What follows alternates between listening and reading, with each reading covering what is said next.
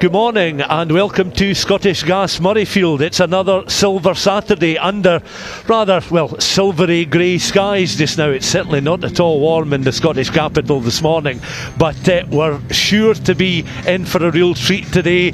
There on the screen, the first of several matches that we'll be covering for you live. Hillhead Jordanhill RFC seconds against Broton RFC. Broton, what a season they have had. Some difficulties in the league, but they've brought their A-form very much into the knockout competition. And of course Hillhead seconds, well, they've had success in the back pitches at the High 4 years ago when they were victorious in winning the Bowl.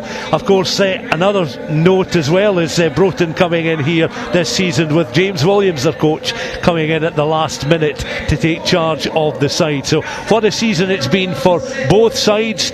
Support is congregating towards the front of the West Stand. This match is a 10 o'clock kick-off, and it's the start of a real feast across the National Stadium and at the Hive as well, because the men's bowl final between Kinloss Eagles and Hoytlandine will also begin at 10 o'clock. So there is that, and of course there is the men's Shield final at the Hive between Carrick and Haddington, and while that is ongoing we have the League Cup final between GHK and Highland RFC, and that is a 12:45 kick-off. So we'll keep you up to date, regular updates during the course of the day as to the various games that will be played and when they'll be played. But let's take a look now at the respective teams just before they emerge from the Murrayfield tunnel onto the field of play. So it's Hillhead Jordanhill seconds, and they're captained by Lou Brett. Stand off, Barry McGregor is at 9. They're going to be instrumental, you would imagine, in the design of the attack for Hillheads, and a side that certainly are no strangers to winning in Edinburgh on Cup Final day, and they'll certainly be looking to their experience to use the squad of 22 during the course of the 80 minutes. Broton side then, they've made a number of number changes, so we can tell you that the half-backs, Nicola Gaskell and Kirsty MacDonald. Nicola Gaskell, who is the standoff, will be wearing 19. Kirsten MacDonald will actually wear the 10 jersey. Katie Gregg coming in the front row wearing number 18. They're captained by Alison MacDonald in the second row. And I'm delighted to say that alongside me for this women's final is Natasha Logan. Natasha, it's a chilly day here in Edinburgh, but there'll be a lot of nerves, I would imagine, in the tunnel as these teams are about to emerge. No, it's a very exciting occasion, but quite a few of these girls across both teams have played at Murrayfield before, so hopefully can bring that experience and put it on the pitch. And for the new timers, they'll just have a great time because it's a great atmosphere. Yeah, well, these two sides are about to come out. There's a plinth just on the Scottish Rugby logo, and the trophy is visible. We can see the shield just down there, and that will be presented to the winning side a little bit later on. There is a glimpse of the shield. The previous winners, of course, are on there, and we will have a new name, or certainly a 2026 winner will be engraved at the conclusion of this final. The photographers then are massed just at the mouth of the tunnel, waiting on both these sides. Hillhead Jordanhill RFC seconds women against Broton RFC. Broton victorious in the semi-final, a 24-10 victory over Stuart, and Hillhead making their way to the final courtesy of a semi-final victory over Oban Lauren, Oban Caithness, Aberdeenshire Quins, Dundee, all beaten, and en route to the final as well. Greenock, Howe of Fife, Lochaber and Inverness all beaten as well by the Broton side. So the teams then emerge, so too the match officials. The referee is Katie Adams. She makes her way onto the pitch as well, heading towards the halfway line, and the respective sides then will stand and then group in a huddle. And Natasha, final seconds then for these women before the final gets underway. It's 10 o'clock in the morning on a Saturday, maybe a slightly unusual time for them to be playing a match, but certainly they'll be ready for a big 80 minutes.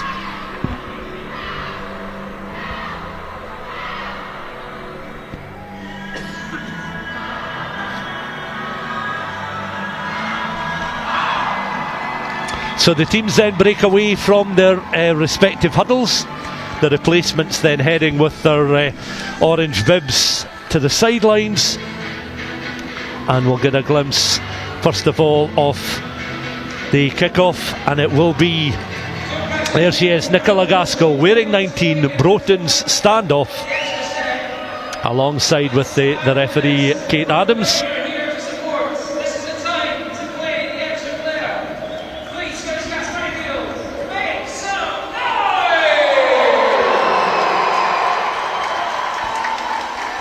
So the announcer in the ground encouraging the crowd that are continuing to make their way into the front portion of the West Stand to make a bit of noise, generate some atmosphere, but this is certainly going to be an intriguing 80 minutes ahead. And Natasha, final words from you before we get underway.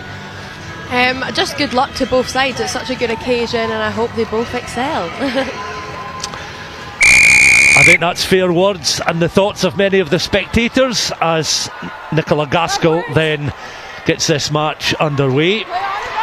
And Anya Patterson trying to gather just from the kick-off. Attacking platform here for Broton, and attached with McDonald in position once again just to get them on the front foot. Looking to work the way forward. McDonald in once again. Little pop pass out there to her standoff, Gaskell.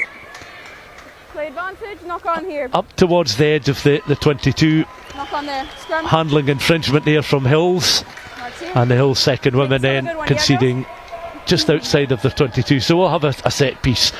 Every player, Natasha, will want an early touch of the ball, you'd imagine. Oh yeah, for sure. They both teams, they'll be raring to go, so they really want to put in that first shot. But this scrum can definitely be an opportunity for them to put that shot on in just a different way.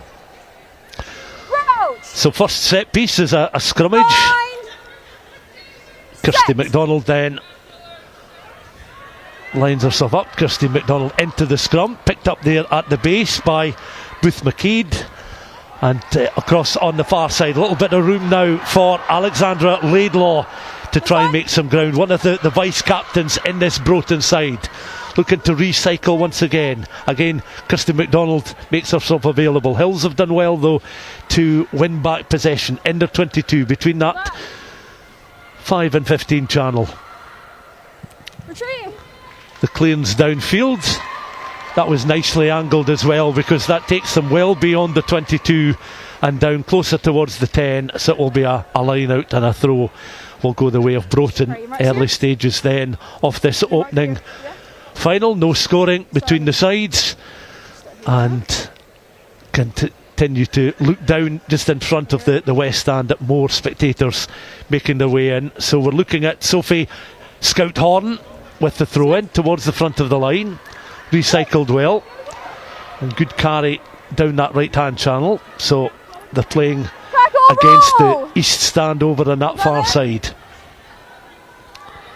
Second row carriers, so we've got Fowler Davis and the captain Alison McDonald. Tay Fowler Davis and Alison McDonald in that second row. Lauren Henderson, Jacqueline Kerr, another one of the vice captains, and Katie Booth McKeed in that back row for Broton.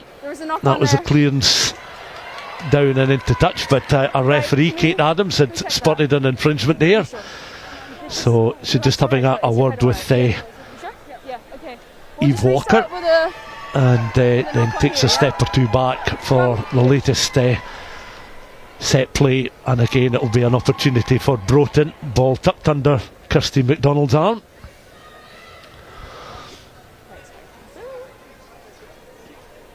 Natasha, these are good opportunities for Broton to try and creep further into that Hillhead 22, and they'll look to try and use these set plays, if this is the second one they've had now, just to get a little bit of an upper hand in the early stages. No, for sure, especially with their captain playing, well, number 10 but with the 19 shirt. She's got over 100 caps for the club and have been there since 2009, so she just brings so much experience to that back line, so definitely want to utilise that. Again out towards Laidlaw on the right hand side. Laidlaw perhaps needing a little bit of support, but again good defensive work there from Hillhead. Jordanhill seconds, Again, they're able to recycle Broton. Once more, McDonald makes herself available then to work as the scrum half. Through the hands again. Forwards begin to come in and show what they can do. Katie Gregg wearing that 18 jersey, but starting. And that's good work from Ramage and Lyon, the two centres for Broton. Recycled again across towards the left-hand side. Picked up this time by Ramage. That's Rowan Lamage. We've got Rowan at Erin that are in the side, working their way ever closer towards that 5 metre line. So defensive duties for Hillhead at the moment. It was a good take above head height. Release that. Once more McDonald goes in, has a look. He's able to bring in Erin Ramage this time. Up towards the try line, and over they go. That was Strength gathering the ball 15 metres or so from the try line, and sheer persistence taking them over the line for the score. Excellent work again from the forwards, setting up the centre pairing Lyon and Ramage, and over they go. And Broton certainly deserving that score after an excellent phase of play, but you get to see the power of the running here of Helen Lyon. She wasn't stopped there. I think it was Blair, the fullback, that was the last player to attempt the tackle, and all credit to Broton after a bright start. They lead 5-0.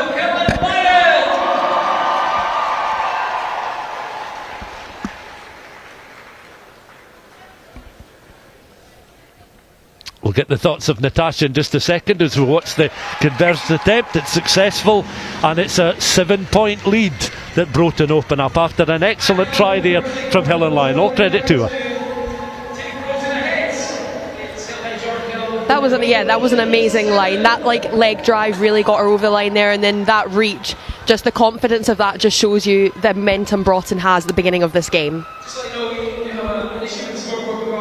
She'll enjoy watching that again for sure, Helen Lyon, as she makes her way back into her own half of the field. The kick-off is then gathered, and Broton, who've had this excellent run after a difficult lead season with a number of the sides dropping out, but away they go again, and this time it's Rowan Ramage up towards the halfway line. In comes McDonald, looks to recycle ball. Rowan Spence was able just to position herself with the block tackle there for Hills. Hills go in, look to try and disrupt. Good work again from Spence. Now the halfbacks come forward. Larry McGregor, out it goes. Little pop pass from Brooke Barr up towards the halfway line. McGregor makes herself available again. Ups to go left. Little touch then for the captain, Lou Brett. Back to go just the other side of the 10 metre line. Beth Tobin trying to work her way around the corner there. Forced into touch over on that far side. And that's exactly what Hills will want to do. Try and win some possession of the ball. Get a few phases together and get on the front foot. Yeah, for sure. Beth Tobin actually scored at Murrayfield last year, so she's used to the occasion. We're probably wanting to top that with a couple more this time. Yeah, this Hillhead side, we talked about the bowl victory 4 years ago. That's really set them up for this seconds side, these seconds women, to have a really good run at cup competitions over the years. So as a club and as a group of players, they're no strangers to this occasion. No, definitely not. Up and over the halfway line go Broton once more. They're leading by 7 points to 0. And they then float the ball out towards Rowan Ramage. And she's got one thing in mind as well, just to work her way forward up towards that 10 metre line. Players back pedal, including Katie Booth McKeand. Just short of the 10 metre line. The referee with another blast of the whistle. Offside decision given against Hills. And a chance then for Broton to work this further down into the Hills half of the field. Approaching 9 minutes gone, and the kick downfield, that wasn't going to be a touch finder there from Nicola Gaskell, but it's gathered once more on this right hand channel, and good work from Ellie Henderson to set up the platform. McGregor goes in once again. through the hands this time of Brooke Barr.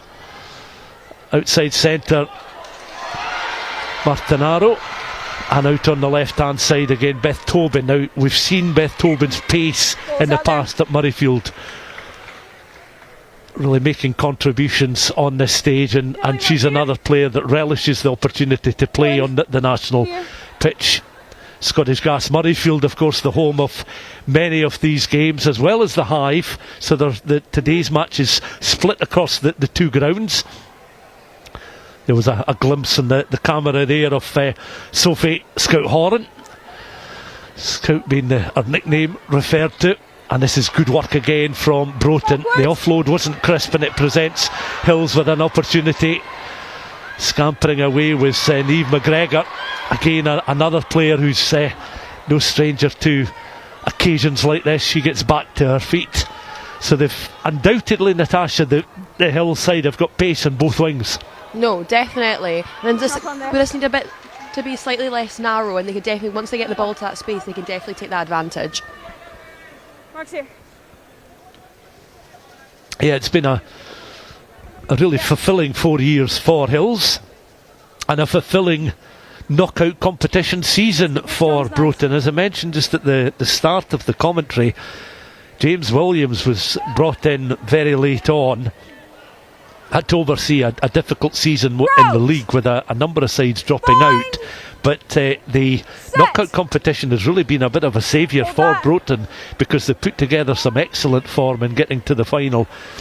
And the same has to be said, certainly from the knockout point of view of Hills, showing again excellent consistency to make their way to the National Stadium. And still a thrilling occasion for these women to play on the main stadium, as it is for all the sides that will be playing here during the course of today.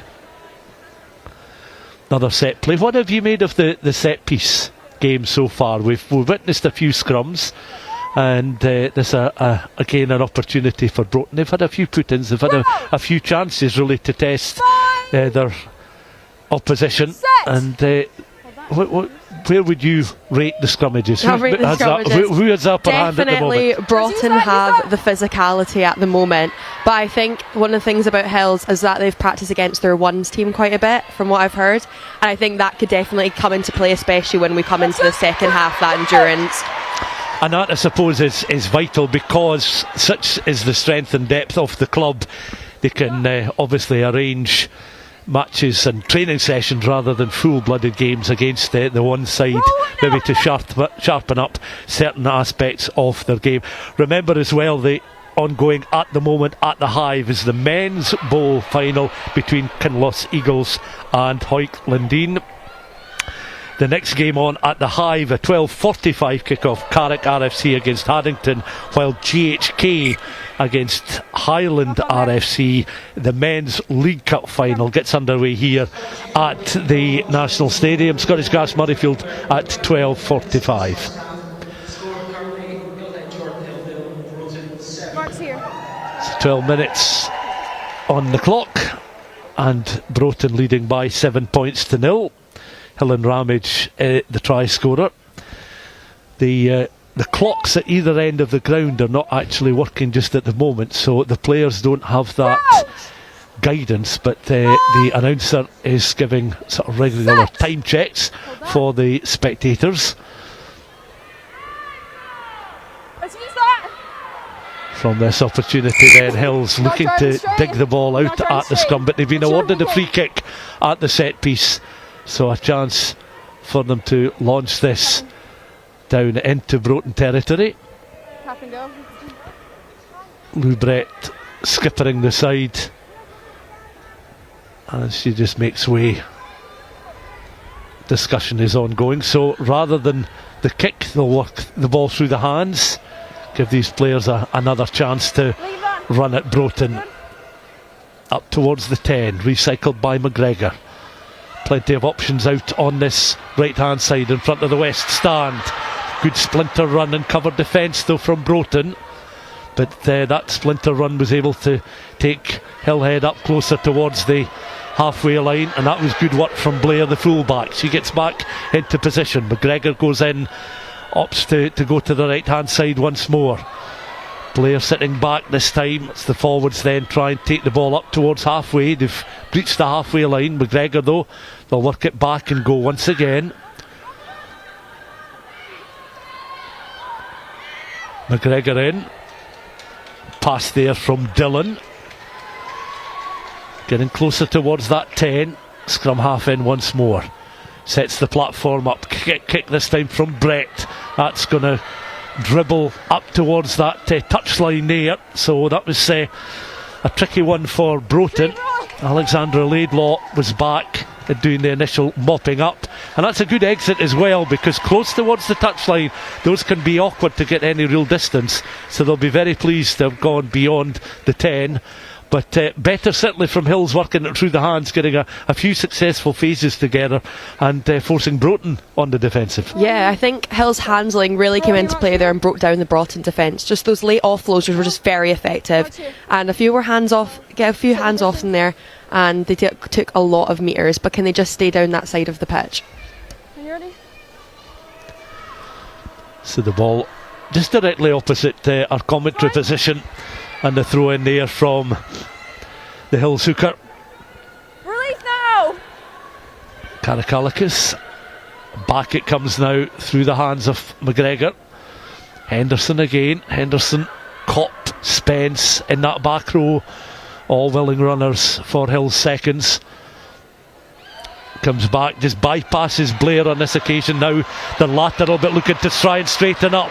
And again, an excellent tackle coming in there, because the danger was very much in show with Niamh McGregor's pace and the pace of Beth Tobin, both coming across to occupy space on that right hand side. There you can see the lateral run. She begins to straighten up. The tackle was important as well, but you can see the danger of those two players and how quick they are and how willing they are to run at, I was going to say their opposite number, but those occupying space on the wing. That was a rather squint throw this time from Sophie Horan. So it'll be another opportunity here with the set piece, the scrummage and the put in for Hills. Closing in on the end of the opening quarter. We played around 16 minutes then of this first half. 7 points to 0 Broton. The try scorer, if you're just joining us, Helen Lyon. Wind continues to show some strength in blowing the flags that are lined up on the west and the east stand, I should say. We're sitting in the west stand.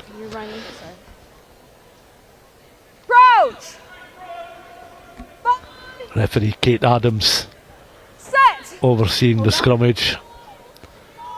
Barry McGregor comes round then towards the back of the scrum. In she goes, is able to gather possession of the ball. Back through the hands of Brett. They work it back, little misunderstanding there. Beth Tobin has to scamper back to retrieve possession of the ball. Just the other side of the 10. Hills opting for the kick. That's decent distance as well, and this time it's down to Rowan Ramage to go back. She's able to gather and look at what's in front of her, and then she finds some space and straightens up, and up over the halfway line she goes, and the tackle comes in, crisply defended there by McGregor, but again Ramage was willing to eat up the ground there and get play back into the opposition half of the field. No, yeah, definitely. I think McGregor's experience really came in there. She's played under 18 Scotland, apparently goes by Nemo, but yeah, she definitely put in a good hit there. I think she could have definitely, the opposition, the Broughton winger could have definitely cut in there, and I think that could have been in for a big line break. Throw in then for Hills. Mary Dillon with the throw, and it comes back now, working it through the hands there of Kopp. And Nadine Kopp goes to ground. The decision going against Hills, quickly taken. Broton looking to get on with this, leading by 7 points to 0. Couple of strong fends off there. McGregor joins in the defensive cover for Hills, and Broton were charging forward. Mary Dillon was going in, was trying to gather possession of the ball there. Hills again given the decision, and suddenly they're back into the Hills 22. Broton doing good work. Another Broton decision. Offside. We'll take this, we'll let them get back 10 now, okay? Penalty. So Broton have this opportunity. McDonald over the ball. Yep. Little tap, and then sets up the platform for the attack. Christina Evans with the initial carry. Forward to come again. That's Katie Gregg right in the thick of it. Okay, leave Gregg it, gets Colin, back leave to her it. feet. Makes herself available just to the left hand side of the pod of players, but that's a good turnover. The kick wasn't an elevated one, more of a grubber through some Broton legs there, but Broton are able to retrieve it. Broton go once more up towards the edge of that 5 metre line. In again goes McDonald. Recycled ball. Loop pass. They've got some players now willing to splinter through. Excellent handling. Over they go. Try is scored. Fine move, and this time it's Erin Ramage, the try scorer. Hill and Lion weaved their way through that 22 to score the opening try for Broton. Excellent teamwork. Erin Ramage just peeling off, gathering the ball, one thing in mind, a dart to the line, and she's in for try number 2. Yeah, it just shows like this Broughton side, their direct lines are really destroying Hills at the moment. Hills just need to narrow their defence up and make sure that they make those tackles just to make sure Broughton can keep executing that. But round of applause to Lion for her great lines and looking for the offload, which is fantastic. Conversion attempt then to give them the extra points. From the tee, assistants show that's a successful kick, and it's a further 2 points then. So 2 converted tries and a very productive opening 20 minutes then for Broton, who are leading by 14 points to 0. Hill and Lion with the kick, having converted her own try a little bit earlier on. I do apologise. There's a lovely line, and the offload from, well, it was Ramage with the try. The offload was certainly key to the success of that final score. And Hillhead Jordanhill, the women's second side, looking to get the next points, you'd imagine, on the board as the kick-off forces Broton back deeper into their 22. Again, some good strong handoffs here, and Tay Fowler-Davis, not for the first time in this first half, we've seen her fend off the challenge coming her way on 2 or 3 occasions. Again, another fine bit of running from Booth McKean this time. Recycled ball. Broton creeping ever closer towards that 10 metre line. Ball should be available. McDonald goes in.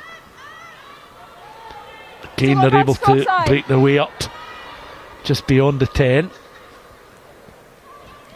Swift passage of play there involving McDonald and Gaskell, looking to ship the ball out towards that right hand side. Again, taken just above head height. Tackle roll. And they remain going forward with the recycled ball from McDonald.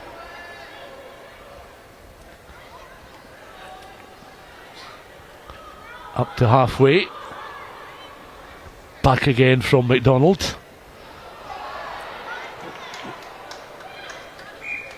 Unravelled just a little bit there as the ball was spilt. The opportunity perhaps for Hills to have gathered.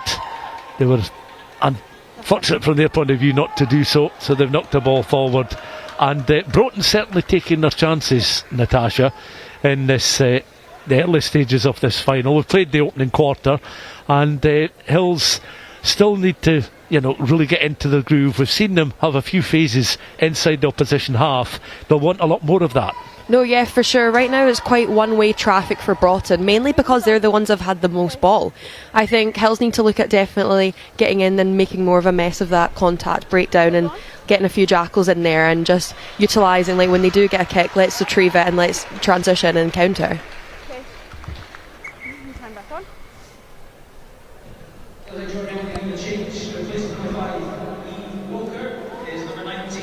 Remember to drive straight, yeah? Kaja Loretsen then is on for Eve Walker. Set! Hills making the change midway through this first half.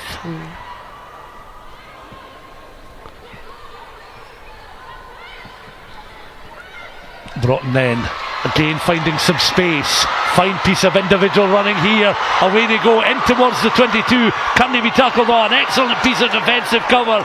That's a try-saving tackle if ever there was one. But again, Broton looking to try and recycle ball. They want to keep the momentum of this attack going if possible. They're up peppering that try line once again. Excellent breakaway run.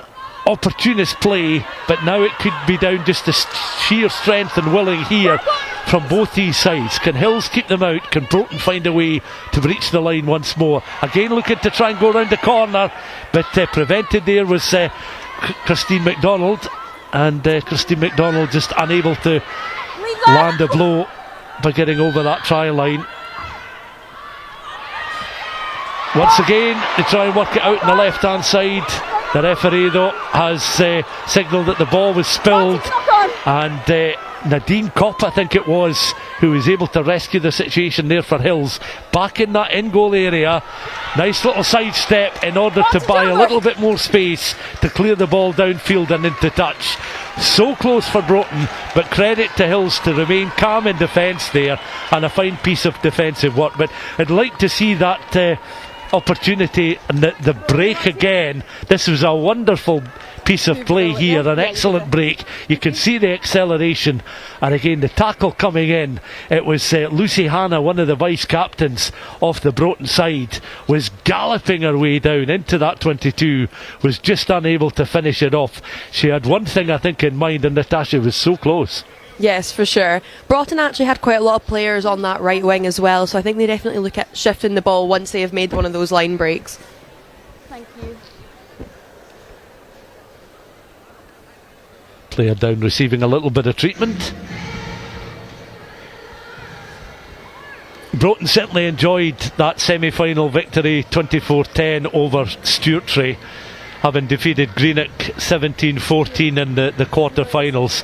And Hills, they defeated Oban Lauren to secure a place in the final. Keith Ness, Aberdeenshire Quins, they were all knocked out in the earlier stages of the competition as part of their route towards the final. During this break, I think one or two of the players are now picking out family members and friends in the crowd, and just waving and acknowledging the support coming. But Hills look to be forced into another change, and I can see that Kiva O'Neill is just strapping the scum cap onto her head, so a further change. That's a second change then for Hills in this first half, and I think that's just an injury force change there, as a change in the front row. So Anya Patterson makes way, and O'Neill is now on the park.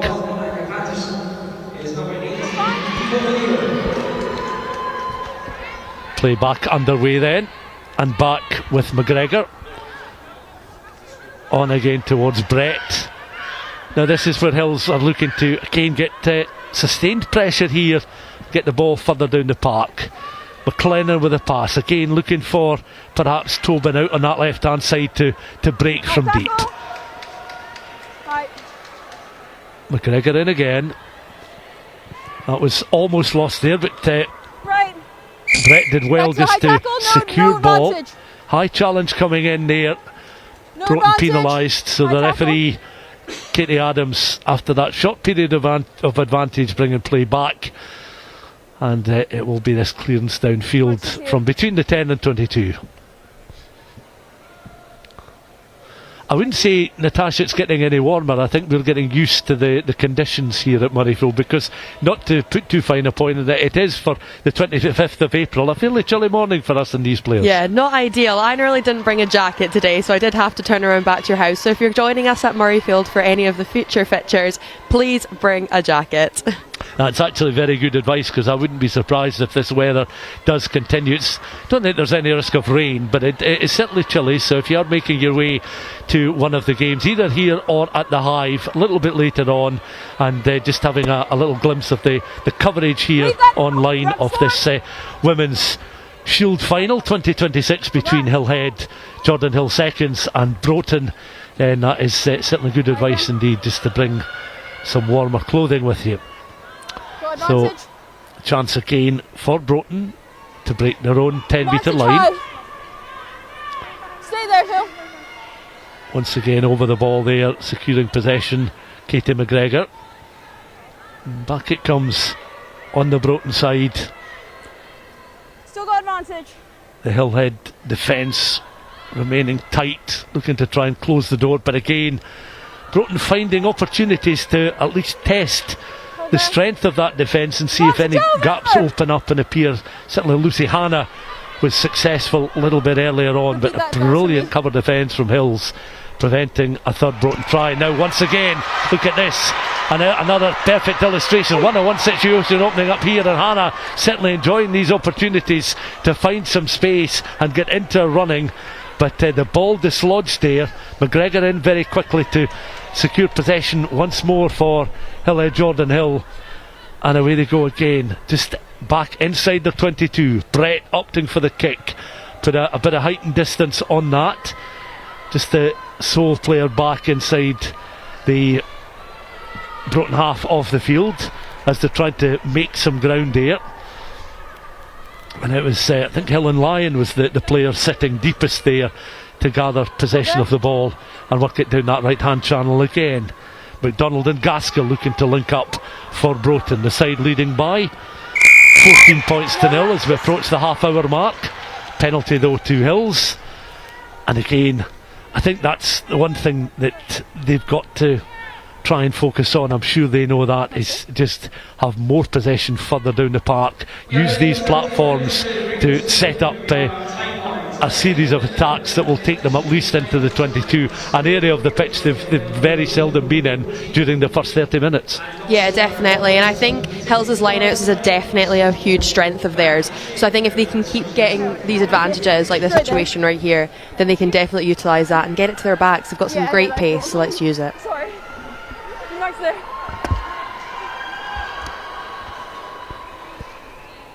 Wait for me. It's another throw. Mary Dillon's been throwing in quite a few times in the game so far for Hillhead Jordanhill. It's fine. Plenty of fight, and that's a contestable ball which Hills are able to win. McGregor again back through the hands of Brett, back into their own half of the field though. Now an opportunity here, suddenly a chance opens up when either Tobin or Niamh McGregor get hands on the ball. But the ball has been spilled there, and in comes McDonald setting up a platform again for Broton. Scrambling it once more are the Hill side, and that's a good turnover. That'll give them a bit of confidence as they look to try and work it out towards that left hand side again. Niamh McGregor comes off that right hand side to support Beth Tobin on the left, but suddenly Broton find themselves back on the front foot once more. Leave that Hill. Hold there. Here they go again. Broton up towards that 10-metre line. Hills with the tackles, just slowing up this latest attack.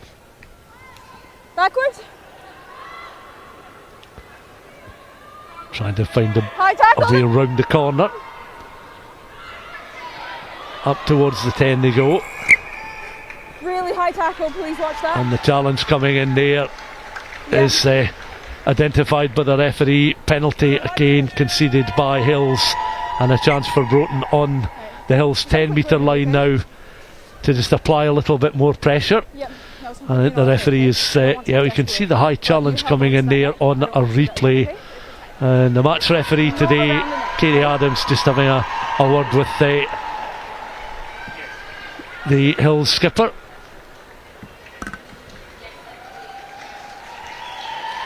So another change has been made, this time on the Broton side. I'll just get you confirmation of the change, just freshening things up a bit before the interval.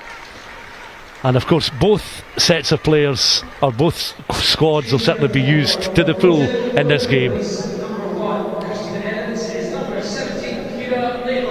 So Ciara Laidlaw is on for Christina Evans.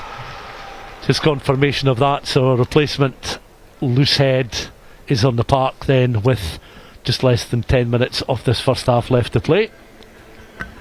Time's off, yeah.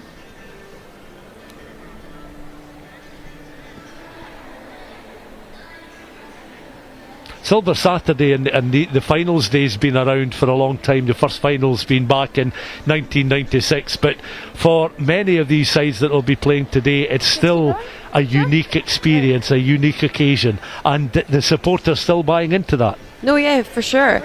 There's not many chances that teams get to play in the main bowl at Murrayfield, and it's such an occasion. I remember doing it when I was under 15s at the Schools Cup, and it was just amazing. It's certainly occasions like this that make the training and all the hard work, particularly through the winter months, all worthwhile. As the offload, and Alexandra Laidlaw now tries to work it to Kane round that right hand side. Hold that there. With Broton on the attack. Again, the platform is there for them to really turn the screw inside the opposition 22. Back it comes again through the hands then of Ramage and Lyon, both try scorers. Erin Ramage following Hill and Lyon's earlier try in the half. 14 points to 0. Less than 10 minutes to the break. Broton on the attack once more. In again goes McDonald.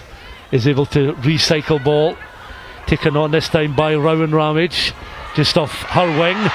Nice little offload, and once more they go on the front foot, and over they are, go for the try.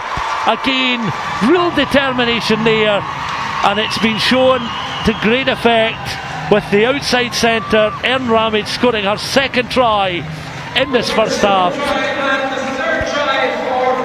Broton's third in this opening 40 minutes. It takes them on to 19 points, and Erin Ramage is certainly enjoying her morning at Murrayfield. For sure, she pops up everywhere in front of this pitch. She's definitely working off her wing on all these occasions.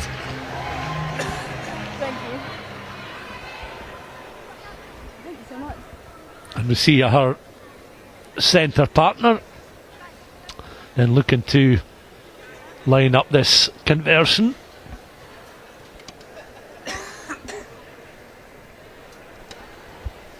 Here she goes then.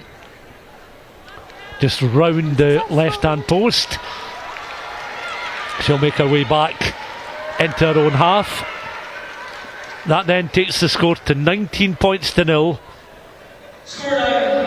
The offload then presenting Erin Ramage, and again a lovely side foot, and once more she had on her coattails the Hills' defensive cover, but she had the strength and the determination to cross that try line for her second try, a third scored for Broton, and that coming with just over 5 minutes left until the interval. So 3 tries so far for Broton in this game.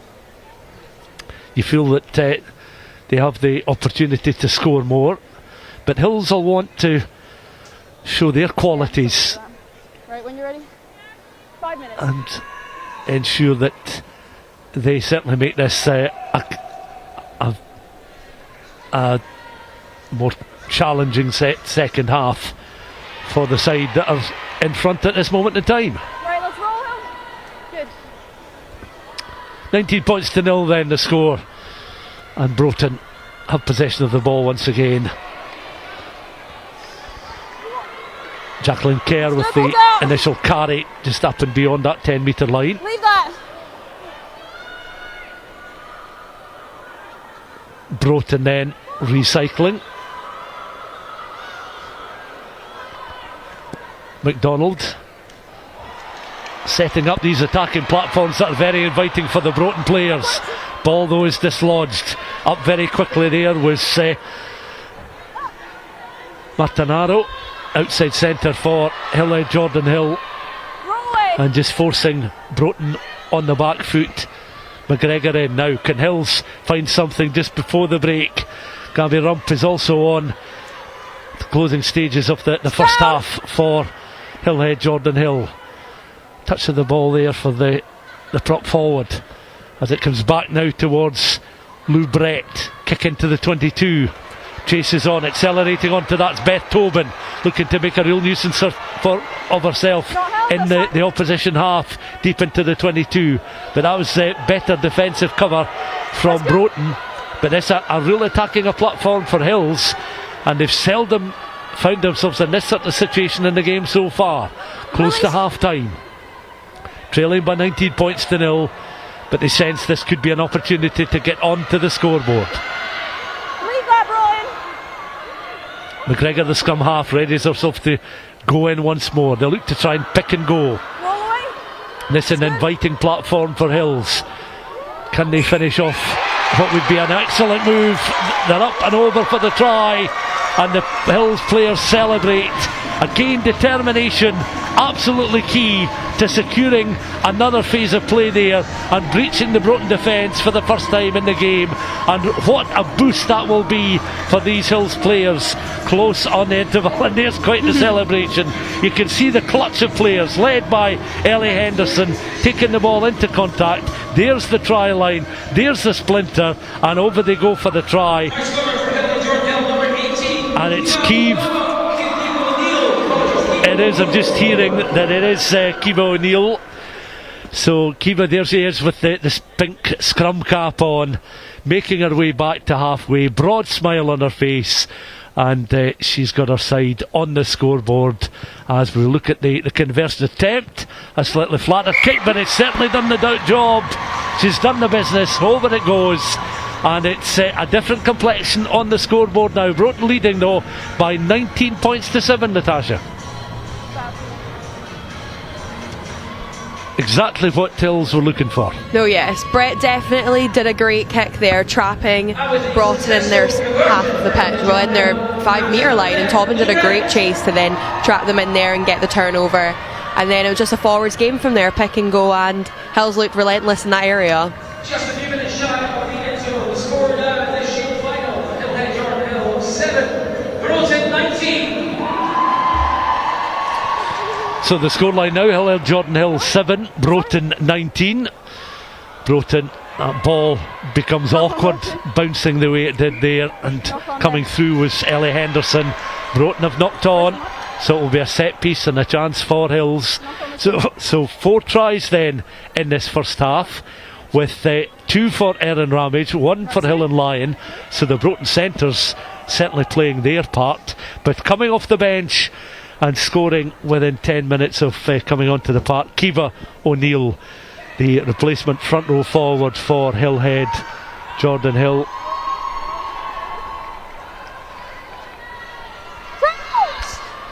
So just under 90 seconds of this first half left to play. All eyes will be on Katie Evans in just a few moments' time to see when she blows for the interval. McGregor then into the scrum, just deceiving Lou Brett momentarily, but away goes Niamh McGregor once more. A sudden spring in the step of these Hills players, who points on the board, but it's been picked up and wrestled away, and good work from Alexandra Laidlaw across on the right hand side. The threat is back very much with Broton as they get deeper into the opposition 22, looking to recycle ball close towards that 5 metre line.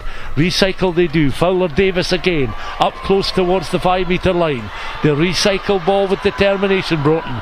Hill's defence again certainly going to be tested by this wave of attack. They've got a little bit more space beginning to open up there as Rowan Ramage came off her wing. Can they find some room towards the try line on that left hand side? Sheer numbers were crucial here for Broton, and Lucy Hanna again just occupying space on that left hand side, in for Broton's 4th score. They used excellent pace and width first of all on that right hand side, but again credit to them working the ball through the hands, Natasha. Several good handling moves there, and again good positioning from Lucy Hanna to finish off that move. Yeah, and I think there's a great combination there of the backs and forwards working together. You said number 8 doing an amazing way out the back, just to keep the ball flowing, but I think you really have to applaud Broughton's backline here. They've been phenomenal this first half. Ball just on the tee, been placed on the tee then by Hill and Lyon.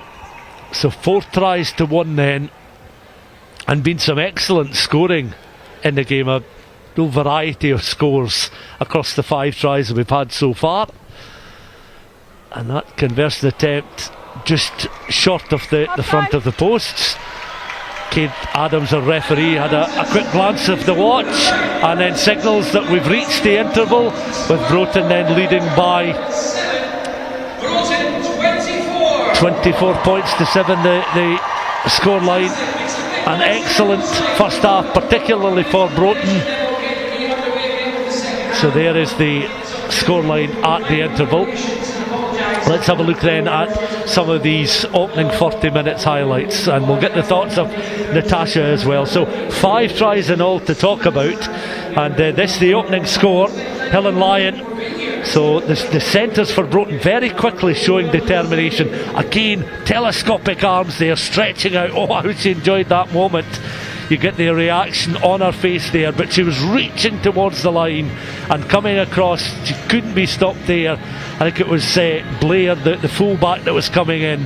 But this time, excellent bit of work from Hannah, and over the try line went Erin Ramage for the first of 2 tries. We get to see this again. So the offload was key, the run from Erin Ramage, and this was an opportunity here for Lucy Hannah. Well, she wasn't to be denied a little bit later on, but how about this for a tackle from Niamh McGregor? I mean, just getting the arms round the knees there and flooring the Broton fullback when she was so close towards the line. And then the follow-up move, because they again had the bit very much between their teeth, and the ball just dislodged from their hands there. And again, that's down to the defensive cover from Hills. Lyon and Ramage looking to link up once more, and away goes Erin Ramage, her second score. Again, the tackle this time from Ronwen Spence, and Ronwen Spence just being denied there, getting a solid challenge in on Erin Ramage. So Ronwen Spence do almost enough, but Hills, you felt, would get an opportunity to test the Broton defence. This coming close towards the interval. The replacement, prop forward Kiva O'Neill, crashing over from close range. But this was by far and away Hills' most sustained spell of pressure inside the Broton half, and how they celebrated that score. Up she gets, and she takes the congratulations of her teammates. Rowan Ramage did some excellent work a little bit earlier on in the move here, and once again just using some width. Kerr then on towards the fullback there, Lucy Hannah, and Hannah was in this time. She was denied earlier from that excellent tackle from Niamh McGregor, but this time she was in at close range for the 4th try.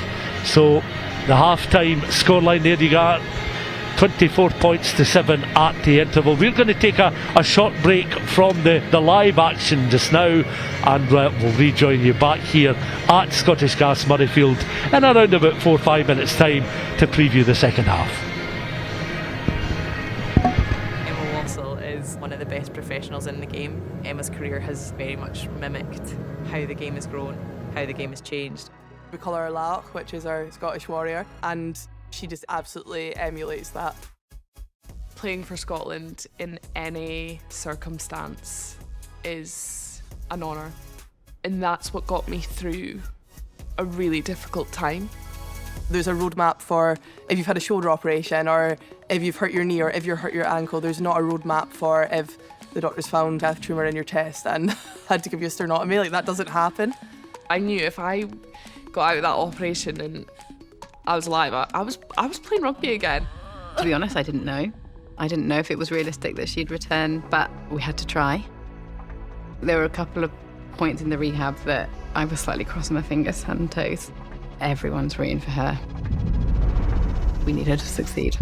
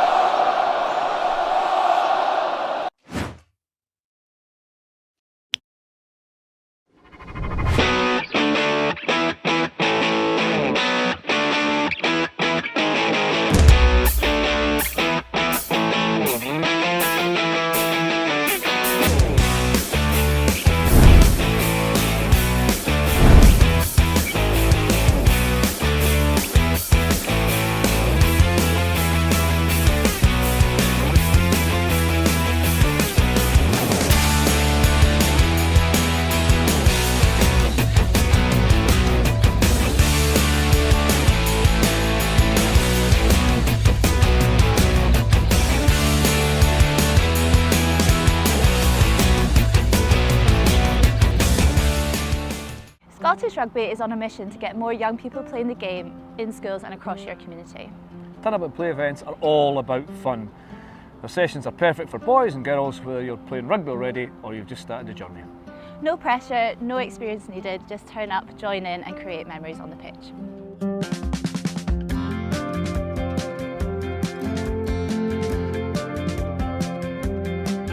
A lot of the girls I play with are really friendly and stuff, and they speak to you no matter what, and that's a big part of rugby, is being kind and friendly. What were your teammates like? Did they help you? Teaching me how to play, kicking, passing, tackling, everything, confidence. And you got that confidence through rugby? Yeah. If I've had a tough day at school because exams are coming up, it can be quite stressful, I can just go to training and it's kind of like a release. When I started playing rugby, I was like nobody. How does it feel being on a team now? I feel like somebody.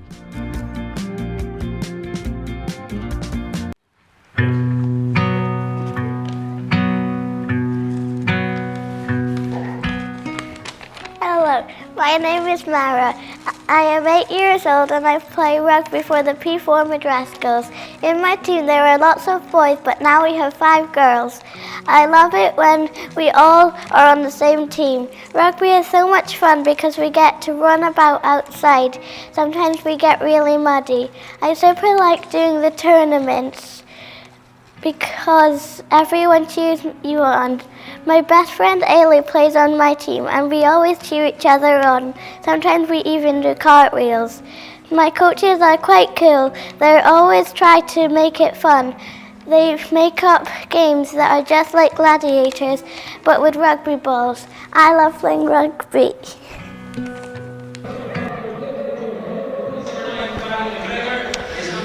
Welcome back then to action. Scottish Gas Murrayfield Women's Shields Final, second half about to get underway. Broton certainly on top in the opening 40 minutes, 4 tries to 1, leading by 24 points to 7 at the break. There's Kate Adams' referee's whistle. And we get the second half then underway. 2 tries for Erin Ramage, 1 for Helen Lyon. A score as well, close to half time, almost in the stroke of half time from Lucy Hanna for Broton. And the Hillhead Jordanhill score coming inside the final 5 minutes of that opening half. Kiva O'Neill off the bench with an excellent try from close range. And it's Hillhead Jordanhill now with hands on the ball, looking to try and get a spring in their step early on. That pass just lopped forward there, signalled by the referee. And Hill's looking for a bit more of that, I would imagine. Natasha Logan alongside me. Try and get onto the front foot early on, get more of the ball early on and test the Broughton defence, because you could see the delight on the Hills players when they scored, and soon after that you had a spring in their step, looking to try and mount something of a comeback. Yeah, they're definitely getting some bursts of energy, and you can tell in parts of the game they just need to make sure they tighten up their handling a little bit, just to keep a good foothold in here. But I think they definitely had a good half-time talk, and I'd be really excited to see what they produce in the second half. Yeah, their head coach Stephen Gillis would have been watching on with real interest, and I'm sure using the relatively short interval to pass on his own thoughts for this second period, as Hills again then looking to, as a club, again continue their excellent run of results and performances in the National Stadium. But it's very much with Broton at the moment, again looking to run with pace, and Alexandra Laidlaw down this right hand side, the arcing run, defeating player after player in her quest to get over the try line, and over she goes for a score. Little exchange of views there from McLennan and McGregor from a defensive point of view, but it's Alexandra Laidlaw this time, one of the vice captains in Broton colours, is over for try number 5. And the opportunity you sensed was coming from whenever Broton were able to cross that halfway line, but this was one of those lung-bursting efforts. There she goes across the line. On this occasion she couldn't be stopped by McGregor, who did have an excellent try-saving tackle in the first half, preventing Lucy Hanna from scoring. But on this occasion it's Broton who get off and running at the start of the second half. And just what we were saying there, Hillhead were looking for possession, Hillhead were looking for territory, and Broton, with their first opportunity to attack the Hillhead defence, are able to open up with an excellent score. Yeah, Broughton are definitely not wanting to lose a foothold in this game and be in that lead. They're showing some great pace on that ball. Hills are definitely going to have to bring up the physicality this half to make sure they have a chance of winning this game. 31 points to 7 now for Broton, so this is really beginning to open up. And this time altering the kick-off, Lou Brett with the little grubber kick up towards the edge of the 22, but back come Broton again. These players will have a spring in their step. The Hills defence again coming in for some defensive work here, organising themselves, lining up along that 10 metre line, but it's Broton who are able to recycle. Off they go once again. The referee though is just going to bring play to a halt here. She's going to the pocket. Is she going to show a card, or I thought she was going to the pocket there for something she'd seen, but over she. That was not appropriate. You're off the ball. Let's keep it nice, okay? Okay. Shall we restart? So yeah, the referee then. I saw her pop her hand in her pocket there, and I thought, is she going to take some action? But just a word, and the decision going against Broton. I think much to the frustration there of some of the Broton players.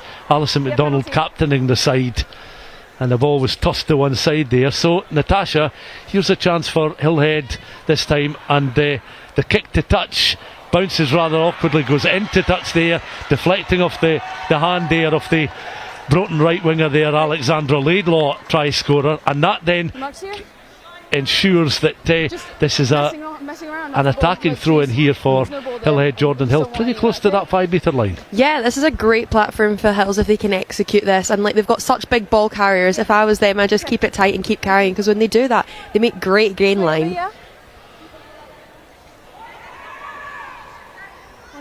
3-4 in the line then for Broton,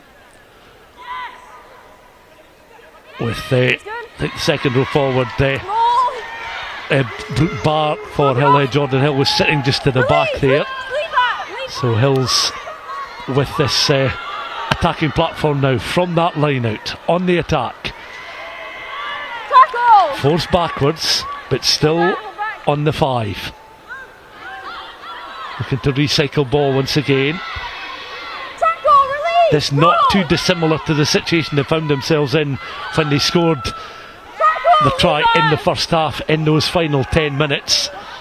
All eyes on the referee as well, as she keeps everything peeled there. That was a good take from Blair just above head height, and suddenly they're using and utilising the pace across on the right hand side, which we've seen before with the likes of McGregor and Tobin in the game. They've had precious little opportunity to score, but they're in for a try, and you have to say that Hillhead certainly deserving of that, because they have looked threatening when they've got to within the final 5 metres off the Broton line. And again, it was an arcing run here. We'll get to see it once more. Players peeling away. It's number 11. It was Beth Tobin. You can see that support was on hand, but it was Tobin who was able to run unopposed over that try line, and it's a second try then for Hillhead Jordanhill as they look to try and eat into this Broton advantage, which was increased at the start of the second half. The kick, Natasha's going to be from out wide, but Hillhead will look for much more of that and quickly really to get into their groove. For sure, it definitely looks like they have some very dangerous players. Like we said, Tobin from the beginning is definitely going to be a star for them if they can just get the ball in her hands, and her work rate round the corner there was perfect because Broton looked well aligned. They looked like they had it marked, but it just shows that Hills just have that different line of offence. Yeah, of attack rather. The two wingers we've seen illustrating their pace, Tobin on the try score sheet, that added to the first half score from Kiva O'Neill, and the complexion changes once more with Hillhead now on to 12 points in the game. 31 points to 12 then, Broton lead. deflecting the restart kick off the feet there. There was a knock on there. Off number 12, Erin McLennan, coming through there. Broton have knocked the ball forward, so Hills will have a platform just short of the 10 metre line. Player is down, may receive a little bit of treatment here. She's helped back to her feet just now, hurtling a little bit, but looks okay certainly to continue for the moment. Almost 8 minutes of this second half gone. Of course, recent winners of the final include Biggar in 2024 and Wigtonshire in 2025. Broton then will look to add their name as things stand at the moment, but Hillhead, Jordanhill have the capacity to come right back into this game, and will know that the final is certainly still within their grasp. And here they go once again with that intelligent crossfield kick there from Lou Brett. The bounce favoured there, but it goes straight into touch as Broton were looking to try and ping that ball and a little bit of width down the right hand side, but nothing doing on this occasion. And you could see looking to the heavens there was Hill and Lyon. So this is the type of situation where Hillhead, Jordanhill could utilise. They've got the throw in here on the 10, 2 tries on the board, and they'll want to perhaps get consecutive scores, you would feel. A flatter throw towards the front of the line, latched onto though, as Hillhead look to recycle again through their half-backs. Brett with a little touch out towards the right hand side. Blair just feeding the ball on. Suddenly McGregor now begins to weave her way around. McGregor at her absolute best here into the 22. Still she's going lateral. She straightens up. She's going to score a marvellous try. Oh, how about that? One of the finals you'll see all day here at the National Stadium, and she'll remember this moment for a long time indeed. She's sparkled in moments in this game.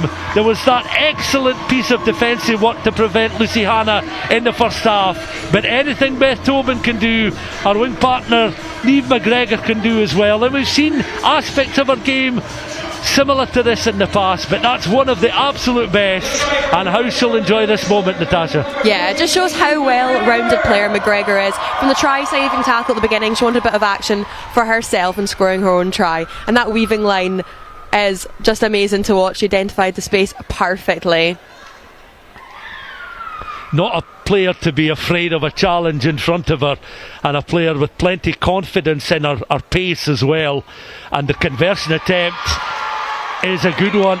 They've added the extra 2 points, and Lou Brett will be delighted with that as well, because each and every point is important. And suddenly again the complexion changes now, because they have now scored 2 tries in quick succession, and Hillhead on to 19 points, 31-19, 10 minutes of the second half gone, and this sets up a very intriguing spell in the game, because from the restart kick Broton have possession and they're beyond their own 10 metre line.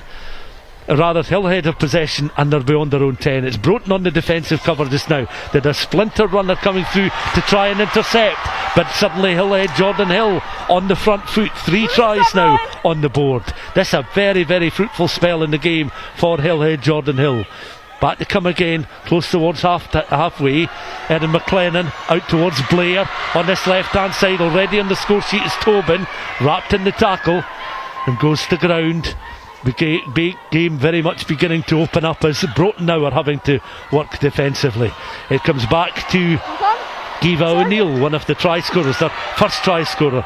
That intercepted. Not quite as much space for Broton on this occasion to try and break away. Hill's knocking forward.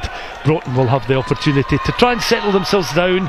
As said, there'll be a whale. They've still got a cushion, Natasha, but suddenly 31 points to 19 is a little less emphatic. For sure, and I think Hill's line break by Spence there was exactly what they needed. She also plays for the British Police, so she was in Dublin last weekend playing, so she's had a very busy time and been very involved in this game.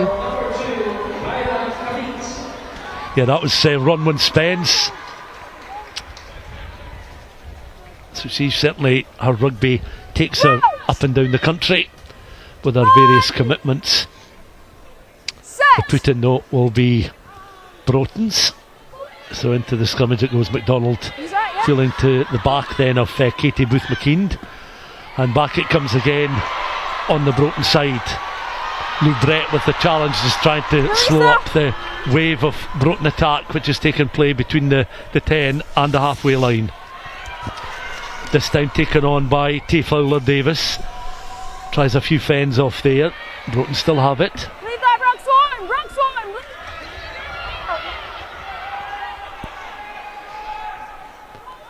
Looped past there from Kirstine McDonald, able to identify our target, and again Broton just patient play from close towards the halfway line. Erin Ramage closed down very quickly. Hills very much aware of her threat. Ball still remains in Broton hands as they look to try and get up towards that halfway line. 13 minutes of the second half gone. Hills 19, Broton 31, so we certainly have a final very much on our hands now.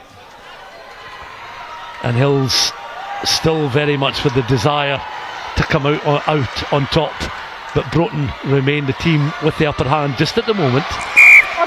And the decision given against Hillhead Jordanhill, so Broton will have the chance close towards halfway to ping this one deeper into Hillhead Jordanhill territory. And yeah, Natasha, this makes an interesting, a rather intriguing period of the game now, because Hills, many of the supporters would be saying what we need is some consecutive scores and really show our qualities, not just through the forwards, and they've certainly delivered with the two wingers scoring excellent tries. Yeah, they've definitely got the momentum back, and even their body language, they're raring to go, they're ready to hit them, and they've definitely become more physical in the contract area there, which you've just seen, but just making sure they're the right side of discipline will be key for them. Yeah, discipline's certainly a factor in trying to keep that penalty count down. Broton on the ball at the moment. Gaskell and McDonald have linked up well during the course of the match so far, as they're up towards and just beyond that 10 metre line. McDonald in again with the recycled ball. Once more towards Gaskell. Still they remain relatively central in the park as they carry, but a good block tackle coming in there from Ella Henderson. The Hills number 8. It's recycled, and again looking to try and use some width, a bit more of a trundler pass, and Alexandra Laidlaw, who started the second half very brightly indeed, and the interception there, Beth Tobin just positioning herself well to take on the challenge that was coming towards her. And Hillhead's handling is excellent as they suddenly find some space up towards the halfway line, out to the right hand side, and away she goes again. It's McGregor scampering in. She's going to be chased all the way. She evades the tap tackle, and she's going to be in underneath the posts, and she's had a marvellous few minutes, and quite rightly you can understand she squats down just to try and regather her breath. But a fine few moments at the National Stadium for Niamh McGregor and for Hillhead Jordanhill, and how they celebrate. They've brought their cardboard messages along with them into the stadium, and they're certainly celebrating another excellent score. And we've got quite a final on our hands now. But once more, Niamh McGregor on the score sheet. And Natasha, we'll get to see this replay, but again, the handling's been excellent. Chloe Drew, I should say, is also in the park. So too Jessica Wilkinson, and it was Wilkinson that set up the opportunity for Niamh McGregor to again just back herself, back her pace, and in for an excellent score. Yeah, I definitely thought Wilkinson could have shown and gone there as well. Both of the possibilities were definitely on, but McGregor's on fire, so let's see if she can make that hat trick, because if she keeps on like she is, then that's definitely a possibility. 3 on the bounce. So the replacements coming in here were crucial. Wilkinson and Chloe Drew, Jessica Williamson involved in the move and aware of the threat. If you can get the ball out left, you'll find Tobin. If you get it out right, you'll certainly find Niamh McGregor, and she's in again. And how she enjoys experiences like this. An excellent try, and her teammates are celebrating with her. A real feeling that this team are very much on the up just now. So this is certainly going to be a question of what Broton can do. They've taken their time after that try has been conceded. McGregor's received a little bit of treatment, and Broton and their coaching staff, James Williams, will be watching on and will be aware that his side need to really turn the tide here, stem the flow that is coming their way. And Hillhead Jordanhill very much the side on the offensive just now. 26 points to 31 then, 5 points separating the sides. Very different situation to how it was 2 minutes into the second half. So Hillhead Jordanhill have had an excellent 14-15 minutes or so, and they look to go once again. Suddenly everything is beginning to click for Hillhead Jordanhill, and everything is beginning to click for the wingers, and Beth Tobin this time is going to crash over for a try which will level this Women's Shield final, and it's level before we've reached the hour mark. And they've just found their mojo, they've found their groove, and they're scoring now at will. And Broton certainly have had many questions to answer in the last 15 minutes as Hillhead Jordanhill show their class. And it's been quite the quarter of an hour for McGregor and for Tobin. 2 tries apiece for the wingers. Yeah, Hills have been connecting fantastically. Like the hands of players further in the pitch, like Stella Kalankandu, have been amazing, and it just allows the opportunities, and the backs are really backing themselves. Like Tom just put her head down and used her speed, and that's exactly what she needs to do.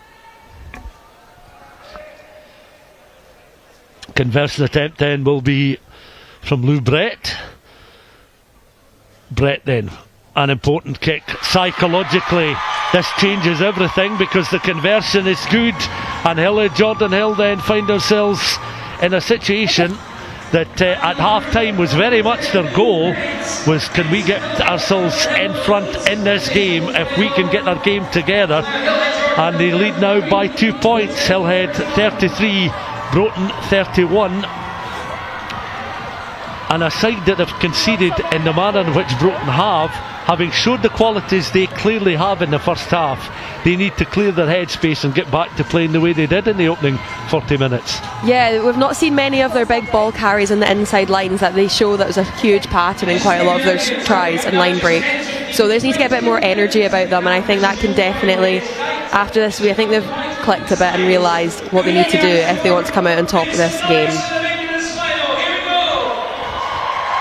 So on the score sheet then, tries from Kiva O'Neill, and 2 Beth Tobin tries, 2 Niamh McGregor tries, but Alexandra Laidlaw, Lucy Hanna, Erin Ramage with 2, and Helen Lyon also on the scoreboard for Broton.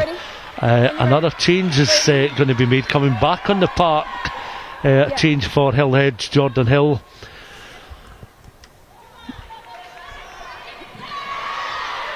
Mark Curano is back on, I think. So Ariana Martirano, who was replaced just a short time ago, has actually come on for Niamh McGregor. So McGregor may well have picked up an injury since scoring her most recent try. So Broton now in possession of the ball. They'll want to find the form that served them so well in the opening 40 minutes. There's an illustration of some strength carrying the ball in the go forward, led there by Helen Lyon, their opening try scorer in the game. Back it then comes to McDonald, trying to go down centrally here. Broton, a score would give them the lead once more. It's just a 2-point game as we approach the hour mark, but the final really sparking into life. I think that Alexandra Laidlaw try at the early portion of the second half for Broton really set the tone for some excellent scoring during the second half so far, the third quarter in the game to be more precise. Broton themselves though opened up the first 40 minutes with some scores that for their supporters certainly were very pleasing on the eye as well. So recycle ball, McDonald and Gaskell will be looked upon to be the creators, and again this is Broton on the front foot, back into the opposition 22. This will build some confidence that's bound to have been rocked somewhat after conceding some tries with increasing regularity. But it's a good spell for them. Through the hands, once more to Ramage. She's on a hat-trick of scores, but deeper inside the 22 on this occasion. Winger Alexandra Laidlaw just peels away, makes herself available. Ball once more with Lyon. Hill and Lyon looks to try and straighten up on that 15 channel. Close towards the try line, but short of that 5 metre line. Just stay there. This is what Broton are perhaps requiring just now. Sustained spell back inside the Hills 22. They squat down, they look to try and pick and go once more. Christina Evans has been battling hard in that front row, along with Katie Gregg and Sophie Horan. Out on the left-hand portion of the pitch, they need a good offload. Weaving her way towards the try line was one of the centres, is able to offload again. I think they're in for a score. Get a glimpse of that. They are indeed. They're back in front in the game, and it's huge credit there to Jacqueline Kerr, who positioned herself. It looked as if perhaps Erin Ramage would be able to finish it off for a hat-trick, but Jacqueline Kerr bided her time, was the support runner on that left-hand side, and it's the open side flanker who's the latest Broton player to score. And this final is beginning to have that sort of seesaw feel to it, as Broton now lead by 3 points with the kick to come, Natasha. Yeah, it's great seeing someone like a Savannah flanker having a wee bit of their winger moment, reaching over for that try, but it just shows you the vice-captain leading from the front. Conversion attempt then from close to the touchline inside the 22, so Broton find themselves back in front. That I think will certainly delight head coach James Williams, do the players a lot of good as well, having been on the receiving end of some excellent Hillhead Jordanhill attacking play. But Broton once more have the lead. We're into the final 20 minutes, and Natasha, this is literally anyone's game, because we've, in the opening hour, at various intervals, we've seen the best of both of these sides. Yeah, and I think the crowd are really seeing that. Both of them are getting on their feet and cheering on their teams as they're on the edge of their seats, literally.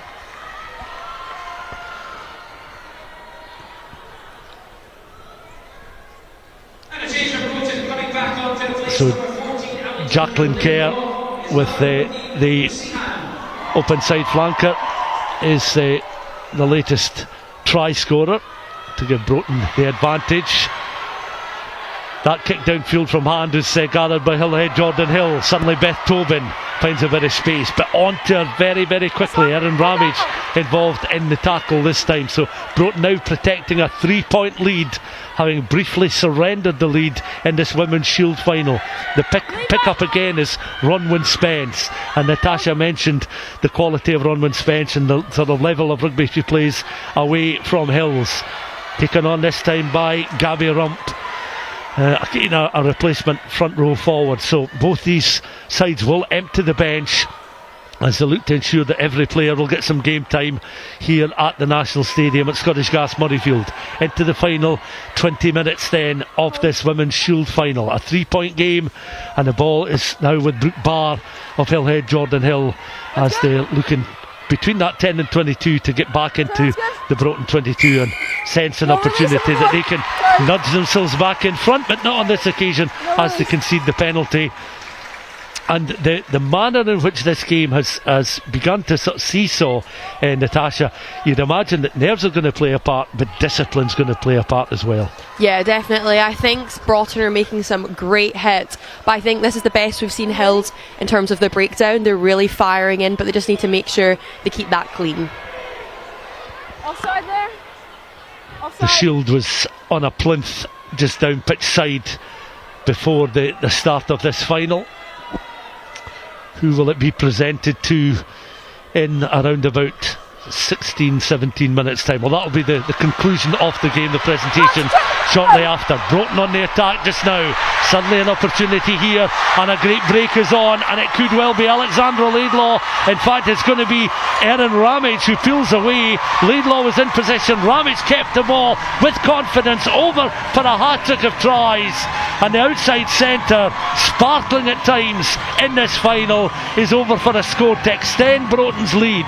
They had a 3-point advantage. It's moved to 8 with the kick to come, and again Erin Ramage a player with a hat-trick, and the 25th of April 2026 is going to be a memorable day for her when she's landed 3 tries in a Scottish Gas Murrayfield final, in this Women's Shield final. She was chased all the way there by Beth Tobin, who herself has scored 2 excellent tries.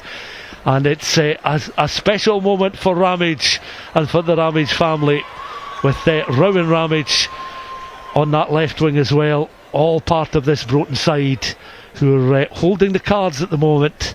Are they holding all the aces in terms of this final? The conversion attempt, some way short, but you feel that Hillhead Jordanhill, if they can get back into the groove in the last 15 minutes, will certainly have a further say in the outcome. Yeah, I think you can definitely see Hills there taking a bit of rest. Someone went for the intercept, and Gaskell, with her experience, picked up on that and went straight into that gap, and then did a great offload to Ramage, which you saw went perfectly.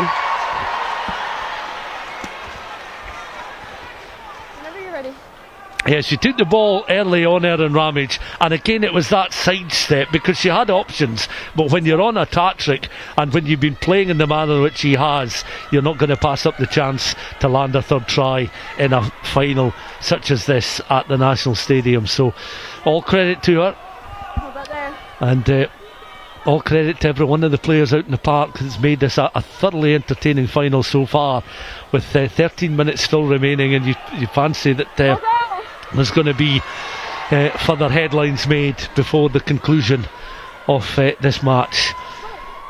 Broton leading by 41 points to 33 then. Hills though up towards the edge of the 22. Can they be assured in the handling? It's back with Kiva O'Neill, who's already landed a try in the game. She did well there, just allowing some time and space. But the likes of Beth Tobin's going to be crowded out if Broton have their way defensively. The ball knocked forward there, so that opportunity coming to nothing there for Hillhead Jordanhill.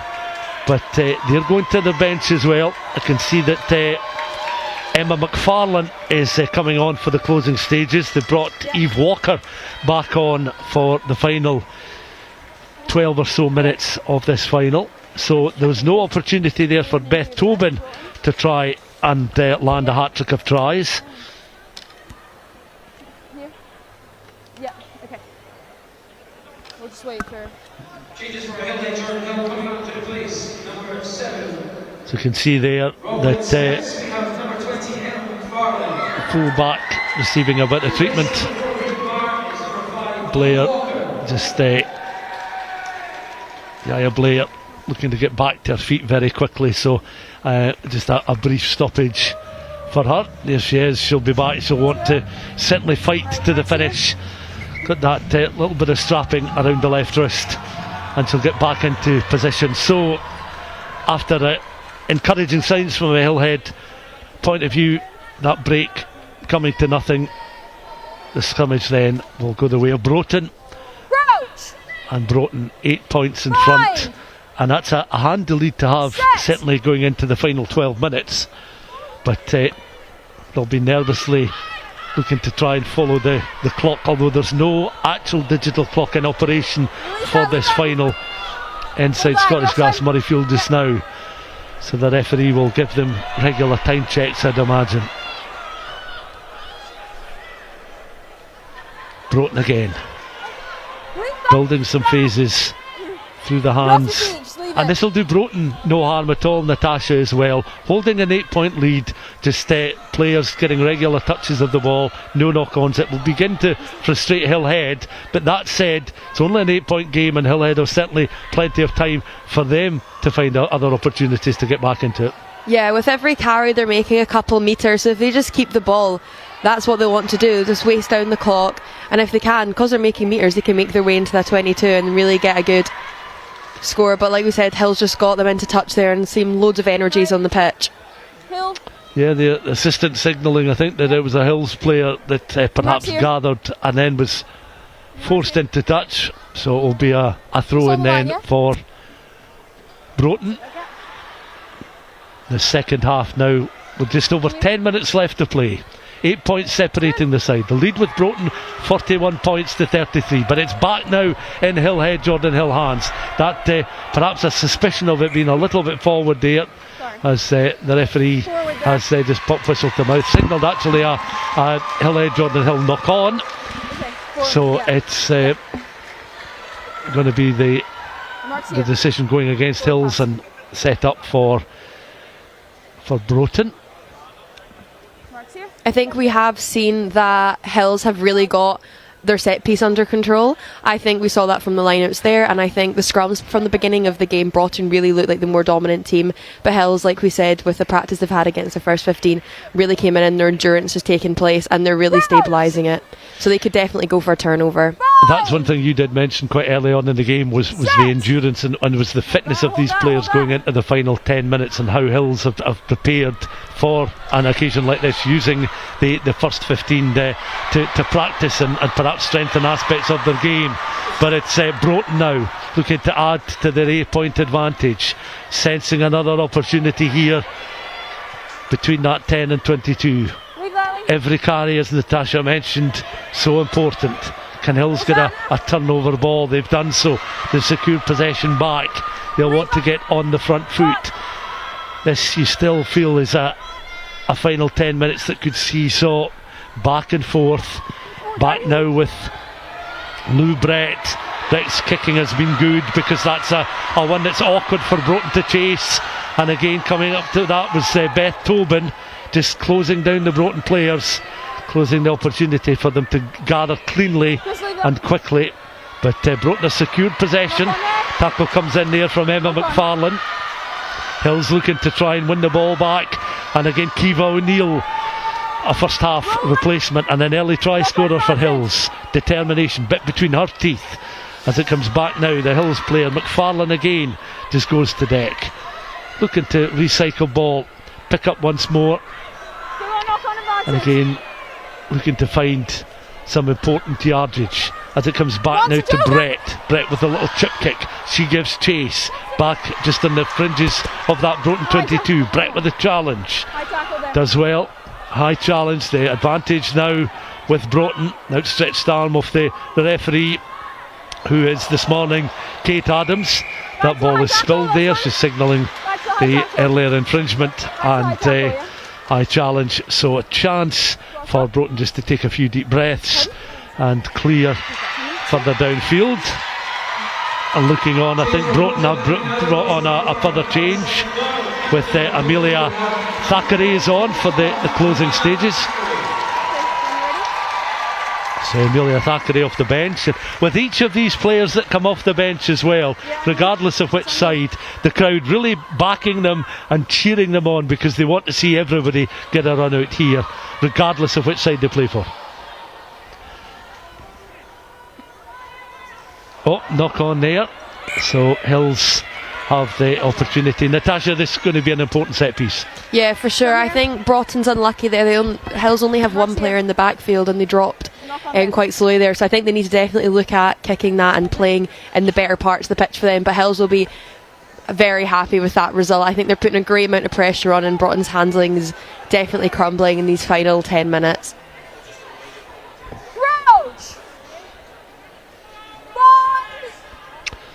So of course, Natasha, at this stage in the game, we have to identify a player of the game. So I'll let you have a little think about who you'd maybe have in your short list, or if you've got an out and out winner in your mind, you can let us know, certainly.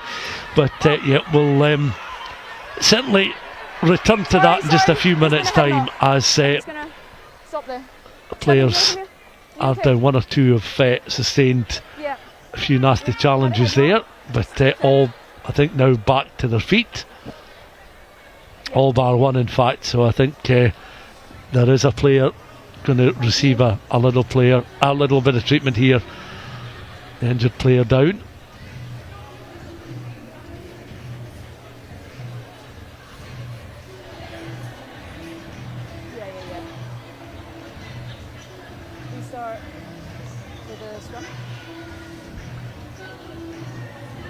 So yeah, in terms of players that have been standouts, I mean, you look at a player who scored a hat-trick of tries. You look at the contribution of players that have scored excellent tries. You look at those that have been in the engine room of their respective sides, teams that have tried to drive them forward. There's a lot of candidates. No, yeah, there's a lot across both teams, especially the Broton backline, which I've highlighted already. They've got definitely 4 or 5 standout players there. And I think obviously you have to note Hill's wingers. They have done a phenomenal job both getting tries for their side. So, but I think we have to also take into account with the forwards, they've created a lot of momentum from both sides with the ball carries. For example, like Fowler Davis for Broton has done some amazing carries. Set! Let's keep that straight. Let's use that. Into the scrummage. Across then, they'll work it towards that right-hand channel once again. Broton on the defensive, Hills on the attack. And Hillhead, Jordanhill trying to creep closer towards the 22. They'll know that a converted try takes them within a point, so they'll need 2 scores. And away goes Kiva O'Neill again. O'Neill into that 22. She goes to ground. Clock ticking down. Around 5 minutes of this match left to play. It's an 8-point game. Broton holding the advantage of the 8 points. Hillhead, Jordanhill on the attack at the moment. Back it comes once more to Lou Brett, the Hillhead skipper. Little interchange of passage, of play. A chance now again for Hills as they're camped on that 22 with the pick and go from O'Neill. She's been very effective since coming off the bench. And again, leading from the front, getting closer towards that 5 metre line. Nice little offload and a secondary drive then from Hillhead, Jordanhill as they look to try and recycle. Back it comes, and through the backs now. Will they be able to find Beth Tobin on this left hand side? They do indeed, but Tobin just beginning to run out of room because it was an angled run that may well have forced her into touch. A player has gone into touch, and a couple of the players slamming the turf there. One of them is Erin McLennan, just frustrated that they just run out of room there, but they were certainly mighty close to asking serious questions of that Broton defence once more. Your marks here?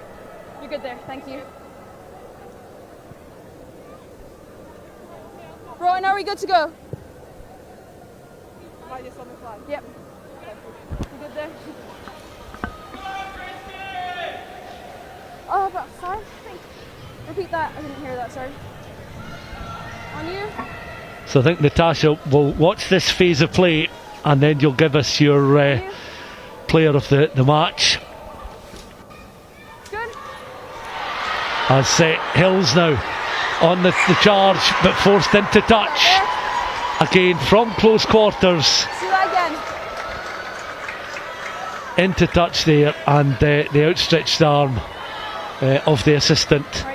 So it'll be another line out, and Hills, their desperation. You can see a few of the players, Gabby Rump again in that line out, just perhaps showing moments of frustration there because they're so close, but it remains an 8-point game, and Broton just watching that ball go back into touch there. They're very much playing down the clock now, but the referee is calling players back because the flag is raised. The assistant had raised the flag 5 metres from the line, so it'll be another set play. The back it comes, it'll be another Broton throw in. So Natasha, I think you'd identified down to 2 players, but you've gone for a Broton back who's performed very well today. Yeah, I think a lot of people could guess this player. She has made amazing support lines, has also scored one of the most influential tries of the game in the second half, and that is Erin Ramage. I think that definitely, when the game was 31-all, she definitely put that try in, was very influential and definitely gave Broton the energy they need to go back into this game, but Hills have done a phenomenal job. Across on the right hand side they go once more as Martirano trying to continue good forward running there. Brett did well to take the ball in the air and got the ball quickly through the back line, but it's back with Broton, and they just go route one there, a clearance from hand to try and take play a little bit further down the park. And the assistant just watching where the assistant will raise the flag. It is the other side of the 22, and it just eases a little bit of pressure on Broton. So Natasha Logan's player of the match, Erin Ramage, the outside centre, with 3 tries, a hat-trick at Scottish Gas Murrayfield in this Women's Shield final. Broton still holding a margin of 8 points in the lead. We're into around the final minute of the game. It's going to be a case of Hillhead, one perhaps last opportunity here to try and get maximum points, and if there is time left they can perhaps go again. That was juggled there, but Blair did very well to take the ball in and continue the forward momentum. Now looking to try and use a little bit of width. McLennan then in the drive. Crowd certainly incensed at a challenge coming in around neck height. It comes back then on the Hills side. The clock ticking down. Final seconds of what has been a thoroughly entertaining final. Hills are knocking the ball forward there, and Lou Brett just perhaps taking her eyes off it just ever so slightly, but they had the advantage, Hills, from that high challenge. The referee played some advantage, so they have an opportunity again to ping the ball into the corner. I think time may well have beaten Hillhead Jordanhill here, because even if they can convert a try, they'll still be a point shy, and I don't think there'll be enough time for to be any further play in the game. They have the throw in though.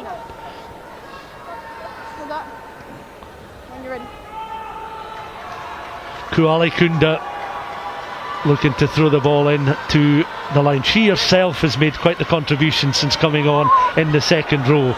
Stella Kuala Kunda. Yeah, she has over 100 caps for Hills, so she's definitely brought that experience on, and that's definitely been part of Hills making this comeback. But it's just not enough from what we can see so far. Crowd just being told of your selection of player of the match there, as Kuala Kunda once more from 5 metres out, retaining possession of the ball. One final fling then from Hillhead Jordanhill. They look to reorganise themselves defensively. Squatting down is Emma McFarlane, perhaps to look to try and recycle the ball. Playing towards that north stand. Is there one final try for Hills in this game? It's an 8-point game just at the moment. Brett with a little pop pass out towards that left hand side. McLennan has stopped just short. The referee will blow for full time, I would imagine, at the conclusion of this. And right at the thick of it is Kiva O'Neill once again. She's held upright there, short of the try line. Reinforcements coming in. Tobin makes herself available, standing just behind Ella Henderson, the Hills number 8. The referee though stands tall, puts whistle to mouth, blows for full time, and Broton celebrate a famous victory here at Scottish Gas Murrayfield. Winners of the Women's Shield 2026, defeating Hillhead Jordanhill seconds team by 41 points to 33 in a thoroughly entertaining final. And Natasha, you have to say, all credit to every single player that made a contribution to this morning here at the National Stadium. No, it's been amazing.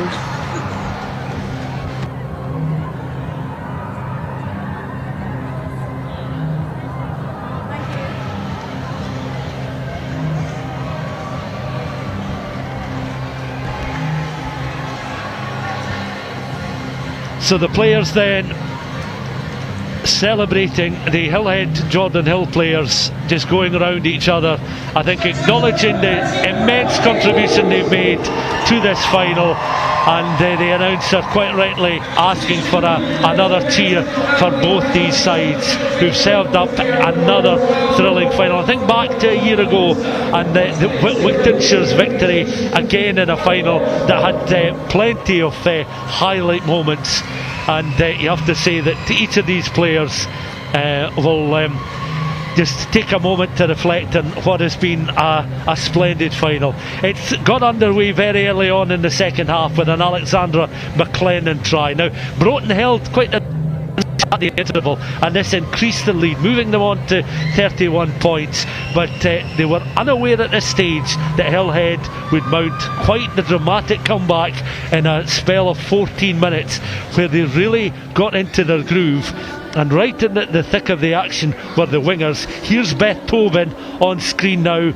Is able, just a little bit too strong for the player of the match, Erin Ramage. And Tobin is in. She was a scorer of 2 tries in this final. Again, crisp handling there, above head height, taking the ball in, securing possession and over for the score. And the wingers were a large part of the success of the Hillhead comeback. And Blair's pass out here towards Niamh McGregor, and again McGregor into running, weaving away, lovely sidestep, and she's certainly scored some memorable tries inside the National Stadium as well today. This really the pick of the bunch, because again the players were tracking her back but unsure how to commit themselves to a player as quick as McGregor. She picked up a knock and left the field to play with about 15 minutes of the final left to play. Lovely sidestep, very mobile, a slight figure but very quick and effective, Natasha. Yeah, no, she's been pivotal in this, and her experience, like I said, from under 18 Scotland, she's got a big future ahead of her for this Hill side. And then again, Hill's looking to break, bringing players off the bench.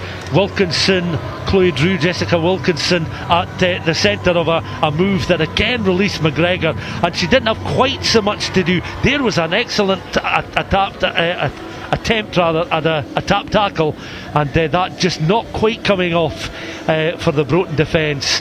And you can see there McGregor was absolutely exhausted, but the defensive cover, it was a case of biding your time when you want to try and launch, and a taller player is quite effective at this, with perhaps a greater reach and range, but couldn't quite stop McGregor. And at that stage you did feel that the tide was very much turning in the favour of Hillhead Jordanhill, but they put so much into this attack. Again, Blair setting up a platform at fullback. This time it was Beth Tobin on that left hand side. Another illustration of great footwork from the winger. Again, another attempted tackle comes in as she evades it, and over she goes once more for a try. So there's 3 tries, backtracked all the way there by Alexandra Laidlaw. And Hill's really showing their qualities at this stage.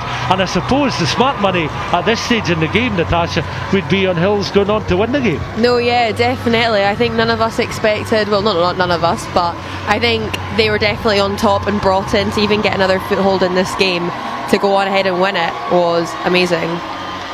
And this, I think, is one aspect that will please James Williams so much in this final, because it was the nature of the Broton comeback. They steadied their nerves, and on this occasion it was Jacqueline Kerr, vice captain, open side flanker, just positioned herself on the wing, because we thought, well, could be another score for Ramage. Ramage did the sensible thing with the pass.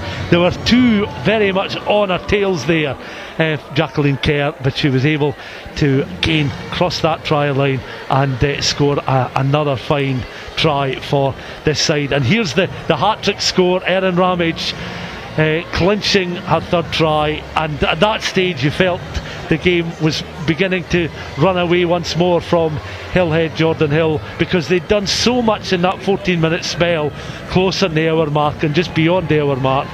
But that try with the kick opened up an 8-point lead, and Broton were simply not going to let that slip, as Hillhead had performed one fantastic comeback in the game, but it wasn't to be on this occasion.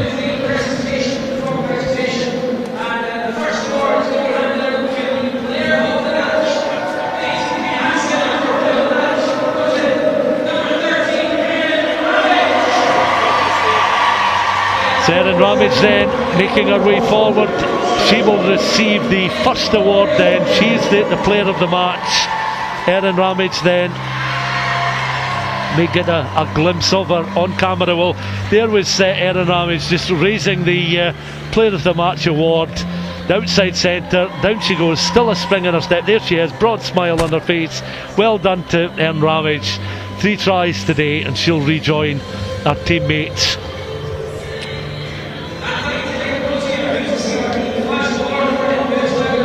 and Hillhead Jordanhill, well, maybe not the medal that they were looking to leave the National Stadium with, but Natasha, all credit to these players, because for the entire 80 minutes, but particularly for that spell in the third quarter of the game, they really brought their A game to this final. Yeah, you can definitely see how connected and well put together the team are, but it's not all disappointing for the club, as they obviously, like we've talked about before, they've got their first 15 playing at 6 p.m. this afternoon, so I would be surprised if this Hills 2 team keep partying around all day. So although disappointed, they've got something to look forward to.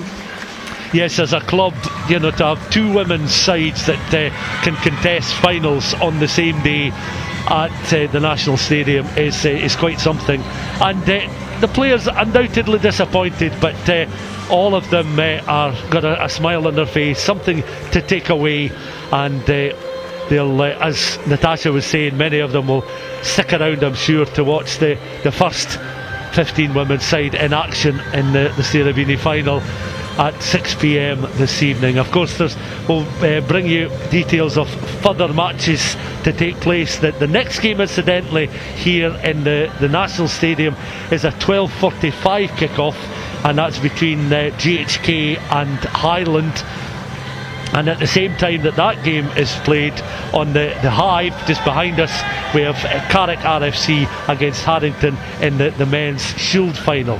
So Carrick against Harrington in the Shield final at the Hive, and in the men's National League Cup final, it's GHK against Highland. So that brings you up to the Carrick Harrington and GHK Highland, the two sides on next. And that's the Hillhead Jordanhill players, each one of them making their way back down to the front of the West Stand, onto that blue running section of track, and they'll look at their medals. They will remember moments in this game, as the coaching staff of Hills, led by Stephen Gillis, also receiving their mementos for what has been an excellent run to this final, when you think they disposed of the likes of Aberdeen Quins, Caithness, Oban Lauren en route to the final. And of course really all started with that bowl success back in 2022. And of course the match officials, led by our referee today, Kate Adams, they are next up to receive their medals, so they're on screen just now. And the referee herself managed the game very well. No need for any adverse action or there was really very few flashpoints for her to get overly concerned about. No, she managed it amazingly, and I think both teams are really happy with how she went, how she played. So here they come then, Broton RFC, to join recent winners, Biggar in 2024, Wigtonshire in 2025, just the winners from the last couple of years certainly. Here come Broton, and each of the players will receive the winners' medals and ribbons, led by Lucy Hannah, their full-back. Hannah, a try scorer towards the very end of the first half. Just to run through every player that got on the score sheet today, certainly hope we haven't missed anyone out. Lucy Hannah, Alexandra Law, the hat-trick from Erin Ramage, Helen Lyon and Jacqueline Kerr, all on the score sheet for Broton. And for Hillhead Jordanhill we had, of course, the brace of tries for Niamh McGregor, so too Beth Tobin, and that Kiva O'Neill score at the end of the first half, opening the scoring for a GHK side who finished up just the wrong side of a 41-33 scoreline. And each of the players continue just to have their moment as they make their way back down to trackside. And these are special times for these players, receiving the medals, aware they're about to get the silverware on, in this case the shield, and these are moments that they'll thoroughly enjoy. Yeah, these memories will definitely last a lifetime for this team and definitely bring them closer together. It'll be interesting to see where this team goes in the future.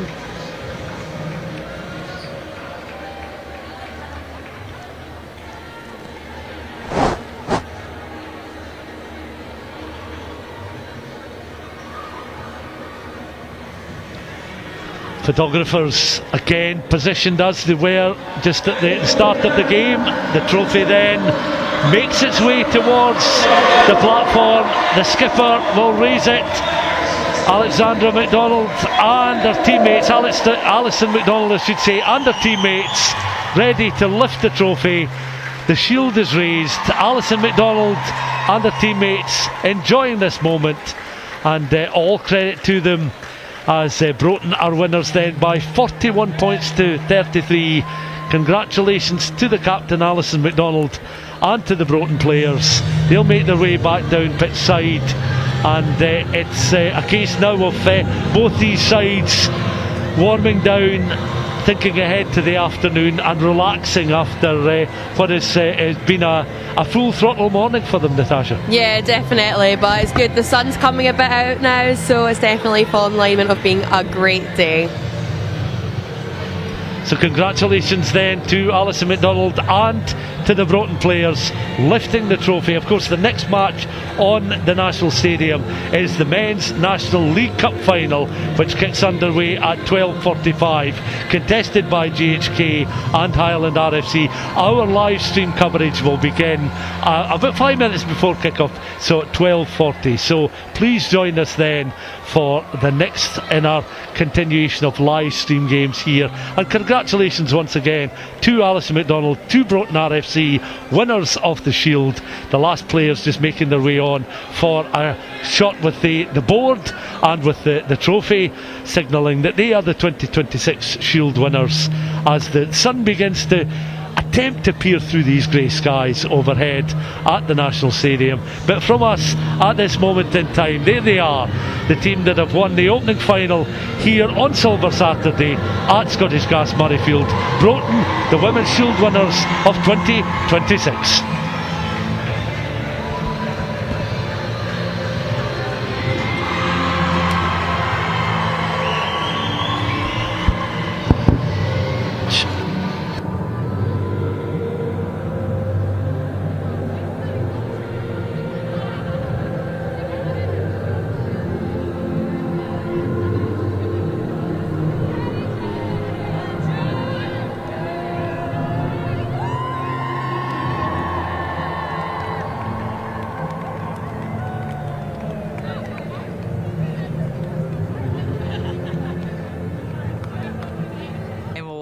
Is one of the best professionals in the game. Emma's career has very much mimicked how the game has grown, how the game has changed. We call her Laoch, which is our Scottish warrior, and she just absolutely emulates that. Playing for Scotland in any circumstance is an honour, and that's what got me through a really difficult time. There's a roadmap for if you've had a shoulder operation, or if you've hurt your knee, or if you've hurt your ankle. There's not a roadmap for if the doctors found a tumour in your chest and had to give you a sternotomy. Like, that doesn't happen. I knew if I got out of that operation and I was alive, I was playing rugby again. To be honest, I didn't know. I didn't know if it was realistic that she'd return, but we had to try. There were a couple of points in the rehab that I was slightly crossing my fingers and toes. Everyone's rooting for her. We need her to succeed.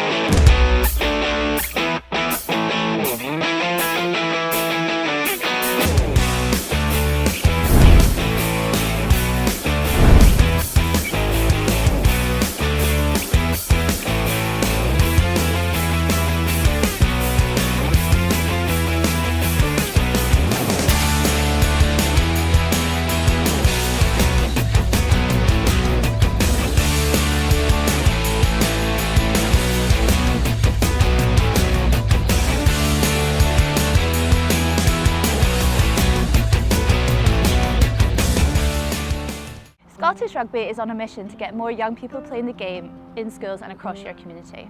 Turn-up play events are all about fun. The sessions are perfect for boys and girls, whether you're playing rugby already or you've just started the journey. No pressure, no experience needed, just turn up, join in and create memories on the pitch.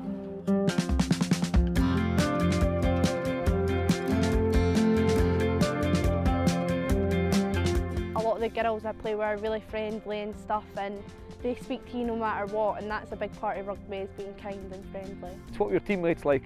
Did they help you? Teaching me how to play, kicking, passing, tackling, everything, confidence. And you got that confidence through rugby? Yeah. If I've had a tough day at school because exams are coming up, it can be quite stressful, I can just go to training and it's kind of like a release. When I started playing rugby, I was like, well, nobody. How does it feel being on a team now? I feel like somebody.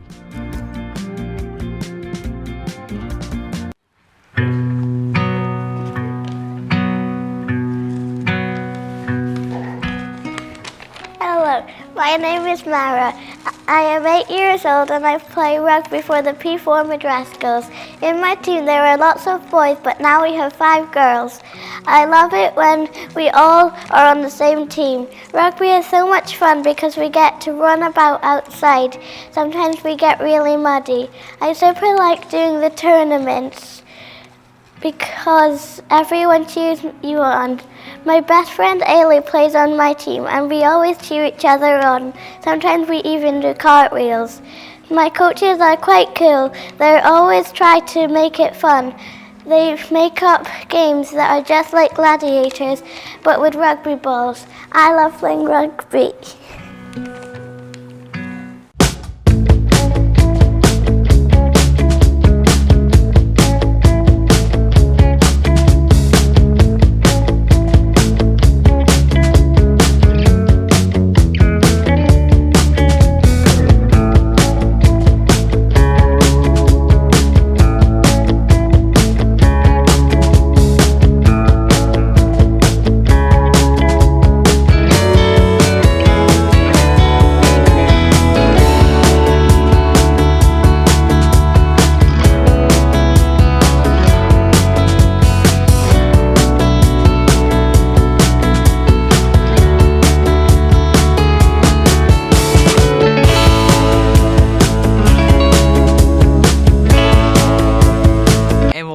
Is one of the best professionals in the game. Emma's career has very much mimicked how the game has grown, how the game has changed. We call her Laoch, which is our Scottish warrior, and she just absolutely emulates that. Playing for Scotland in any circumstance is an honour, and that's what got me through a really difficult time. There's a roadmap for if you've had a shoulder operation or if you've hurt your knee or if you've hurt your ankle. There's not a roadmap for if the doctors found a death tumour in your chest and had to give you a sternotomy. Like, that doesn't happen. I knew if I got out of that operation and I was alive, I was playing rugby again. To be honest, I didn't know. I didn't know if it was realistic that she'd return, but we had to try. There were a couple of points in the rehab that I was slightly crossing my fingers and toes. Everyone's rooting for her. We need her to succeed.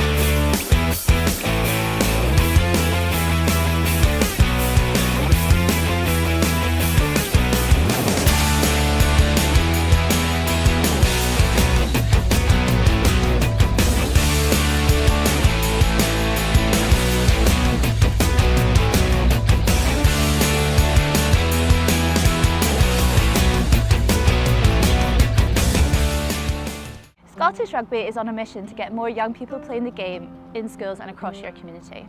Turn-up and play events are all about fun. The sessions are perfect for boys and girls, whether you're playing rugby already or you've just started the journey. No pressure, no experience needed, just turn up, join in and create memories on the pitch.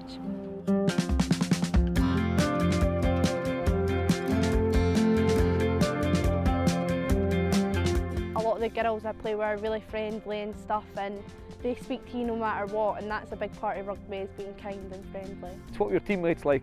Did they help you? Teaching me how to play, kicking, passing, tackling, everything, confidence. And you got that confidence through rugby? Yeah. If I've had a tough day at school because exams are coming up, it can be quite stressful. I can just go to training and it's kind of like a release. When I started playing rugby, I was like, well, nobody. How does it feel being on a team now? I feel like somebody.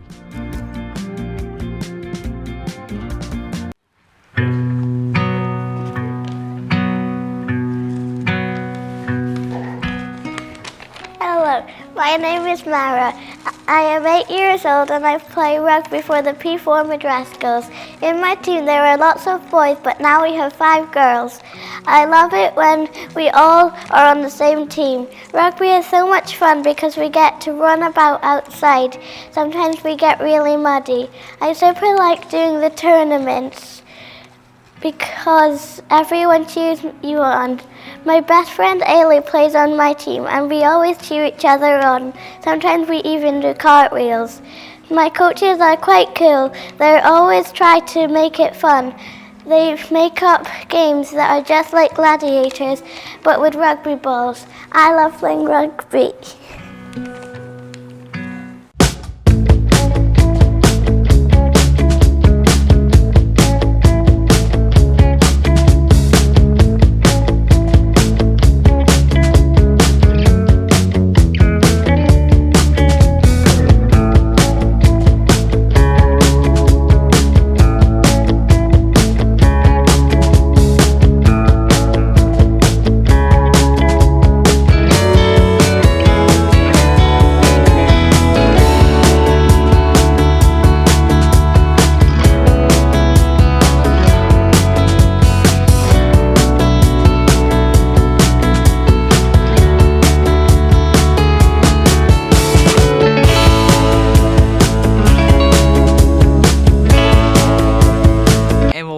Is one of the best professionals in the game. Emma's career has very much mimicked how the game has grown, how the game has changed. We call her Laoch, which is our Scottish warrior, and she just absolutely emulates that. Playing for Scotland in any circumstance is an honour, and that's what got me through a really difficult time. There's a roadmap for if you've had a shoulder operation or if you've hurt your knee or if you've hurt your ankle. There's not a roadmap for if the doctors found a tumour in your chest and had to give you a sternotomy. Like, that doesn't happen. I knew if I got out of that operation and I was alive, I was playing rugby again. To be honest, I didn't know. I didn't know if it was realistic that she'd return, but we had to try. There were a couple of points in the rehab that I was slightly crossing my fingers and toes. Everyone's rooting for her. We need her to succeed.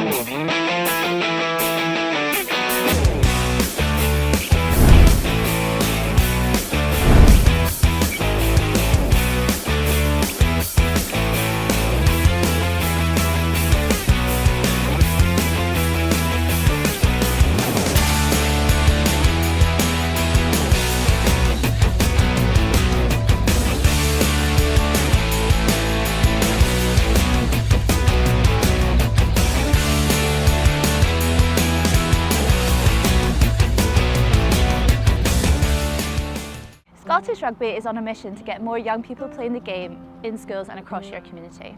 Turn-up and play events are all about fun.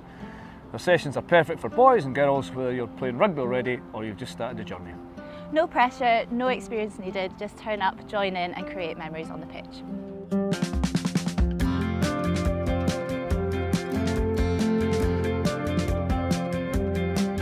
A lot of the girls I play with are really friendly and stuff, and they speak to you no matter what, and that's a big part of rugby, is being kind and friendly. What were your teammates like?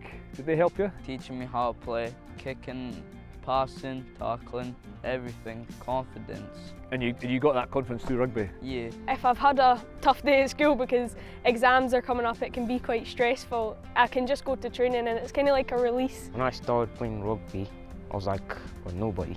How does it feel being on a team now? I feel like somebody.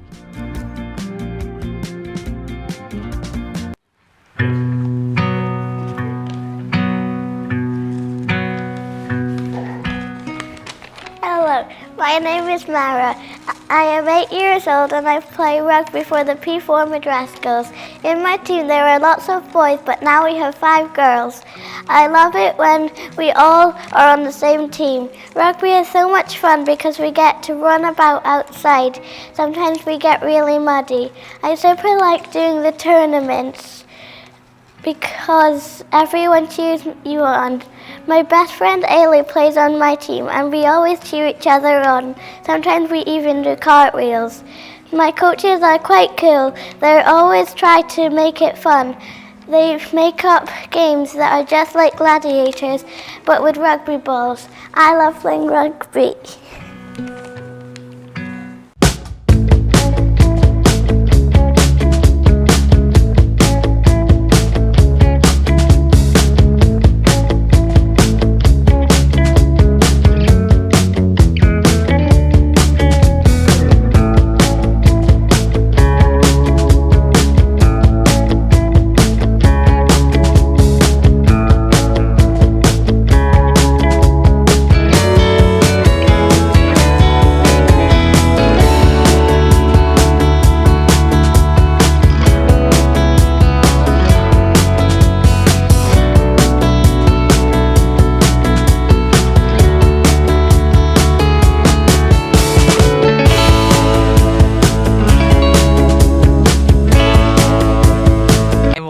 Is one of the best professionals in the game. Emma's career has very much mimicked how the game has grown, how the game has changed. We call her Laoch, which is our Scottish warrior, and she just absolutely emulates that. Playing for Scotland in any circumstance is an honour, and that's what got me through a really difficult time. There's a roadmap for if you've had a shoulder operation or if you've hurt your knee or if you've hurt your ankle. There's not a roadmap for if the doctors found a tumour in your chest and had to give you a sternotomy. Like, that doesn't happen.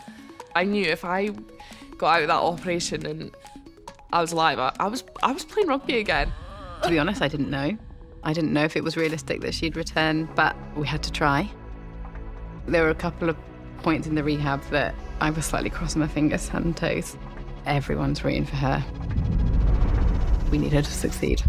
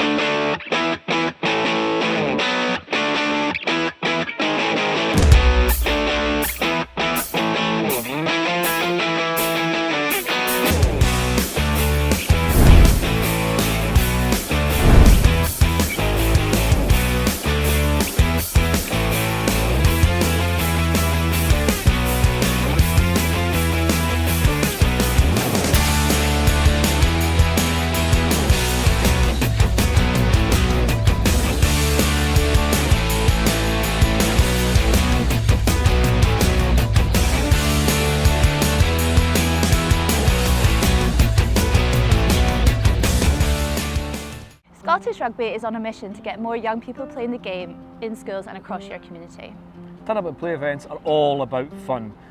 The sessions are perfect for boys and girls, whether you're playing rugby already or you've just started the journey. No pressure, no experience needed, just turn up, join in and create memories on the pitch.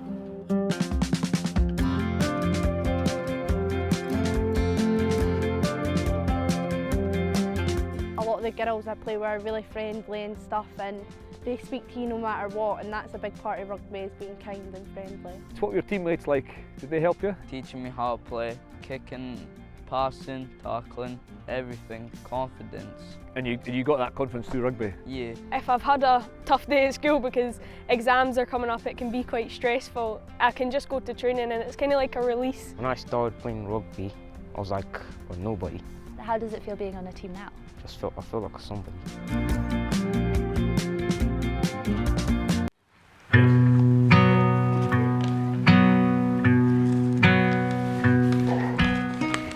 Hello, my name is Mara. I am 8 years old and I play rugby for the P4 Madrascals.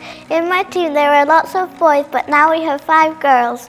I love it when we all are on the same team. Rugby is so much fun because we get to run about outside. Sometimes we get really muddy. I super like doing the tournaments because everyone cheers you on. My best friend Ailey plays on my team and we always cheer each other on. Sometimes we even do cartwheels. My coaches are quite cool. They always try to make it fun. They make up games that are just like gladiators, but with rugby balls. I love playing rugby.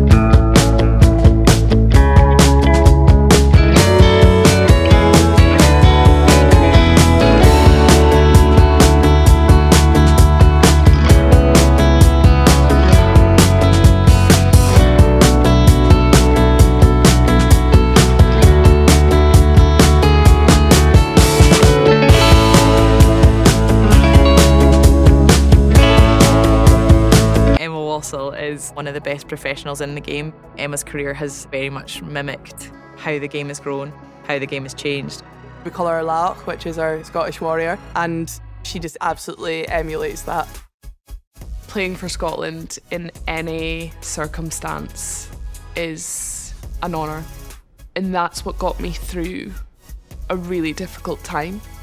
There's a roadmap for if you've had a shoulder operation or if you've hurt your knee or if you've hurt your ankle. There's not a roadmap for if the doctors found a tumour in your chest and had to give you a sternotomy. Like, that doesn't happen.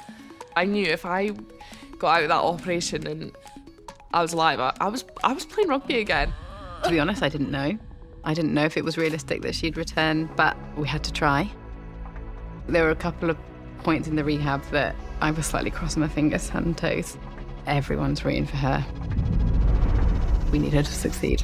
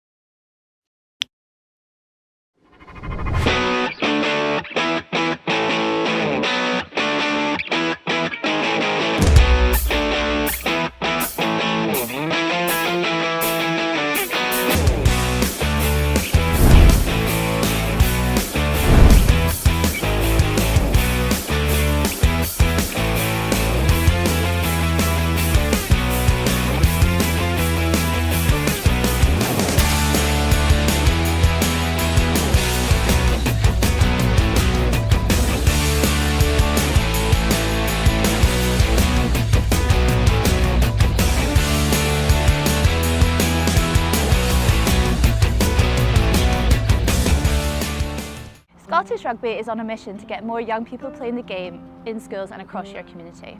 Turn-up and play events are all about fun. The sessions are perfect for boys and girls, whether you're playing rugby already or you've just started the journey. No pressure, no experience needed, just turn up, join in and create memories on the pitch.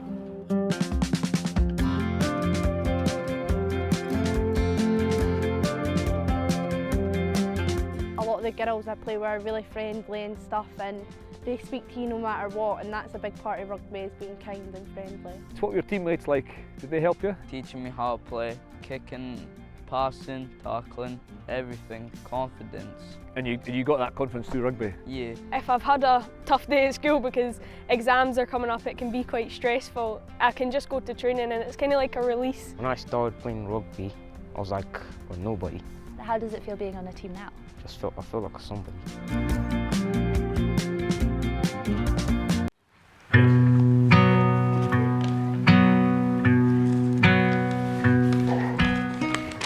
Hello, my name is Mara.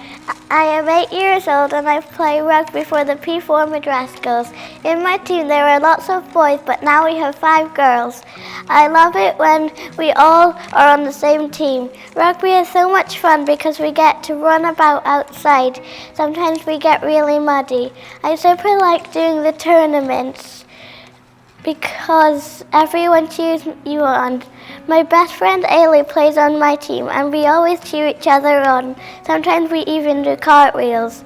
My coaches are quite cool. They always try to make it fun.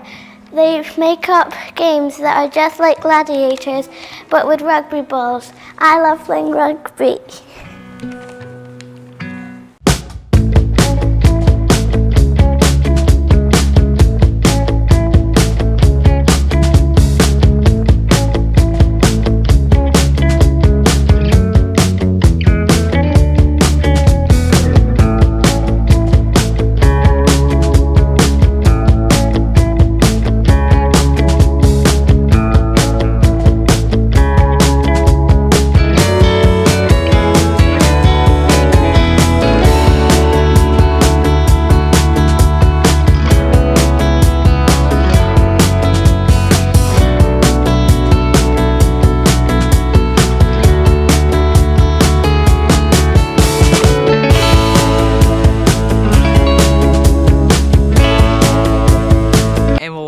Is one of the best professionals in the game. Emma's career has very much mimicked how the game has grown, how the game has changed.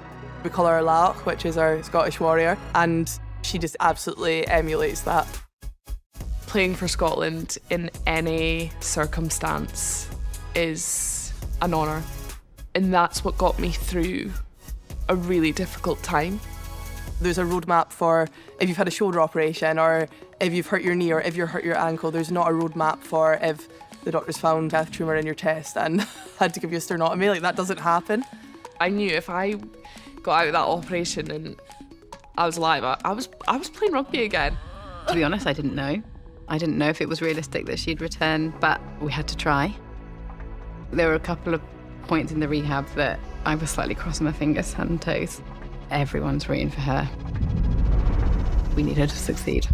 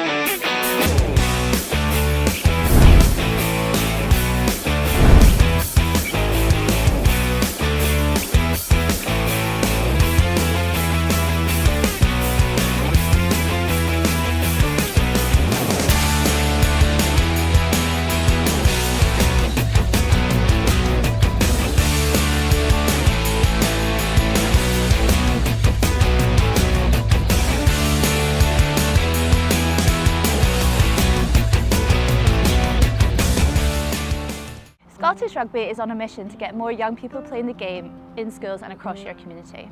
Turn-up and play events are all about fun. The sessions are perfect for boys and girls, whether you're playing rugby already or you've just started the journey. No pressure, no experience needed, just turn up, join in and create memories on the pitch.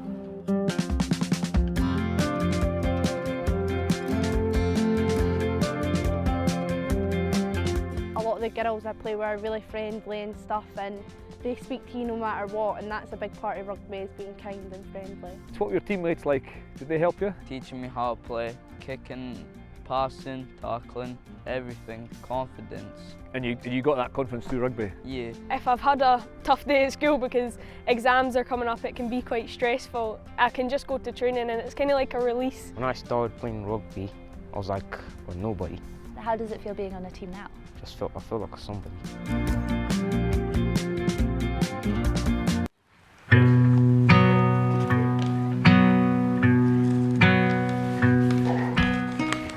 Hello, my name is Mara. I am 8 years old and I play rugby for the P4 Madras girls. In my team there are lots of boys, but now we have 5 girls. I love it when we all are on the same team. Rugby is so much fun because we get to run about outside. Sometimes we get really muddy. I super like doing the tournaments because everyone cheers you on. My best friend Ailey plays on my team and we always cheer each other on. Sometimes we even do cartwheels. My coaches are quite cool. They always try to make it fun.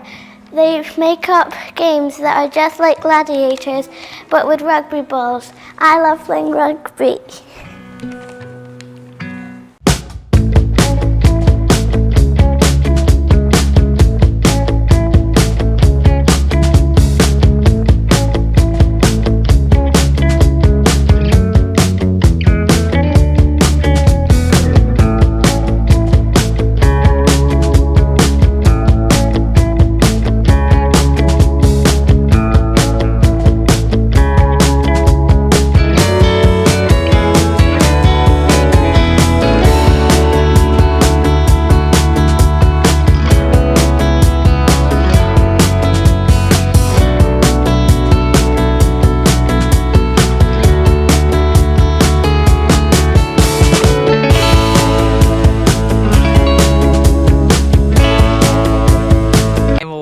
Is one of the best professionals in the game. Emma's career has very much mimicked how the game has grown, how the game has changed. We call her Lach, which is our Scottish warrior, and she just absolutely emulates that. Playing for Scotland in any circumstance is an honour, and that's what got me through a really difficult time. There's a roadmap for if you've had a shoulder operation or if you've hurt your knee or if you've hurt your ankle. There's not a roadmap for if the doctors found a tumour in your chest and had to give you a sternotomy. Like, that doesn't happen. I knew if I got out of that operation and I was alive, I was playing rugby again. To be honest, I didn't know. I didn't know if it was realistic that she'd return, but we had to try. There were a couple of points in the rehab that I was slightly crossing my fingers and toes. Everyone's rooting for her. We need her to succeed.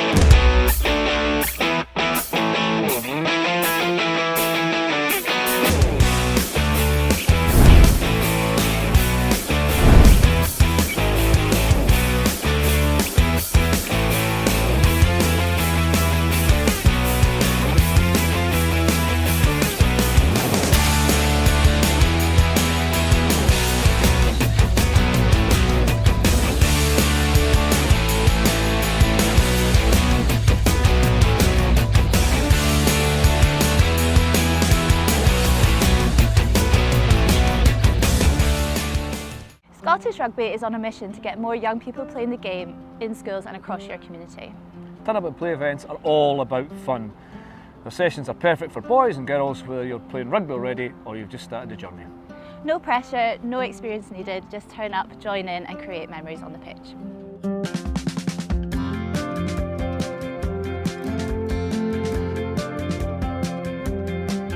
A lot of the girls I play with are really friendly and stuff, and they speak to you no matter what, and that's a big part of rugby, is being kind and friendly. What were your teammates like? Did they help you? Teaching me how to play, kicking, passing, tackling, everything, confidence. And you got that confidence through rugby? Yeah. If I've had a tough day at school because exams are coming up, it can be quite stressful. I can just go to training and it's kind of like a release. When I started playing rugby, I was like, well, nobody. How does it feel being on a team now? I feel like somebody.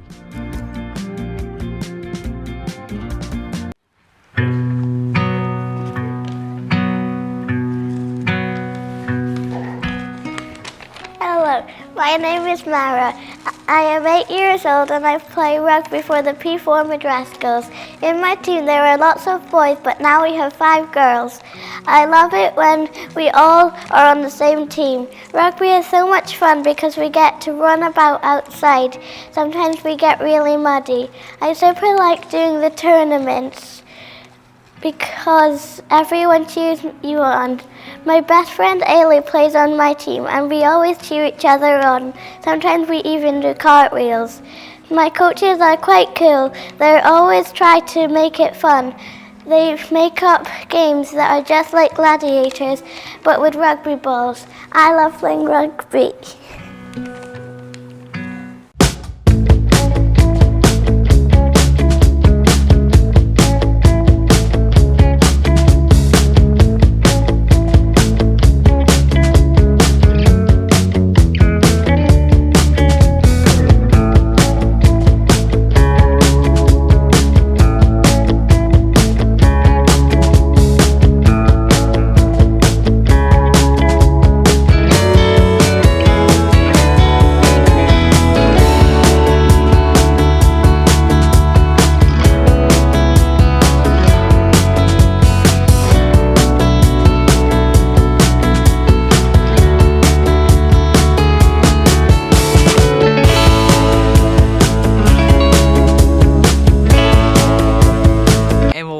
Is one of the best professionals in the game. Emma's career has very much mimicked how the game has grown, how the game has changed.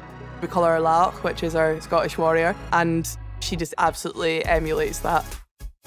Playing for Scotland in any circumstance is an honour, and that's what got me through a really difficult time. There's a roadmap for if you've had a shoulder operation or if you've hurt your knee or if you've hurt your ankle. There's not a roadmap for if the doctors found a death tumour in your chest and had to give you a sternotomy. Like, that doesn't happen. I knew if I got out of that operation and I was alive, I was playing rugby again. To be honest, I didn't know. I didn't know if it was realistic that she'd return, but we had to try. There were a couple of points in the rehab that I was slightly crossing my fingers and toes. Everyone's rooting for her. We need her to succeed.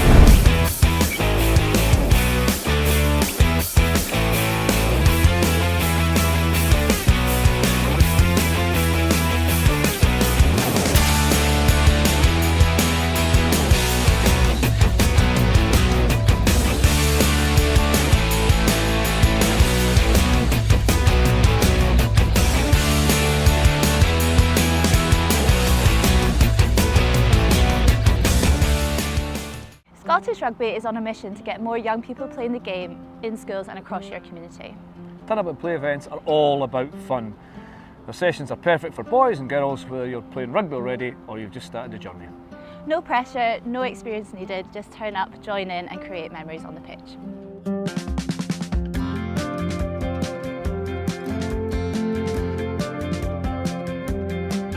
A lot of the girls I play with are really friendly and stuff, and they speak to you no matter what, and that's a big part of rugby, is being kind and friendly. What were your teammates like?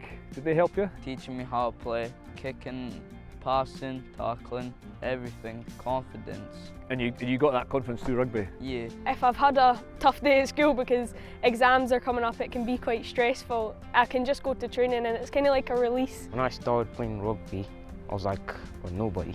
How does it feel being on a team now? I feel like somebody.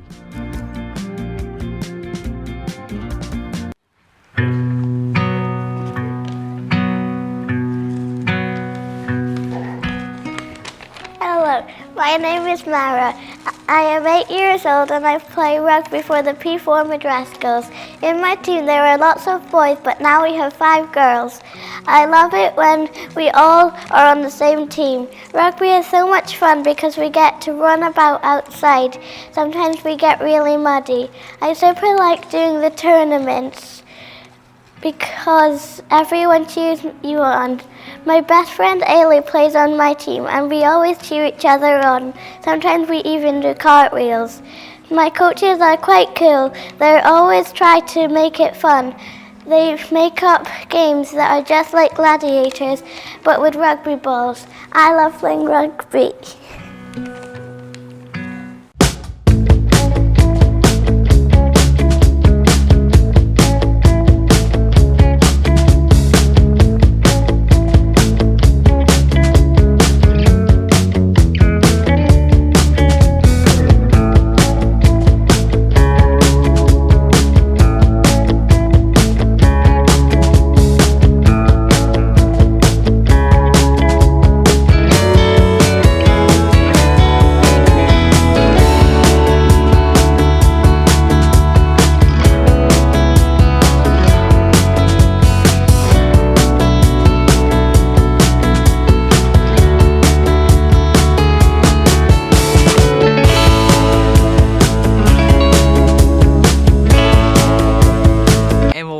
Is one of the best professionals in the game. Emma's career has very much mimicked how the game has grown, how the game has changed. We call her Laoch, which is our Scottish warrior, and she just absolutely emulates that. Playing for Scotland in any circumstance is an honour, and that's what got me through a really difficult time. There's a roadmap for if you've had a shoulder operation or if you've hurt your knee or if you've hurt your ankle. There's not a roadmap for if the doctors found a tumour in your chest and had to give you a sternotomy. Like, that doesn't happen.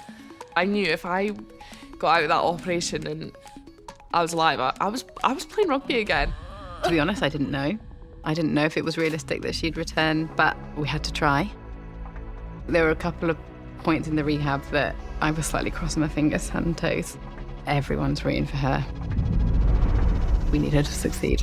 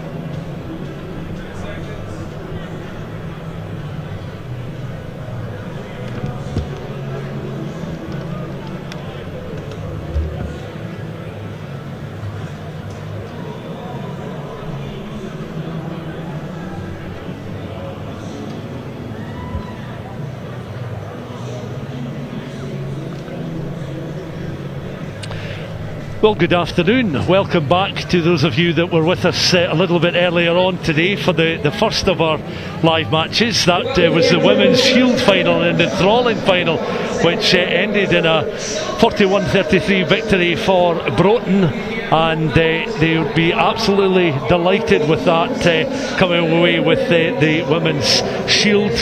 Kinloss also victorious in the first of the matches played at the Hive by 26 points to 16 over Hoyclandine, so they also leaving with silverware today. So that was in the men's bowl final, a 10 a.m. start. The Hillhead Jordanhill Broton women's match also starting at 10 o'clock, but our live coverage now takes us to a 1:45 kick-off between Highland and GHK, and this is the next instalment in the series of matches played in the National Stadium. Let's then take a look at the teams that have been selected for this final. The GHK side first of all, and they come of course as National League 2 league winners, captained by Callum Busby at fly half alongside Ben Frame, so they will certainly look to be the architects of the creative aspect of GHK's play, and of course they'll be looking to bring in the speed of James Tweedy and Ben Hutton on the wings on such an impressive pitch as the Scottish Gas Murrayfield one is today. Let's have a look then at Highland, who finished in third place in National League Division 2. They are also captained by their fly half, Scott Fraser, who wears 10 today, is leading out his side. Hugo Crush will be the starting scrum half, and they of course are coached by Davy Carson. And Hillhead themselves, no strangers to Murrayfield, winners of the Bowl in 2014, and they lost the Shield final 2 years later. And I'm delighted to say that alongside me is Joe Anderson, and Joe, you'll be taking in this final with me. And the sun has come out, the sky overhead, which was a watercolour grey at 10 a.m, has cleared somewhat, and it's certainly a picture perfect afternoon here, early Saturday afternoon, for such an occasion. Yeah, it's the opposite of what we had at Hive Stadium last night for the Edinburgh game, where it was very sunny during the first half and then the clouds came in at half time. A lovely day here, a really good game, a win for each of these sides in the two games in the league. Both the away teams actually winning in both those fixtures. Yeah, it's going to be a really exciting game, really lovely day for rugby. An opportunity for these players to play at Murrayfield. A lot of them will have wanted to do that their whole lives, so huge day. Will we get a repeat of the game that the side served up at the end of March, 48 points to 40? I think that is possible. You never know. With this will be a bigger pitch than most of these players will have ever played on, so there'll be a lot of space out there, and that means later on as well there'll be a lot of tired bodies, so that's definitely the one of the two games that we're more hopeful for than the 1914 game in November. Well, the pitch is in excellent condition, and the crowd occupying space just at the front portion of the West Stand, encouraged, to make a real contribution, make some noise, as they're eagerly anticipating both these sides coming onto the park. And this makes, I suppose, the winter sessions, the hard season, the effort that all these players put in, it makes it worthwhile when you can play on such an occasion as this. Yeah, like I said, a lot of these players will have dreamed of running out onto the pitch like they're doing right now for their whole life, so a huge day for them, and like you say, all the hard work that they've put in on tough nights. I'm sure there've been a lot of them up in Highland. The weather they've got, they'll all be worthwhile for them now. What a moment for them. Yeah, Highland of course in their green jerseys, GHK gone with the white with the thin blue stripe and blue shorts, and the GHK side, those wearing the high-vis replacement vests and that, take to their seats. The GHK players just occupying just a portion towards the left of the tunnel, and those Highland just towards the right. Match referee, incidentally, is Ewan Maguire. There's the respective players just splitting away from their huddle, the Highland players. And for GHK, well, their objective in winning today is to become, a little bit of club history in winning a double. the league title, and of course this cup final appearance alone is quite an achievement. Highland, of course, third time at the National Stadium. They'll be looking for their second silverware win. Yeah, there's a lot on the line for both of these teams, and obviously, like we said, they've won one each so far in the two league games, so this could really go either way. It's really exciting. Scott Fraser then launches one downfield towards the edge of the 22, and Highland immediately applying some physical pressure as GHK will look to try and mop up with Ben Fraser, the starting scrum half, hoisted high, gathered on halfway, and a chance here for Highland then to gain some ground and valuable yardage, and every player on the park will certainly want a touch early on. And James Blair just taking his eyes off that ball, as an offside decision has also been given against Highland, but that opportunity coming through the hands, every player will certainly want an early touch, I'd imagine, Joe, as they settle the nerves, because they'll know each other so well with the two league games this season, but this is a very different stage. Yeah, there's going to be so much nerves. You've seen that there, I think, from an early knock-on that you wouldn't perhaps normally see, and also a missed touch from the penalty as well. Like, there's going to be a lot of nerves out there today, just purely from how excited these players are to be involved in such a fixture. GHK then making a start through Callum Busby through the hands, again looking to make yardage just beyond that 10 metre line. Frame at 9. There's the pick-up. Fraser Stanner and Jamie Blair, a recognised centre partnership as well, and these players that know each other so well, they'll want to keep that club cohesion that has served them well in reaching the top of the league, only losing 3 of their 18 league matches this season, but an additional physical element perhaps comes into the game. That was a fruitful bounce there, and Ben Hutton is able to take the ball in, making a few valuable yards back into Highland territory.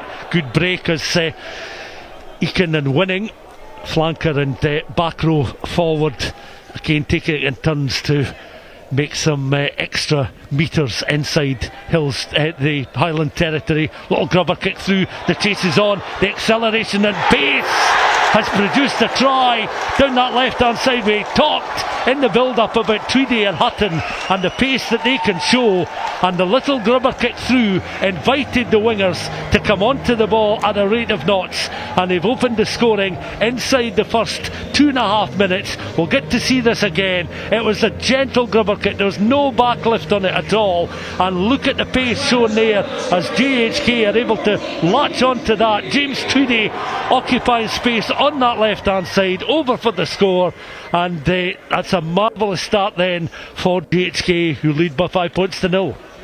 Yeah, it's a really smart grubber kick as well, because there had been a little bit of an overlap, and the pass that was a little bit behind caused all that sort of momentum to go, just to notice that space in behind and put the kick through, and then the pace from Tweedy to overtake man and get there, and also the control at that level of pace to grab the ball and dot it down. And the conversion attempt is good, so that's a further 2 points then for GHK, and they start within 3.5 minutes with maximum points, a try and conversion. They lead by 7 points to 0.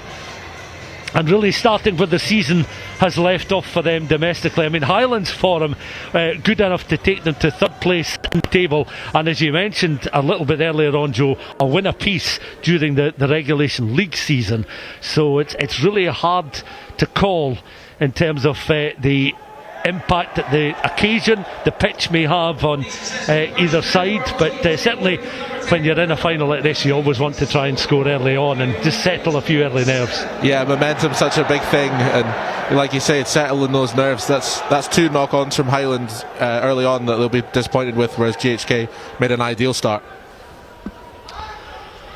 Working the ball then again through the hands. Following that through was James Blair, but was unable to do anything with it. Little again over the shoulder grubber kick there from or rather hooked kick from the scrum half. Had a bit of grub on it because it did trundle nicely, Ben Frame's kick, but in the early stages, and look at where there may be holes in the Highland defence.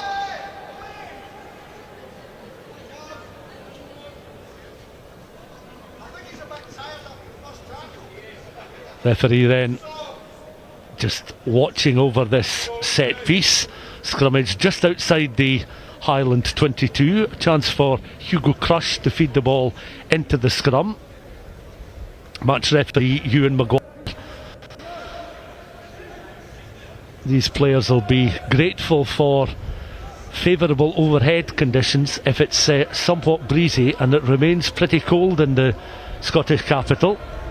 Crush then goes to the back of the scrum, but the pick-up is from Roddy Thompson, Highland number 8. Again, round the corner, he's able to make some ground. Now some crash ball played by the side that made the journey down from the A9.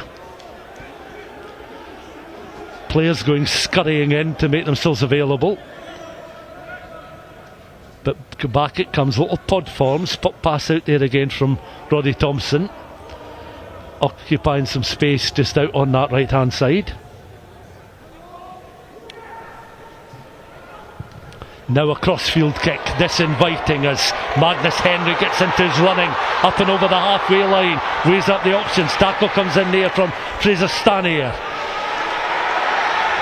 Good option then, the crossfield kick for Highland, but GHK have defended the situation well and have managed to win back possession, and it's taken on by Leo Finlay up towards the 10, recycled by Ben Frame.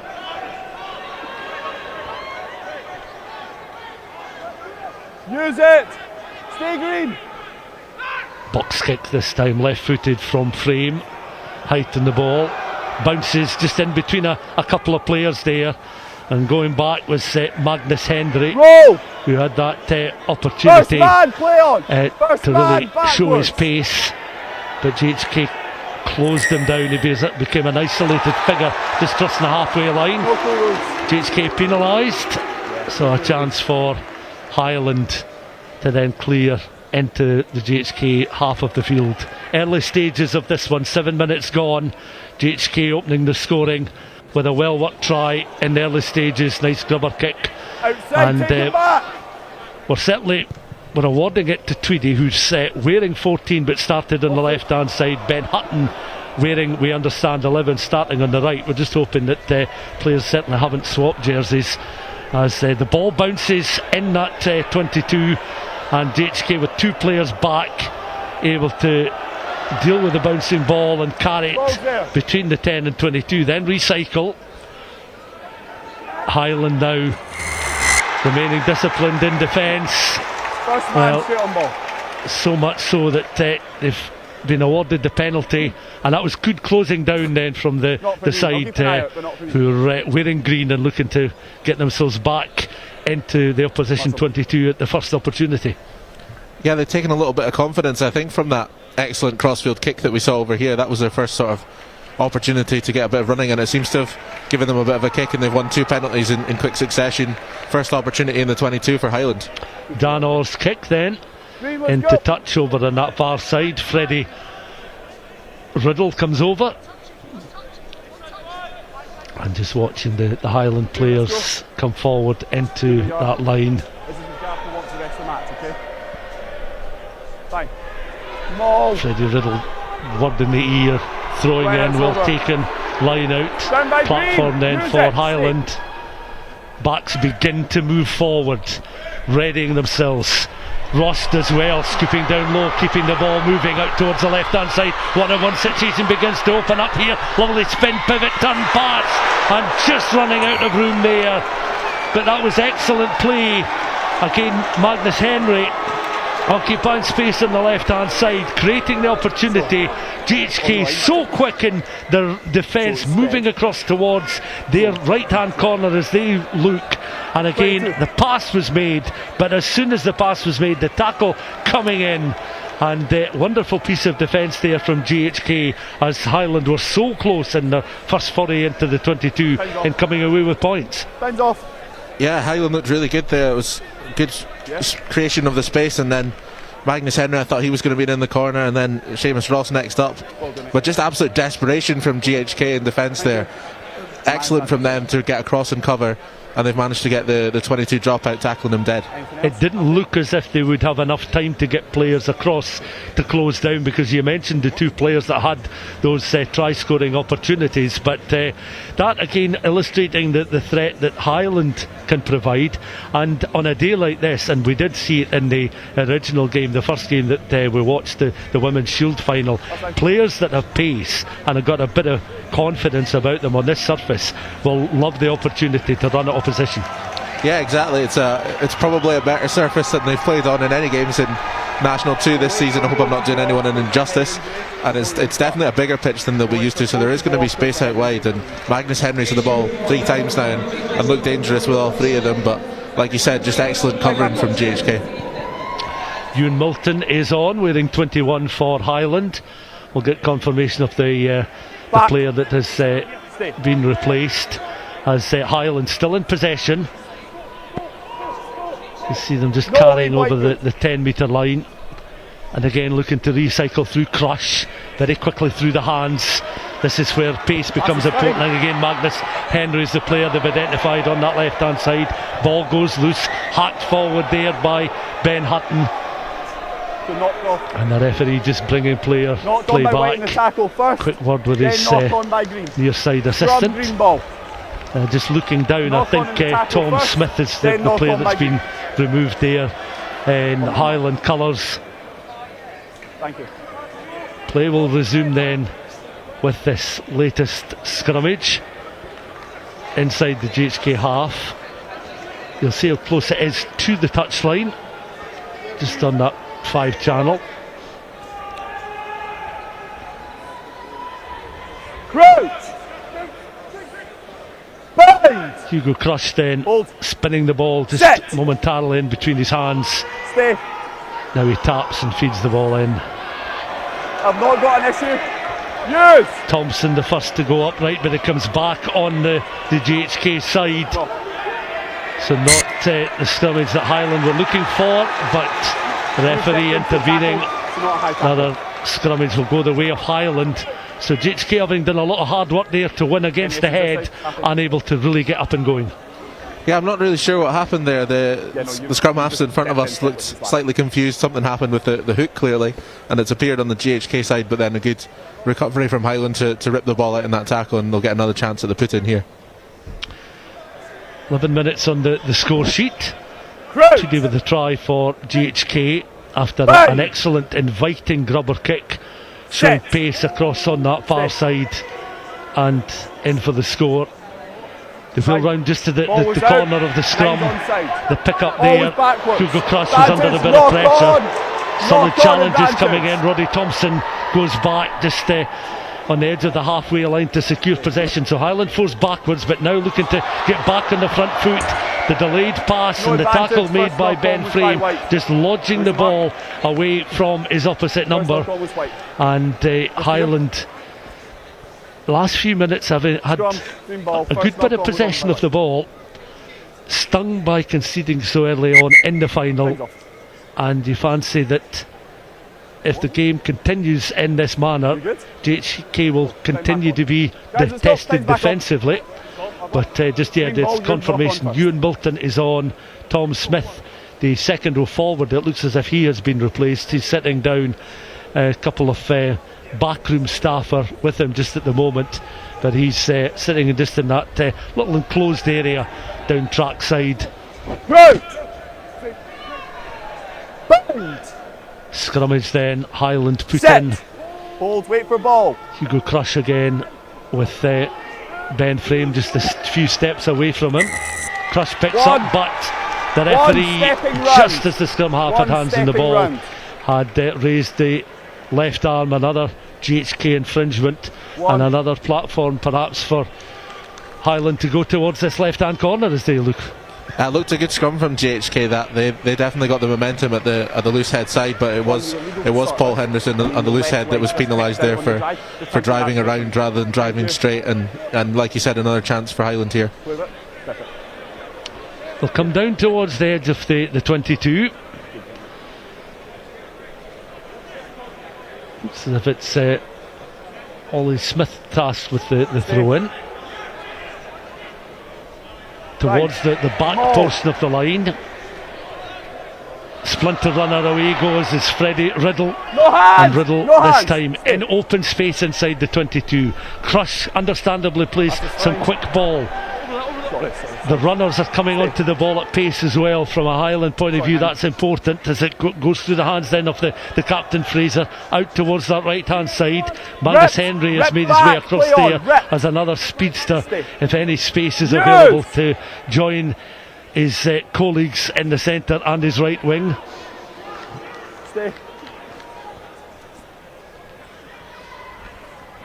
This time it's taken on by Murdo Patterson, still inside the 22. Crush once more on through the hands of Fraser. Space on that right hand side. Thompson goes down. Roll! Ball's there. Highland look to regroup. GHK's defence looks to reorganise. Referee raises the arm, and Highland this time just doing perhaps a little bit too much, upsetting the match official. And the referee having a quick word there with I think that is Paul Henderson in conversation with the referee, as the referee actually penalised GHK there. He's given a yellow card. I think it was an intentional knock on there. He was very quick to make his decision there. As Highland were coming off the back of that rock, the ball went forward. I think it was an intentional knock on there from Finlay Wiseman, who's come off with the yellow card. Yeah, it is Wiseman. So down a man, under pressure. GHK, Highland looking to try and breach the line. Up and over the try line they go, and immediately after GHK had lost the services of a front row forward, Highland are able to punish them with a well organised line out set piece. The drive was good, and a collection of players crashing down. We'll get confirmation of the try scorer, but an excellent piece of play, and it's Freddie Riddle who, well, it'd be interesting. I think Riddle was then throwing in, because we did see Ollie Smith near side throwing in at the previous line out, but Riddle's certainly been awarded the try from the line out over on that far side. The conversion attempt will be close to the 5 channel, and we'll see if it can add the extras to level the game at 7-all. But from a Highland point of view, perfect chance to strike when your opposition are down a man and you've got a line out 5 metres from the line within seconds of them losing a player. Yeah, especially a front row forward as well. The maul was always going to be the smart option there, and straight away they got a rumble going, didn't they? That 5 metres that they had to make, they made it very quickly, so that's maybe a method of attack that we'll see more often from Highland now that they've got such success from that first maul. Conversion just wide off the upright, so 7 points to 5 the scoreline. So just having a look as GHK then will have to regroup. So they brought Hamish Bottomley is on the park now, and this requires a little bit of rejigging, because obviously losing the services of a hooker to a yellow card is somewhat significant. The restart then is a long kick down towards edge off that 22. Highland now trailing by a margin of just 2 points. Roll! Svendale Pettersson incidentally starting for Highland in the back row, but wearing number 16 alongside Gordon Gregor and Roddy Thompson. So Dale Pettersson, although wearing the 16 jersey, is effectively the blindside flanker in this final. 13 green offside. Yeah, the number 6 jersey retired from Highland in memory of Nairn McEwen. Don't wear the number 6, it's always 16. Yeah, that's someone who'll be, I'd imagine, in the forefront of a lot of players' supporters' minds as well, because when you come to an occasion like this and you're at Murrayfield, and you've been to Murrayfield and that before, and somebody like Nairn has been, such a fulcrum central figure, that he'll certainly be close to the minds of everybody here. Yeah, if you needed any extra motivation for a day like this, I'm sure not many of the players for Highland will have done, but if they did, then people like Nairn involved in the club, that's exactly the sort of thing that you can bring to mind. GHK then with the throw in. They have a 2-point lead. It's your one and only warning. Let's get this number sorted. Get them in early. Let's get them set. 7 points to 5, but they are down a man. They've lost the services of their starting hooker, Finlay Wiseman. Yellow card. Perfect. That's a nice take there from Daniel Eakin, who jumped well, just the front portion of the line out. Ben Frame readies himself. The backs begin to get onto their toes now. Roll! Back green! JSK tried to come round the corner through the forwards. Another pick and go. Sensing this is another opportunity to add further points on the board. Down a man, but certainly good field position here. Jamie Blair taking the ball on. Ben Frame back in behind again. On this towards Moglia. Open side flanker. They'll try and pick and go once again. While bringing Frame in, he will provide the ammunition for the GHK players. And Highland have managed to wrestle possession back, still inside their own 22. They've got space out on this left hand side. 2-1 situation could open up. Dan Corr caught in the tackle there. That was a crunching number. And GHK have been penalised. Corr gathers the ball after being devoured in that tackle. So Daniel Eakin not rolling away, the player penalised. So from the hand they can clear downfield closer towards halfway, just down below our commentary position, and this will be a Highland throw-in coming almost 20 minutes into the game, Jamie. It was an excellent cover tackle from Eakin as well. It came across some speed. I was assuming it was an outside centre or a winger, the speed he was coming across. I was shocked to see it was the second row, but yeah, just didn't get out of the way in time. The thoughts there of Joe Anderson alongside me for this playing advantage offside final, the second of the finals played on the National Stadium, on the National Park as well, or within the National Stadium. And we'll bring you details of further matches to come during the course of the afternoon. Games also played at the Hive as well. The winners of the first match of the Hive, Kinloss defeating Hawick Lindeen by 26 points, 2-16. Broton winners of the Women's Shield final victory over Hillhead Jordanhill in the first of the matches played at the main stadium, the National Stadium. The game underway just now, the second on the National Park, and between GHK and Highland. You have to start doing okay? And you have to wait for the ball to come out once line out's over. 7 points to 5, 21 minutes gone. Once line out's over. Fine. Ollie Smith with the throw in. Don't change, five, don't change. He joins a drive that begins to break just ever so slightly. No hands, 6. Taken on then by Svendil Pettersson, but quickly through the hands again. Fraser makes himself available again over the ball, but so too is Crush, who picks up and goes. Again quick with the hands. Crush still has it.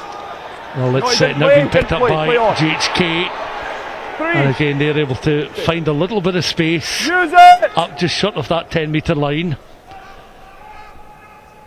Frame electing to pass and bring the midfield into play, followed all the way there by Charlie Grieve, the fullback.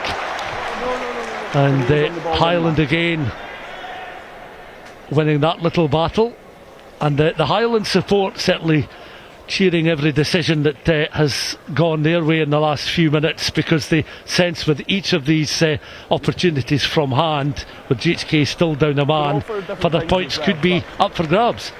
Yeah, it's a lively Highland support section in front of us. I saw on online the supporters buses were leaving at 8 o'clock this morning, so it's been an early start for them to get here, but they're very excited about what's going on just now, and quite rightly so, because ever since that GHK try, it's been mainly Highland. We've got a glimpse there of Finlay Wiseman, just over 2 minutes left on his yellow card before GHK will be back to a full complement of players. But again, a well executed Highland line out.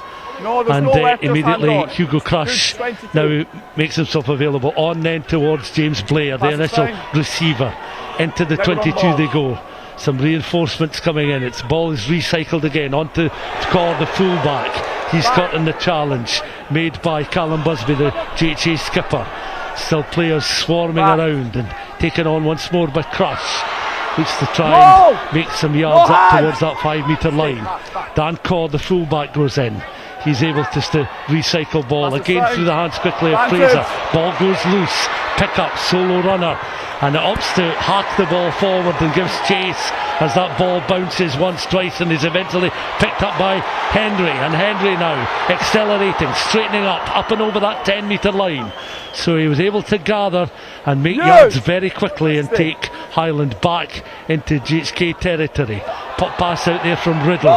Again, the men in green and white going forward, but want to retain possession of the ball here. Another quick phase of play. Gordon Gregor this time out towards the left hand side. Dan Corr becomes available. Rocco Dugune goes in again just as part of the clear out operation there for GHK, the right winger.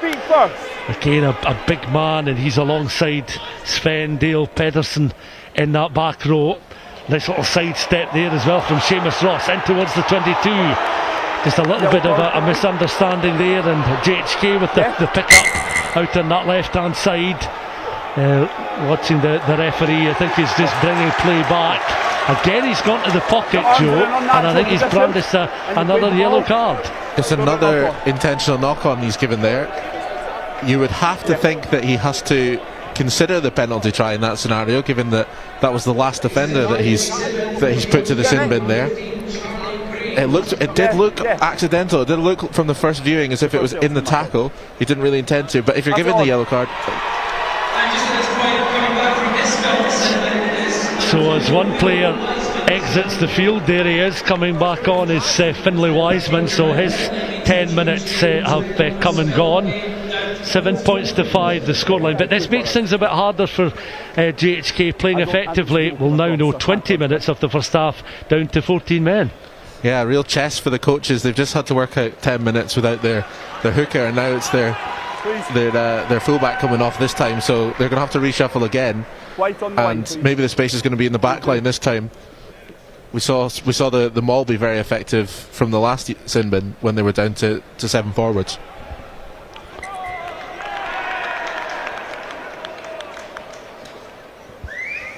Scrum called.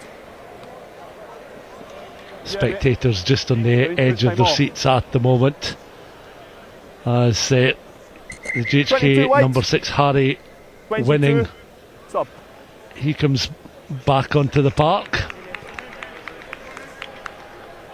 So Harry Winning is on. Now this will be dealing with the sin bin situation here, just to bolster that forward line. So moving players around, as you say, Joe, just interesting to see, particularly the scrummage, how they're going to line up without the services of their regular fullback Charlie Greaves. He'll be back on the park. The placement there was Hamish Bottomley, so Bottomley's back off the park, sitting just a few seats away from Charlie Greaves, who's watching on.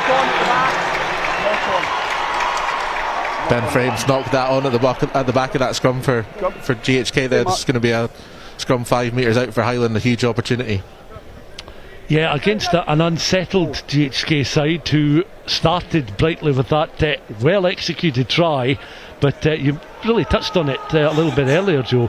Really, since that score, Highland have had so much possession and have dictated much in the way of the pace and the tempo of the game, and barring a few GHK interceptions, Highland have really bossed much of the possession. Yeah, I think unsettled is exactly the right word for GHK. They've not really had many opportunities to get a foothold in the game. Pick up then by the number 8, Roddy Thompson, tries to straighten up, clutch of players across on that right hand side, just between the corner of the north stand and east stand. Recycled ball again coming onto it at pace, looking to try and accelerate and breach this GHK defence minus their fullback. Now they look to try and bring a little bit of width into play with the centres linking up, taken on by the fullback core, out again towards Henry. Henry's been denied once in a similar situation. Ross and Blair shipped the ball very quickly out to allow Henry a bit of space, but so too did the GHK defence come flying across, and once more it's Svendil Pettersson taking the ball up, the blindside flanker. Highland recycle again. This is a very intriguing portion of the game as Highland look for further movement. Halfbacks Crush and Fraser link up. Again, the handling not quite so crisp, and that just deflecting off the palms of the hands. But the referee had played an advantage after a high challenge coming in there, so that was free ball for Highland, so not the damage it would have done otherwise, and it means that they can continue to turn the screw inside that 22. I think if they can just get a little bit more cohesion and some sort of crispness of passing in the back line, there's space out there for Highland. We know that GHK are a man down in the back three, and the amount of space they had in the overlap on that left side there for Magnus Henry, and just not able to capitalise, and then again trying to go out to the right hand side, there's a bit of a high pass and it goes to ground. Pop towards the corner, another throw in then, and once more it's Smith has to juggle with it when he gets it a second time. Tried the pass out the back door. As he tried to release the ball, he was bundled into touch, and the flag is raised 5 metres from the line. We'll get to see this again from the line out towards the front portion. In they come, open side flanker with the pass. Gregor on then towards player bundled into touch there, Ollie Smith, and there was no opportunity for them to finish off that move. So a throw in this time for GHK. Finlay Wiseman with the throw in. Backwards! No, always backwards, always backwards. Referee happy for play just to continue as GHK right on the try line. Tight defence, box kick, Ben Frame has got some distance. Henry comes onto that, a good take in the air, able to just bypass the Ben Hutton attempted tackle then. Coming in through the hands again, Busby looking to try and close off the line that was made by his opposite number, Fraser. Never on ball, leave it now, and again over the ball is Hugo Crush. Patterson made himself available, the tight head prop. Over the ball is Gregor again, picked up though by Crush, taken on this time by Ewan Milton, one of the Highland players off the bench. Recycled by Crush again, but once more just off the palms of the hands, and Highland continue to huff and puff somewhat in that 22. They're coming close, but they're unable to breach that defence a second time. GHK's defence has actually been really impressive. Ben Hutton out on this right wing has made a couple of really crucial tackles, including that one from the line out of the last opportunity for Highland. But yeah, like we said, just if Highland can get the handle in a little bit smoother, a little bit crisper, then there's opportunities for them. But maybe they're going to come back to regret this if they don't get a score soon.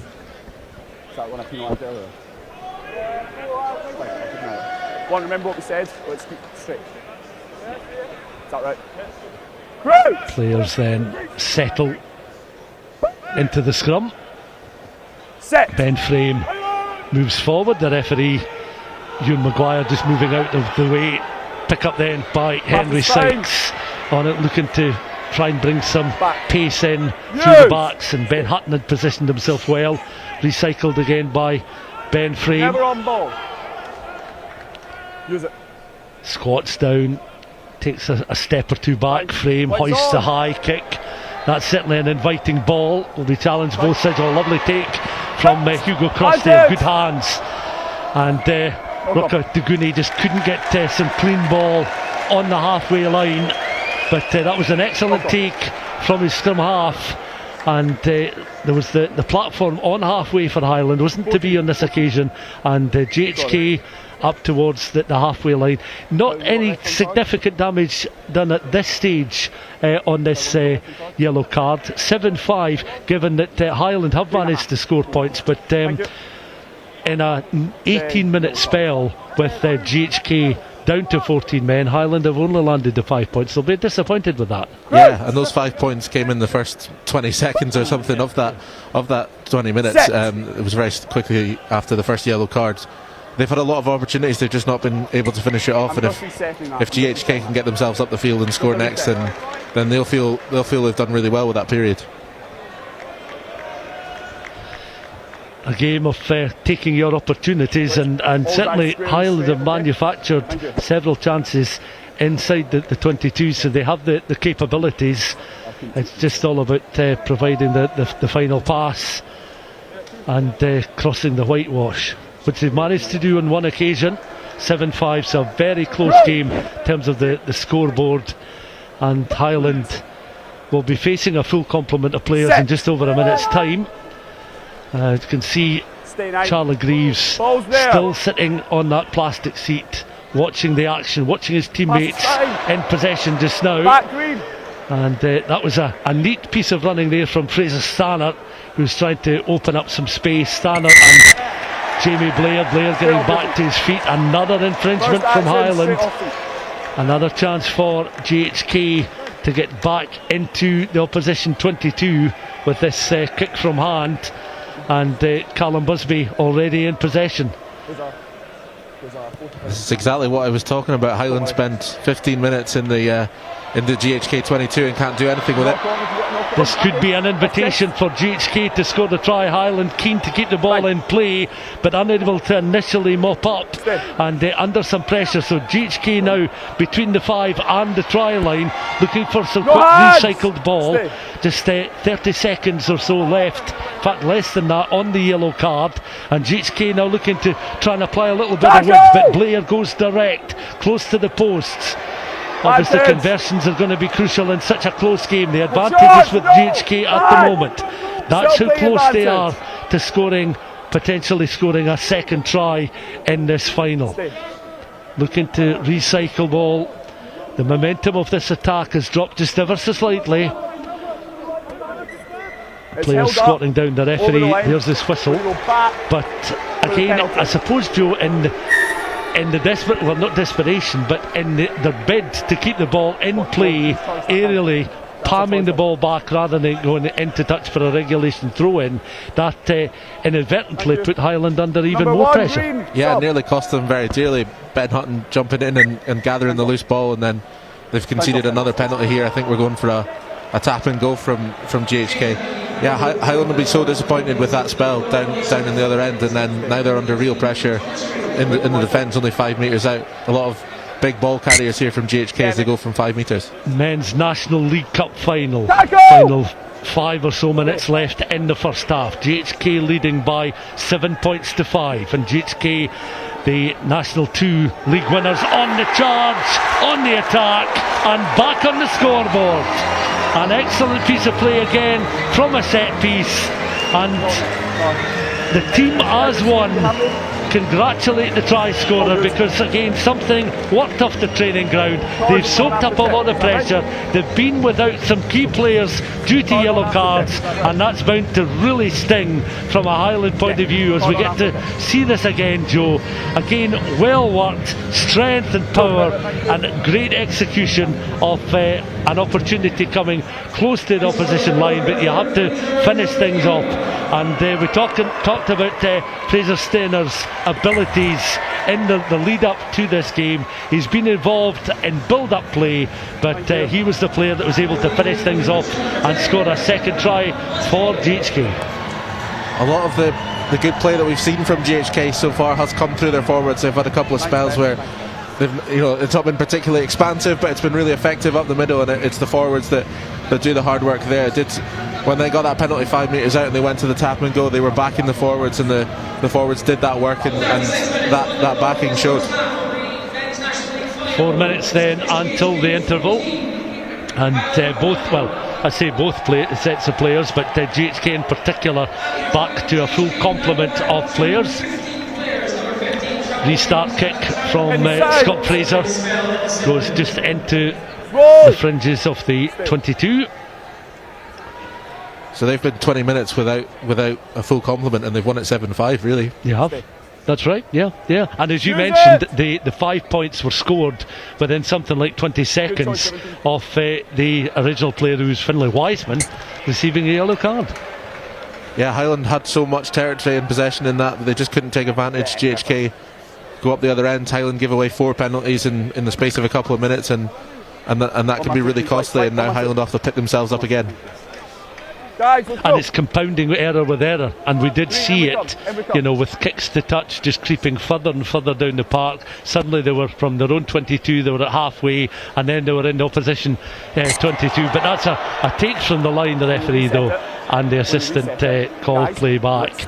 But that was when you see the white line in front of you and an opportunity like that, you sometimes almost ignore the whistle. You just want to try and continue on, but the referee quickly calling him back, and Highland will throw in once more, this time towards the front portion of the line. Back then to Crush, looking to try and inject a little bit more pace into the attack, taken on by Gordon Gregor again, supporting the two centres in that line down the heart of the pitch. On then through the hands of Milton, out towards the right hand side. Highland will feel they really must get something before half time, having had so much possession and a lot of territory in this portion of the pitch, deep inside the GHK 22.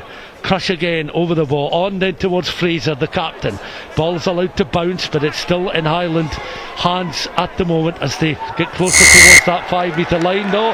But the referee raising the arm, and again players are going in and just doing this that little bit too much, I think. Over-egging the pudding somewhat, and the decision going against Highland, and a chance for GHK from hand to kick to touch. And from a coach's point of view, yes, disappointment that they've been yellow carded with the deliberate knock-ons, etc., but credit to how the players have managed the time where they've been down a man. Yeah, and a man down at both ends, if you like, a hooker and a fullback, so they've had to really change up what they were doing after 10 minutes of that period, and they managed it so well, and then get the try at the end of it as well. Fantastic. Ball goes loose there, trying to come on to that was Freddie Riddle playing a little bit of football, but taken on by Henry Sykes. He tried to offload on the deck, the referee signalling a forward pass. We're into the final minute then of this first half, and Joe, it seems to have flown by. It's been really quick, it's been really good. Highland had a lot of that territory. GHK have been really clinical when they've got up the other end of the park. We've seen a lot of opportunities, some errors, but it's been really good, and long may that continue into the second half as well. A win apiece in the league, and of course we mentioned the form of both sides in the league, with Highland finishing third, GHK winning with only 3 defeats in the season. The last game ended 48-40 for GHK, but we're seeing something in both league fixtures, and then today something different each time. Early drive. Yeah, 2 very close games in the league, and it's looking like being equally close today. Crush then receiving the ball once more, on then towards Fraser, trying to gain some ground up towards the edge of the 22. Crush has it again, looking perhaps for something a little bit different, just to vary the approach play into that 22. You're first man, you've won the ball. Crush has certainly played a lot of quick ball, a lot of inviting ball for his teammates, but it's been turned over. It's back to Charlie Greaves, and if he plays that into that in-goal area, it bounces, it goes into touch. I think he was waiting on the referee's whistle. Now it comes, and the players then make their way towards the mouth of the tunnel as the referee blows for half-time. And you have to say that it's been a first half which has produced some interesting talking points. Many of them have been down to sort of GHK's dealing with losing men to yellow cards, but 14 points to 5 is the scoreline, and perhaps if you were to say, Joe, which of the sides spent half of that opening 40 minutes down a man, you'd maybe look at the scoreboard and think it was Highland, when in fact it's GHK.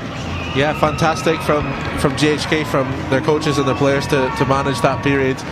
They obviously had to change things up quite a lot in that 20 minutes, and they did it really well. Highland will be kicking themselves a little bit that they didn't take the opportunities that they had. I'm assuming if we looked at the territory stats it would be heavily in Highland's favour, but GHK just really clinical and Highland not able to take the chances that they made. GHK's opening try then, as we see now coming in the opening couple of minutes, a lovely grubber kick through, and on the wings today they've had Ben Hutton and James Tweedy certainly operating very nicely indeed.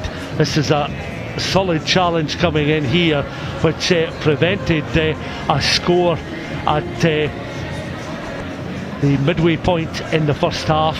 Highland though crashing over from close range, looking at Ollie Smith and Freddie Riddle involved in this, because we mentioned those two players, Ollie Smith wearing the one jersey we understand, but throwing the ball in at regular intervals at line-outs.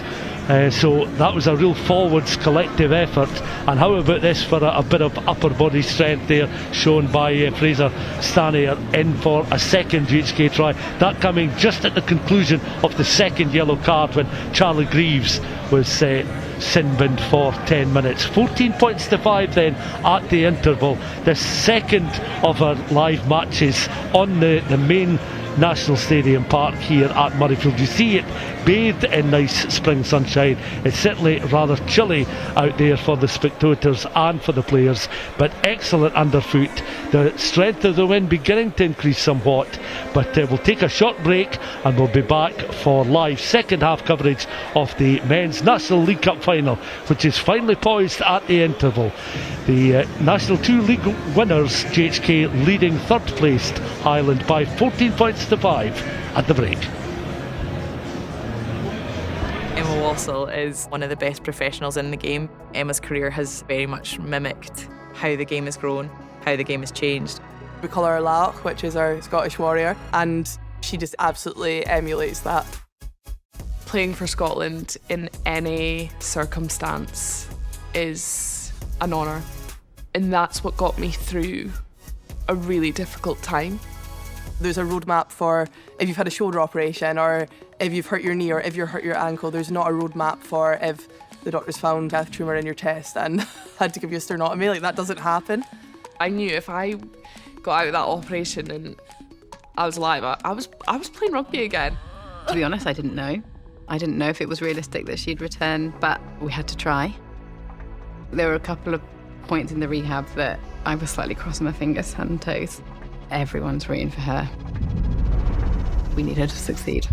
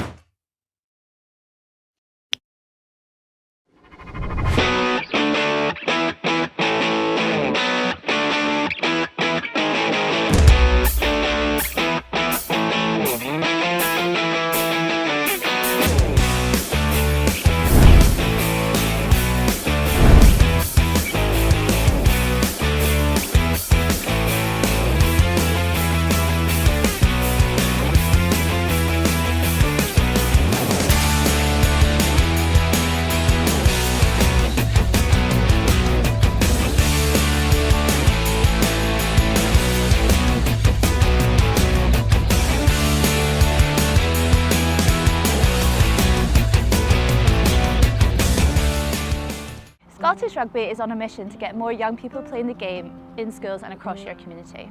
Turn-up play events are all about fun. The sessions are perfect for boys and girls, whether you're playing rugby already or you've just started the journey. No pressure, no experience needed, just turn up, join in and create memories on the pitch.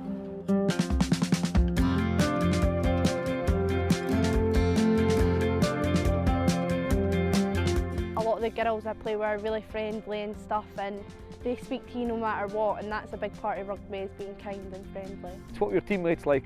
Did they help you? Teaching me how to play, kicking, passing, tackling, everything, confidence. And you got that confidence through rugby? Yeah. If I've had a tough day at school because exams are coming up, it can be quite stressful. I can just go to training and it's kind of like a release. When I started playing rugby, I was like, well, nobody. How does it feel being on a team now? I feel like somebody.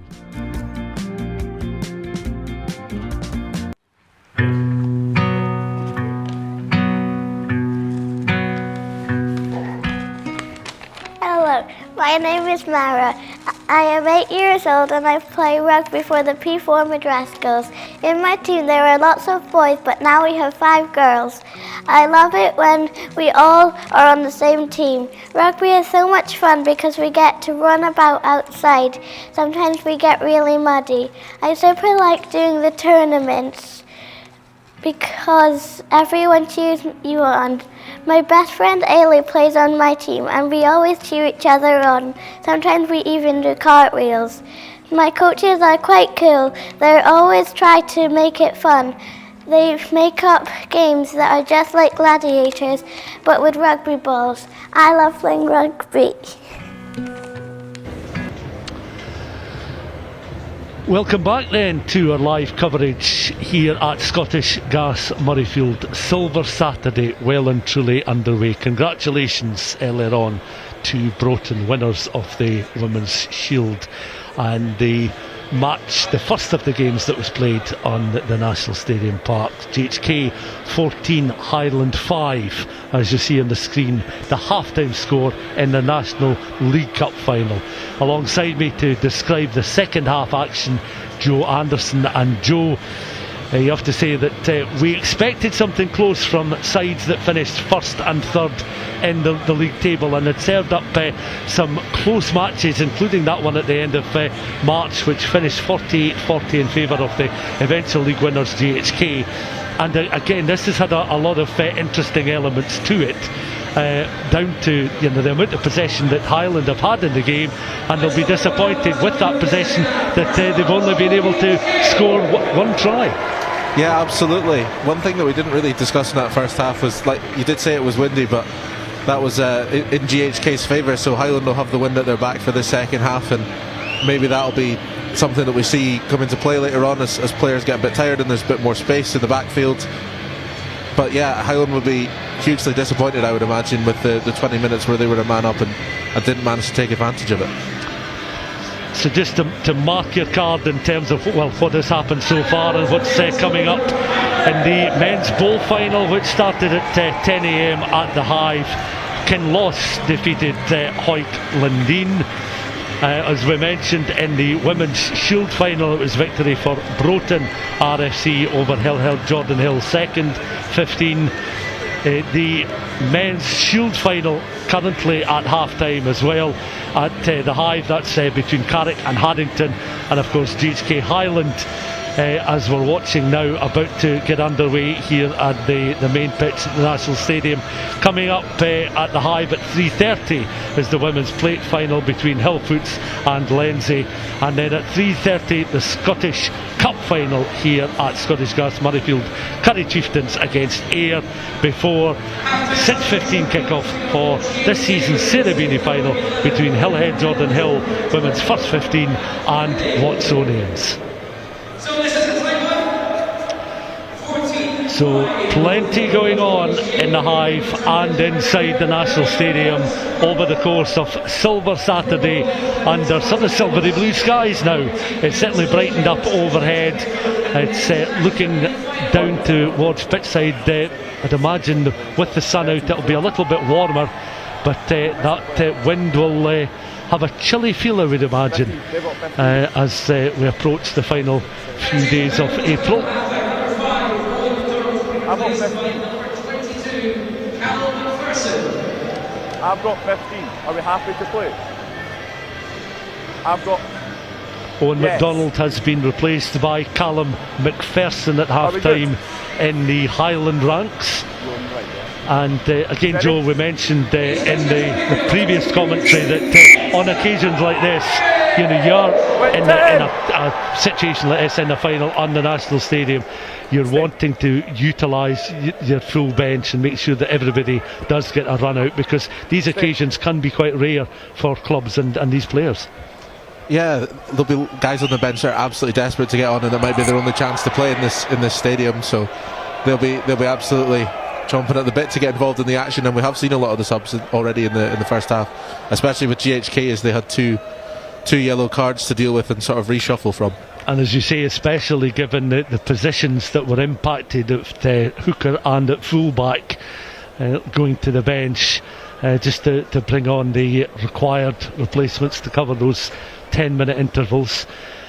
So a sharp pass just drifting forward there for GHK, resulting in a Highland put in at the scrum.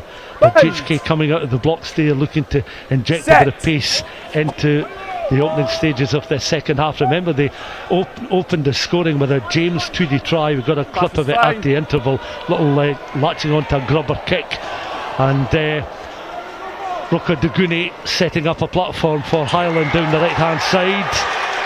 GHK entering touch though, and Rocca Duguni just occupying space on the right. Couldn't get really beyond the halfway line, but set up an inviting platform for teammates. And we've now got a Highland throw-in line out between the 10 and the 22 in front of the west stand. And over comes Ollie Smith. It's Riddle that throws the ball in this time. So there's been a couple of different options for Highland to use in terms of who throws the ball in at the line. Knocked the ball forward though, could not collect after it was thrown into the line, and as a consequence we've got a scrum now between that 10 and 22. 2 minutes of the second half gone. 14-5 the scoreline. James Tweedy and Fraser Stanier with the scores for GHK. Freddie Riddle on the score sheet for Highland. And those scores coming obviously in the opening 40 minutes. Roddy Thompson is involved in the action as we're looking now at GHK then looking to build up some phases on that right hand side. Tackle! Stay green. Back they go once more. Ben Frame involved, trying to scoop the ball out. He goes to deck, he plants the ball back, makes himself available. Yes, stay back. GHK have got just players over the ball, so that securing possession first of all and looking up for a platform on which to build. Frame then takes a step or two back, launches a left-footed kick downfield, two back just beyond that 10-metre line for Highland.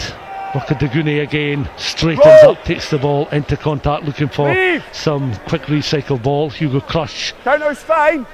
Is fine.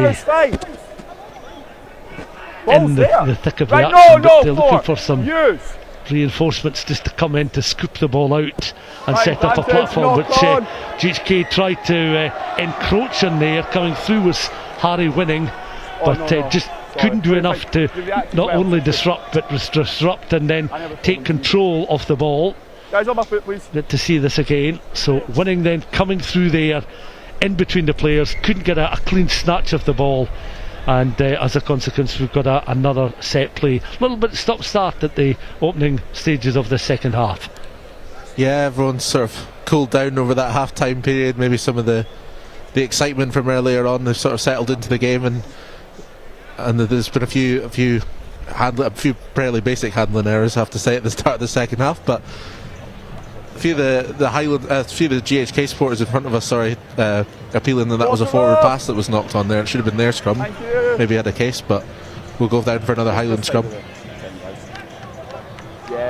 And this on the 10-metre line. Time on. Referee, as we mentioned, Ewan Maguire, officiating this National League Cup final.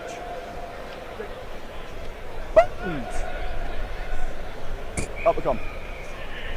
Right, Fine's not players set. then asked just to we need to fix the gap. Let's break from the set scrum.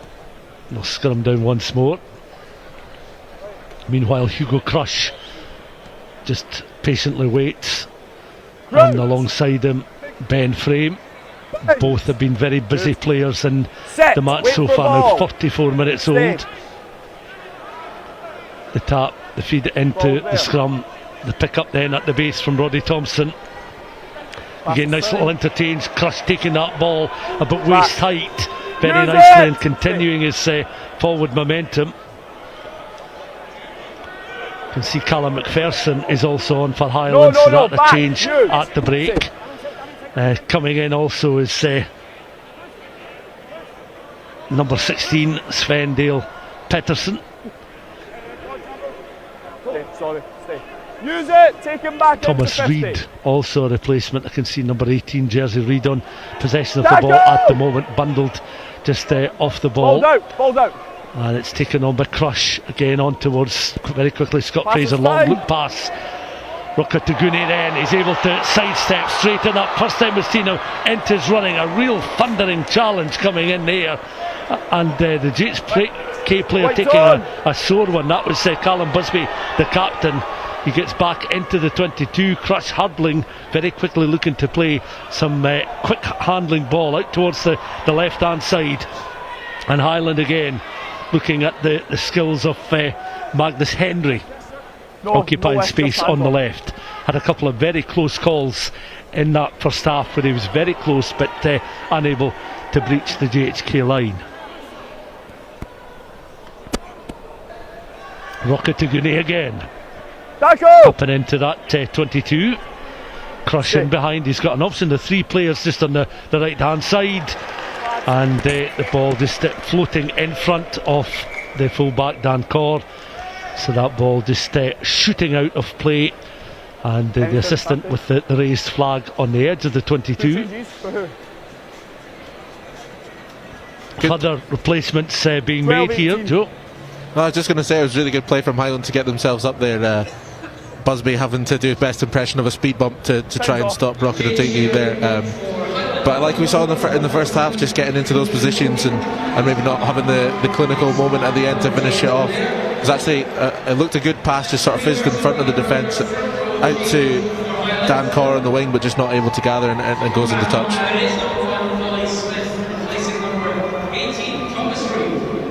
Ollie Smith is back on the park, replacing Thomas Reid. So Reid back just on the blue track down below us. Just stick an extra layer on to keep warm. 14-5 the scoreline. Highland, we mentioned, going back to 2014, winners of the Bowl, losing out in the 2016 Shield final.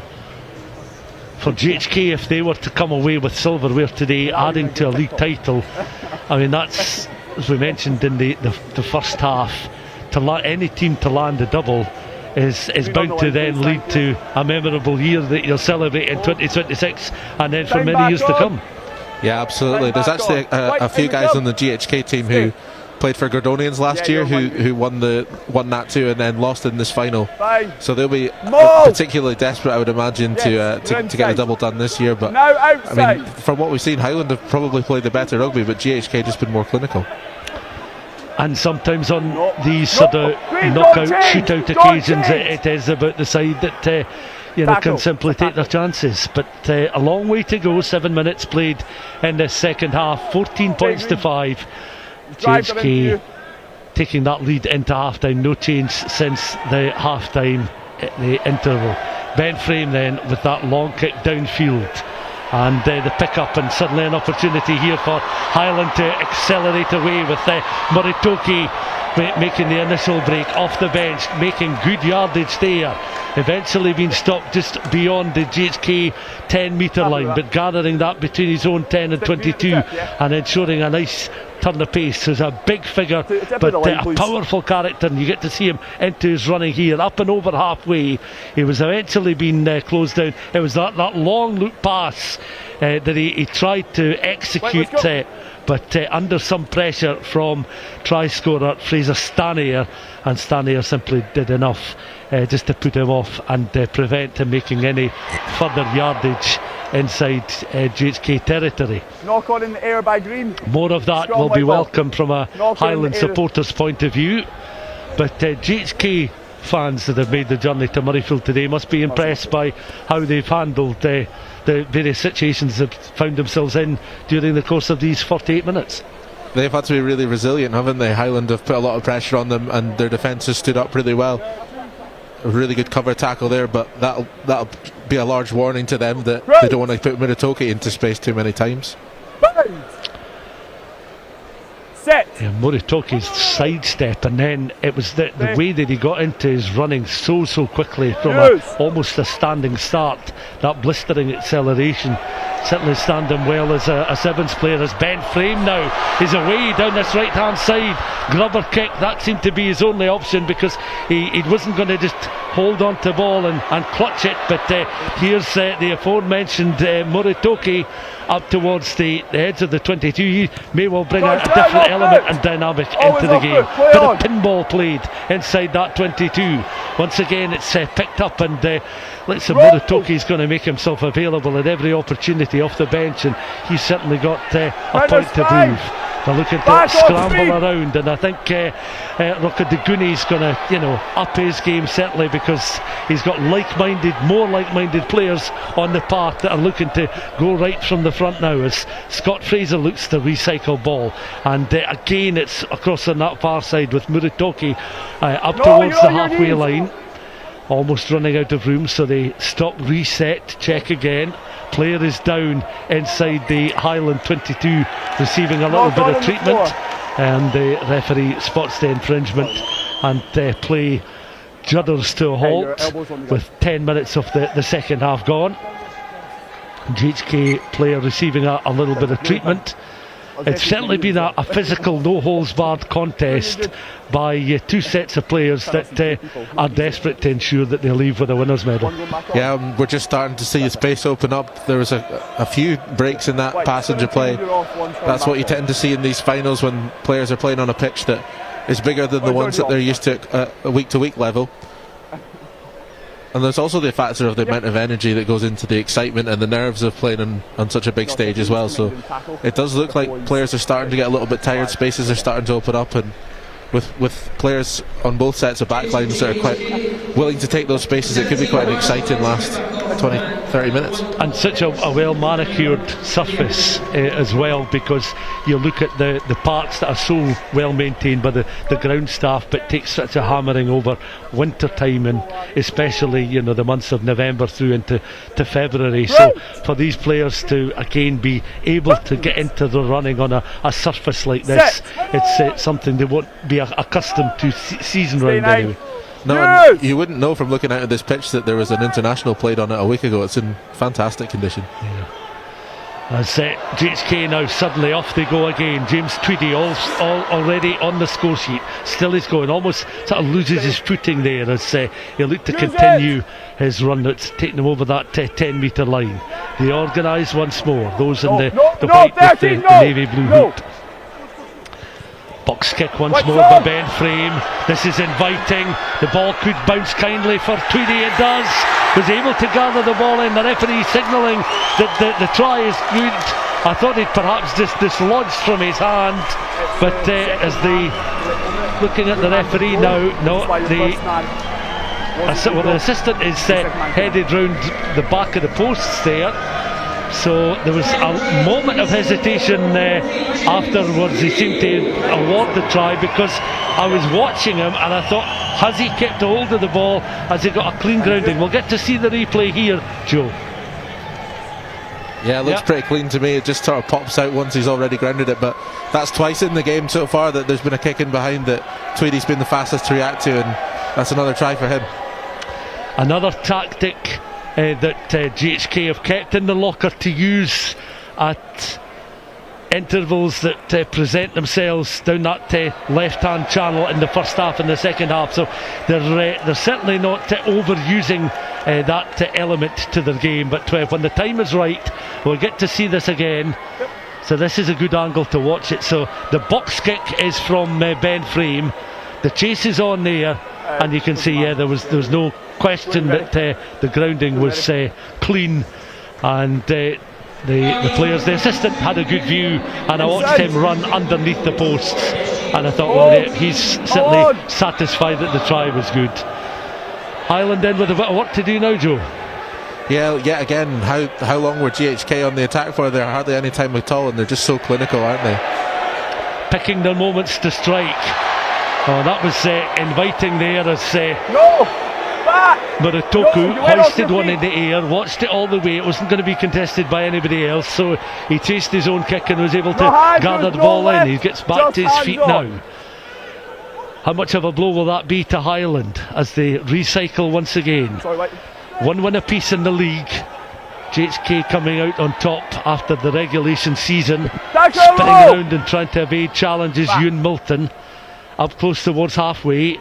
Back it comes out on this right hand side, and Muratoki appearing on the right hand channel, popping up everywhere where the ball is available just now. Got plenty of energy coming off the bench in this second half. Highland low, looking to try and hit back. GHK remain disciplined defensively. 19 points to 5 the scoreline with 13 minutes of the second half gone. Can they themselves find a way to splinter the opposition defence, Highland, and possibly get a platform? Because a converted try then changes the complexion of the game. Either way it goes, I guess. If GHK score again, then they open up a handsome lead. If it's Highland, then it brings them right back into the contest, and it's Highland in possession once more. Over halfway they go. Ball's there. Hugo Crush over the ball, opting to play it towards the right hand side, taken on again by Ewan Milton. Makes some yards. Highland using Crush once again through the hands of their captain Fraser. Short of that 10. Crush in with the delivery. Fraser spinning out towards the left hand side. Ball carrier just uncertain about just trying to go down the touchline side there. Cut back in field, maybe felt he was going to be forced into touch. Another phase of play here for Highland. They'll want some sort of end product here. As again, Muratoki, the architect here. The ball distance, there's been a couple of times where he's been forced to sort of launch the ball towards a teammate rather than being able to control a pass there. And on this occasion it was a little bit more controlled basketball style pass, but simply not taken on by a teammate. And Highland will be frustrated that again, after something like 7-8 phases of play in an inviting area of the pitch, it all comes to nothing. It's a massive chance because it's a 2-on-1, and the one for GHK is a front row player. You've got a lot of space on the wing there. If they can get that pass to go to hand, and just at the final moment again for Highland, it just doesn't quite go right, or doesn't quite go to hand, and they're going to be frustrated. Can I ask you a wee drink? Is that alright? Coming up to 2 o'clock on a Saturday afternoon, it's Silver Saturday. Of course, these matches have been a firm fixture in the Scottish rugby calendar, going back to the inaugural days of the Bowl, Shield and the Cup finals, with Hawick of course winning the men's Scottish Cup final way back in 1996. And since then, teams have come towards the end of April to the National Stadium to take part in a growing number of competitions across the men's and the women's games, with games also played just behind us at the Hive. And you think back, Joe, I mean the concept of a knockout cup competition or a series of knockout competitions down the leagues, I mean that was talked about as far back as 1983. You're going a bit too far back for me there, but it just produces such a the culmination of it, Silver Saturday, is just such a fantastic day, and you get to see teams get this opportunity to play on this amazing surface that they'll have watched national teams play on for years, and that they'll have dreamt of playing on as youngsters. And it's fantastic. All of the games, it doesn't matter what sort of standard you're getting to see, just the amount of determination, the amount of effort you get to see, and it's been no different for this game. Ball's there. Well, the fact it's 30 years old, every player out in the park there, it's been a firm fixture throughout their entire lifetime. So coming into rugby, they'll be aware of the demands of the league, but also the opportunities of glory at the National Stadium. As Highland then awarded the penalty, it's a quick tap, and away they go, and suddenly they are able to breach, and up and over the try line they go. And Highland, they wanted an opportunity like that to try and finish off a move, and again it was really down to the expertise of the scrum half. Hugo Crush, who's been setting up quick ball for teammates all afternoon, he sensed an opportunity, found a little break, got into his running very quickly, down the heart of the opposition 22, underneath the posts he went, and it simplifies the task of the conversion. But there was a quick tap, and then he thought about the pass, sold a little dummy, and Hugo is cried round much of the west stand of Murrayfield right now, as Scottish Gas Murrayfield and those in Highland colours celebrate that opportunist score from the Highland scrum half. And we mentioned the next try is certainly going to be significant, because it's now 19 points to 12, and Highland are right back into the game.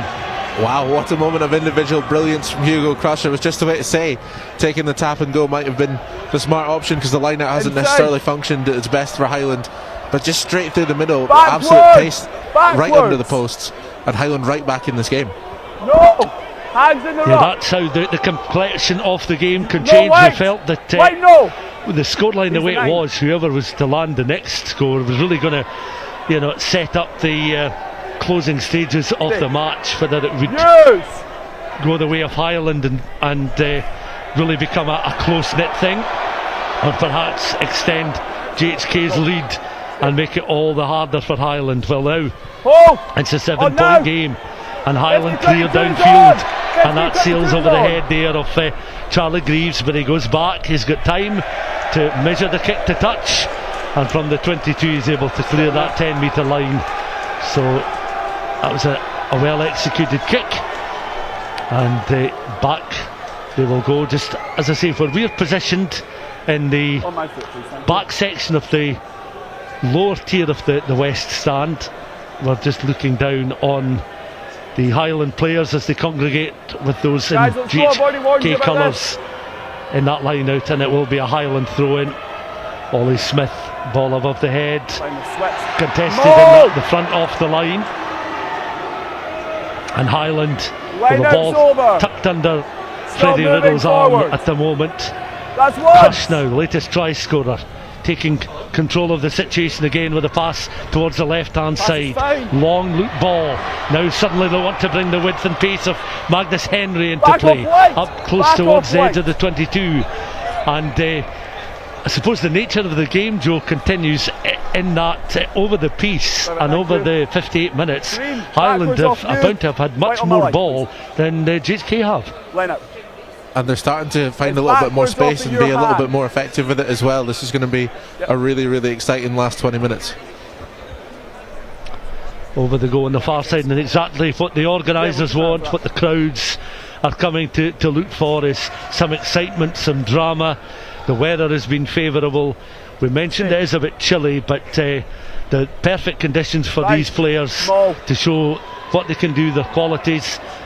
Ball goes a little bit loose, but Highland again are able to just reorganise and go once more. Gordon, Gregor up towards the edge of the 22. Highland recycle again. Now you sense they've got the bit between their teeth, because they've got the creativity. Again he looks to try and emulate what he was able to do earlier on, but Cross this time is closed down pretty quickly, but they've got reinforcements coming through Highland. This a particularly fruitful time you sense for the men who made the journey down the A9. So GHK on the defensive just now. Another decision going against the National 2 league winners, Arnold Clark National League Division 2 league champions, and they're just having to weather a storm here. Scrum call. Scrum call. So just beyond that 5 metre line, they're going to go for scrummage put in. 20 minutes of the game to go, and Joe, I think it's fair to say that if you had money to place on this game, you would know what to do with it. The Highland fans are starting to get louder as well. That can always have an impact. That this will be the biggest crowd that a lot of these players have ever played in, and it's the Highland fans that are loudest just now. I did feel that a lot of their errors were coming when they were trying to fling the ball out wide, and they've definitely had a change of tactics in half time to be a little bit more direct, a little bit up the middle more. You know, Hugo Crush taking the tap penalty now. Highland again looking to spin round, and that was Callum McPherson took control of the ball and was reaching towards the line there. The recycle, still 5 metres short off the GHK line. Into the final 20 minutes. Crush then thought about going to the left hand side, then spun round towards the right. GHK very alert defensively, looking to prevent Highland scoring another try, which if converted would level the contest in the closing 18.5 minutes. But it's still GHK who hold the lead. On the defensive just now, taken on again by McPherson. Out then towards another replacement who's certainly made a contribution, Moritoki. Ball's out. Tackles coming in. Nice little side step, looks towards the line, and Dan Corr is over for the score. The conversion will level things up. It's a 2-point game as things stand, and Highland, as Joe you mentioned, they've gone more direct. They haven't opted to go wide as often, and it has brought them points, does bear fruit. It's a 19-17 game, and it's Dan Corr darting over for the score, and if this conversion successful, we'll be back in level terms.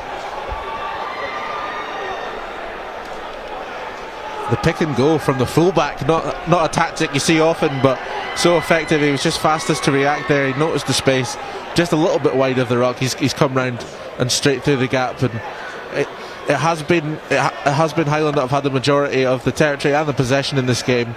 They couldn't take those chances in the first half. They've been more accurate in the second half, and we're really starting to see that now. 16's coming off for Highland. This conversion then, let's go Ted, to level the game. Forward he comes. The Highland supporters like it. Scott Fraser, the captain, gives a little punch to the air in the direction of his support. It's a 19-19 scoreline with 17 minutes of the game left to play.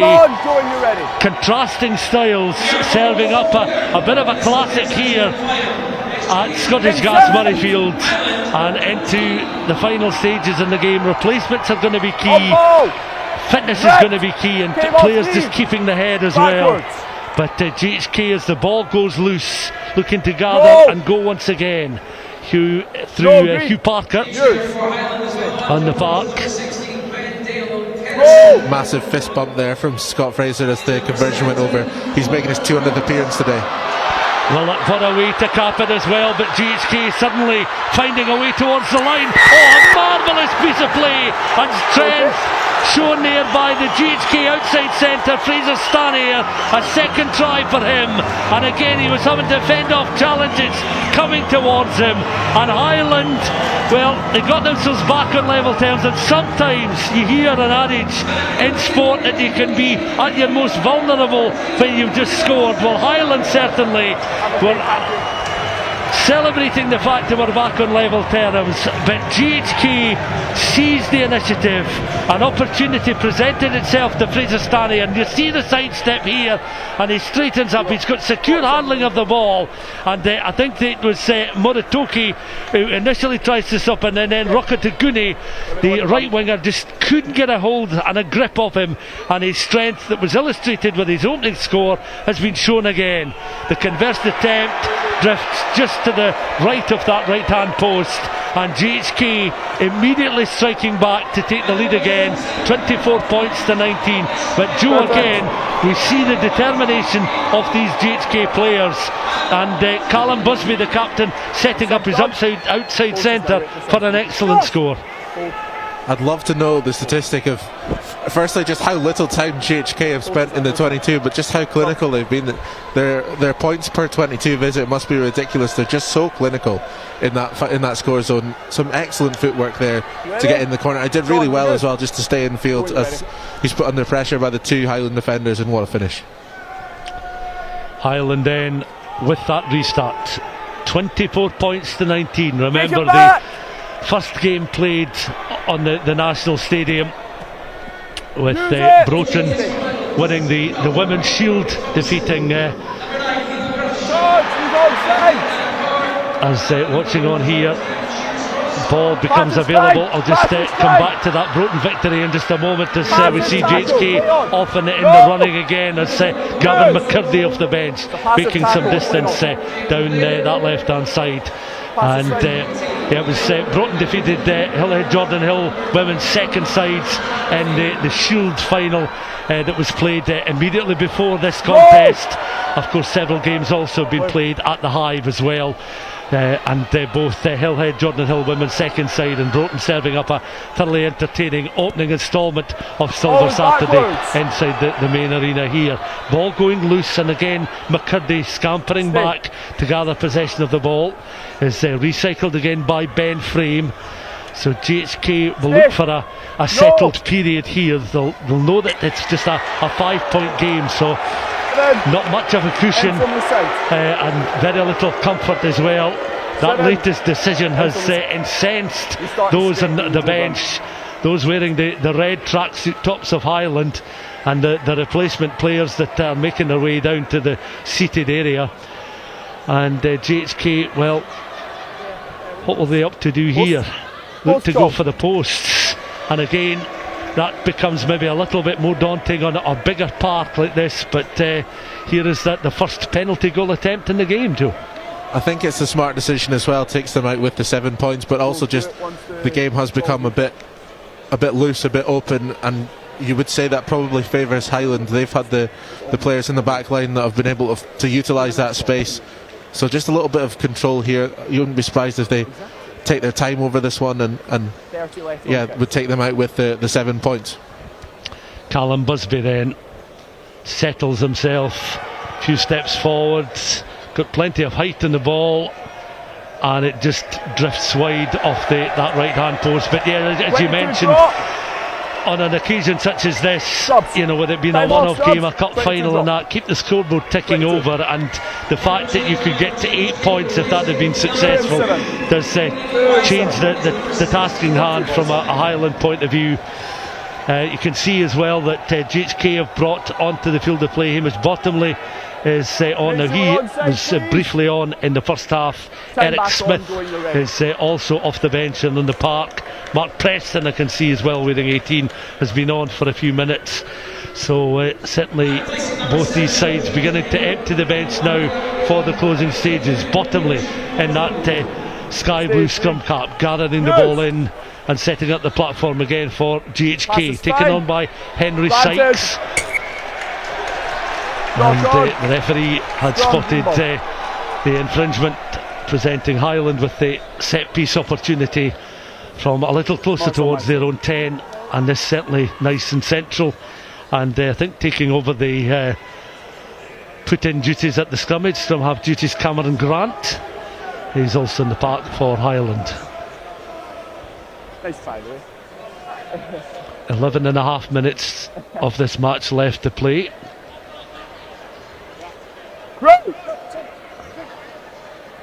Edge of the seat stuff for the supporters of both sides, Joe. It's been really exciting, isn't it? You can tell these, you know the two games in the league were really close, and you can tell this one's going to go right down to the wire as well. Really exciting. Little chip kick ahead there from Muratoke, showing his variety very much to his game. Back it up with play now as again GHK finding Greaves. Inside. Two back for Highland. Ball now is with Cameron Grant. Work back. Launched forward. Oh, no. 5 back inside the GHK half of the field.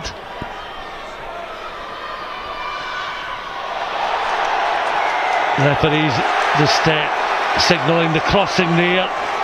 as No, he can sense Highland's desperation to get on with things, as there's the first coming together of players in this final. So the assistants, this near side, come onto the park, and Ewan Maguire just taking ownership of the situation is authority, and bringing together their Ben Frame coming forward, and Scott Fraser as well in conversation. And that's where it will go to. Manage your players. He's already shown 2 yellow cards, but you have to say that so far in this final, 69 minutes on the clock, that the first real flashpoint.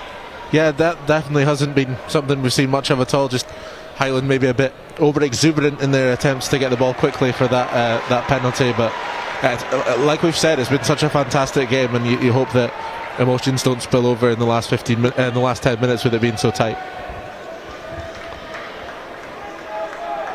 Ollie Smith then will throw the ball in. Highland, let's go. Riddle with the instruction towards the back of the line, and it's a good take from Highland, so they've got the platform. Win it over beyond the 15. Ball's there. Stay. They'll want to try and keep a calm head here as Cameron Grant recycling ball, and again this is maybe an opportunity for the likes of Muratoki to do some damage. Rotataguni happy to come in off his wing as well, still occupying some centre space here. Muratoki out on that left hand side now, closing in on those final 5 metres. Highland looking to recycle ball, it's deflected up and forward, and Highland again in there, close on desperation really to apply further pressure on this GHK side. They're unable to finish it off, and GHK, the National 2 League leaders, and league winners I should say now, but the season now come to a conclusion. Their supporters getting to their feet and just having a bit of fun, cheering GHK on, and perhaps just directing a few comments the way of the Highland supporters who are just the other side of the mouth of the tunnel. There was a good interaction there between the GHK fans in the front row and the Highland bench that's still going on a little bit now, all very light-hearted, everyone having a smile and a laugh. But yeah, the fans will play a big part in this with 10 minutes to go. They can really get behind the teams and really make this one. GHK from deep inside their own 22 then, looking for some exit ball. They'll certainly not want to be taking any undue risks now, as Callum Busby has launched a kick from his own end goal area downfield, and that's made good distance. Highland will then have the throw in, but they're some way short of the opposition 5 metre line. But clock ticking down, still over 8 minutes of this final left to play, and with only 5 points separating the sides, both these teams will be well and truly switched on, because any further scoring will be absolutely crucial to the final outcome in the game, if there is indeed to be further scoring. And you sense that Highland will get another chance to try and get on the scoreboard as they get into the 22. Once again they look to try and recycle. They go to ground. Remember, Cameron Grant on as the replacement scrum half. Scampering back they go, finding Muratoki on this right hand side. Excellent piece of defensive cover coming in from Callum Busby, the GHK captain. Over they go again, this time led by Rotataguni. Out towards this right hand side, inside the 22. Muratoki over the ball at the moment, but it's recycled this time by just Talbot Haig. Your player's too slow. And he'll make himself available again, which he does. On now they go, and again the splinter runner once more was McPherson. Another charge from him, and he's been powerful since coming off the bench. Highland can ill afford turnover ball here, so they've won the ball once again as they float it out towards the left hand side. Could width come into play on this occasion? They've tried to go down that left hand channel and wide on a few occasions, particularly in the first half, and GHK have been able to match them defensively in those final 5 metres. Again, can see that down this right hand side. They're calling for the ball. It's a one-on-one situation opening up now. The ball in flight, and the player number 23 down, and he's managed to ground the ball just Talbot Hay. He was waving his arms around like a bit of a windmill moments earlier. The ball floated across off the bench, made himself available in some space on the right hand side. He gathered it, and for all the world he seemed to be held up there, but he had the ability to get the ball in this one-on-one situation, and he was able to ground it eventually, despite the desperate attempts there of Gavin McCurdy to deny him. And the try is good, and Joe, we're back to a level game of 24 all. What a game we're watching here. This has been absolutely fantastic. Did so well to catch that ball in the sky, Talbot Hay. You could tell that the sun was getting in the way a little bit because McCurdy totally lost the ball in the air. He did so well to stop the initial grounding, but Talbot Hay managed just to fight his way to the ground, and now Scott Fraser with the chance to put his side ahead. The quietest it's been inside Scottish Gas Murrayfield, I think, almost all morning and into the early afternoon. This kick to give Highland the lead with 5 minutes on the clock. The Highland supporters like it. Scott Fraser just maybe directing a little signal towards the rather vocal GHK support in the last few minutes, and the interaction between Highland and GHK continues as this final takes yet another twist, with Highland leading by 26 points to 24. There was a shout from the GHK fans just as Fraser went to take that kick, but he slotted it anyway. And now I think that's the first time Highland have been in front all day with just 5 minutes left on the clock. Yeah, they found themselves back on level terms, but they couldn't then take the lead, because the previous time they were back on level terms, I think it was 19 all. They conceded within a minute of scoring the try, which levelled things up.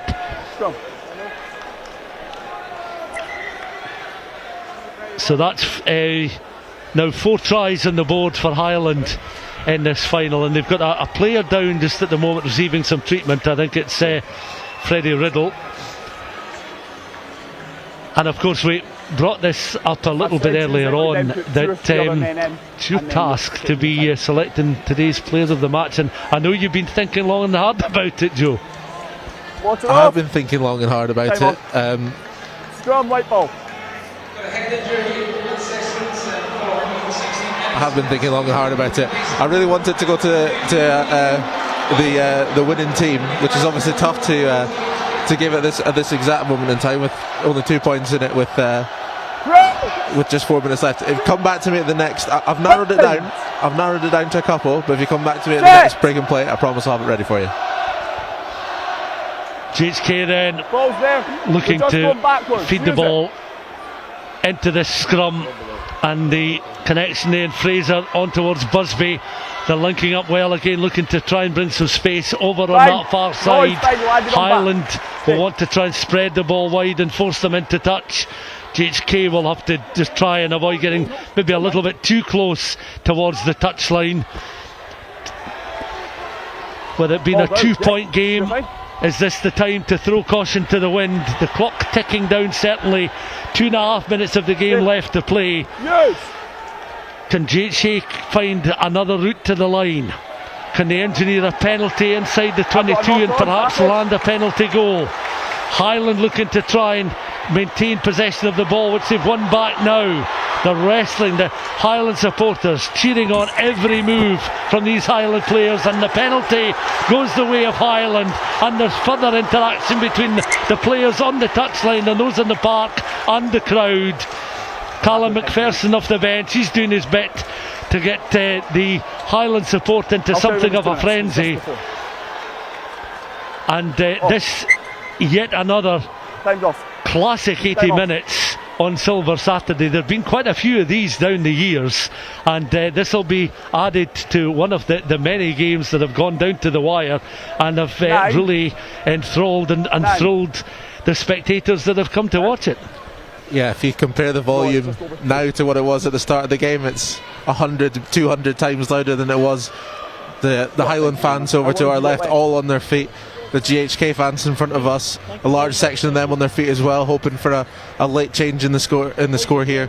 It's just been such a fantastic game, and you know, both sets of players have given everything to this. You can tell that now. There's a lot of players that are absolutely knackered now. Chance then for Highland to regroup and just focus on the task in hand now. 2 minutes to see out GHK, 2 minutes to find a means of getting back in front and land what would be a fantastic double for them. Remember, they've already come out on top as Arnold Clark National League Division 2, top of the pile. Just 3 defeats in the league all season. One of them back towards the tail end of 2025 was of course to Highland, and then these sides played an absolute classic just a few weeks ago towards the tail end of March when GHK won by 48 points, 240. 2 minutes, guys. Highland then with the throw in, no messing about at the front off the line. So this the final moments, the announcer, because of course no visible clock inside the National Stadium, so he's just updating the, well, I guess the players in the park, but certainly the supporters as well, as to how close we are to the finish. Highland in possession. They've got GHK exactly where they would want them at the moment, and GHK looking to try and win back possession, perhaps find time for one final attack, but it's all Highland at the moment. And it's back now with Ewan Milton. Milton takes the ball into contact. Once again it goes, it's back to the second back row forward, Gordon Gregor. No, he stopped, didn't it? It's back. There was no clear it's release. Back now. There was no clear release. Stay. Highland just watching the clock when there's 30 seconds. ticking down. Stay. They pick and go again. Nice phase of play here, Cameron Grant. There's no clear left. It then goes back to Cameron Grant again. The referee saying the advantage is, well, it's Highland's ball. They can carry on playing. By our clock, we've now played 79 minutes and 30 seconds, so just 30 seconds of this game left to play. 20.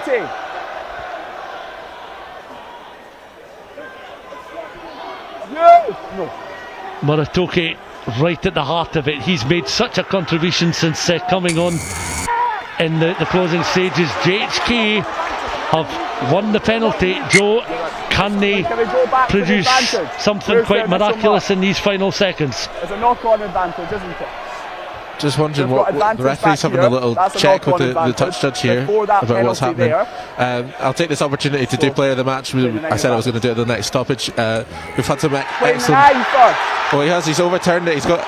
I did think he was playing a penalty advantage, and then he I don't know if he forgot or if he thought it had passed and he's changed his mind, but he's now going back to a Highland penalty, and they'll kick this out and they'll win the match. Yeah, so just before they do that, who were you going to say? What in fact, well, they've not messed about there, they've just booted the ball into touch. We'll get Joe's player of the match in just a second, but Highland, it's Highland all the way down from the A9, made that journey all the way down from the A9 this morning, leaving at 8 o'clock. They can add this year's silverware to the bowl victory they secured in 2014. Disappointment 2 years later, but the League Cup final will go the way of Highland, and they're celebrating a League Cup success over a GHK side that were strong enough to win the regulation Arnold Clark National League Division 2 season. And hearing that the player of the match that you've gone with has been a Highland player, and Adrio Murrayfield coming on, making such a contribution in the second half. His power play really setting the tone for a Highland revival in the second period, and Highland will celebrate, well, memories of success in 2014, but it's League Cup success for Highland in 2026.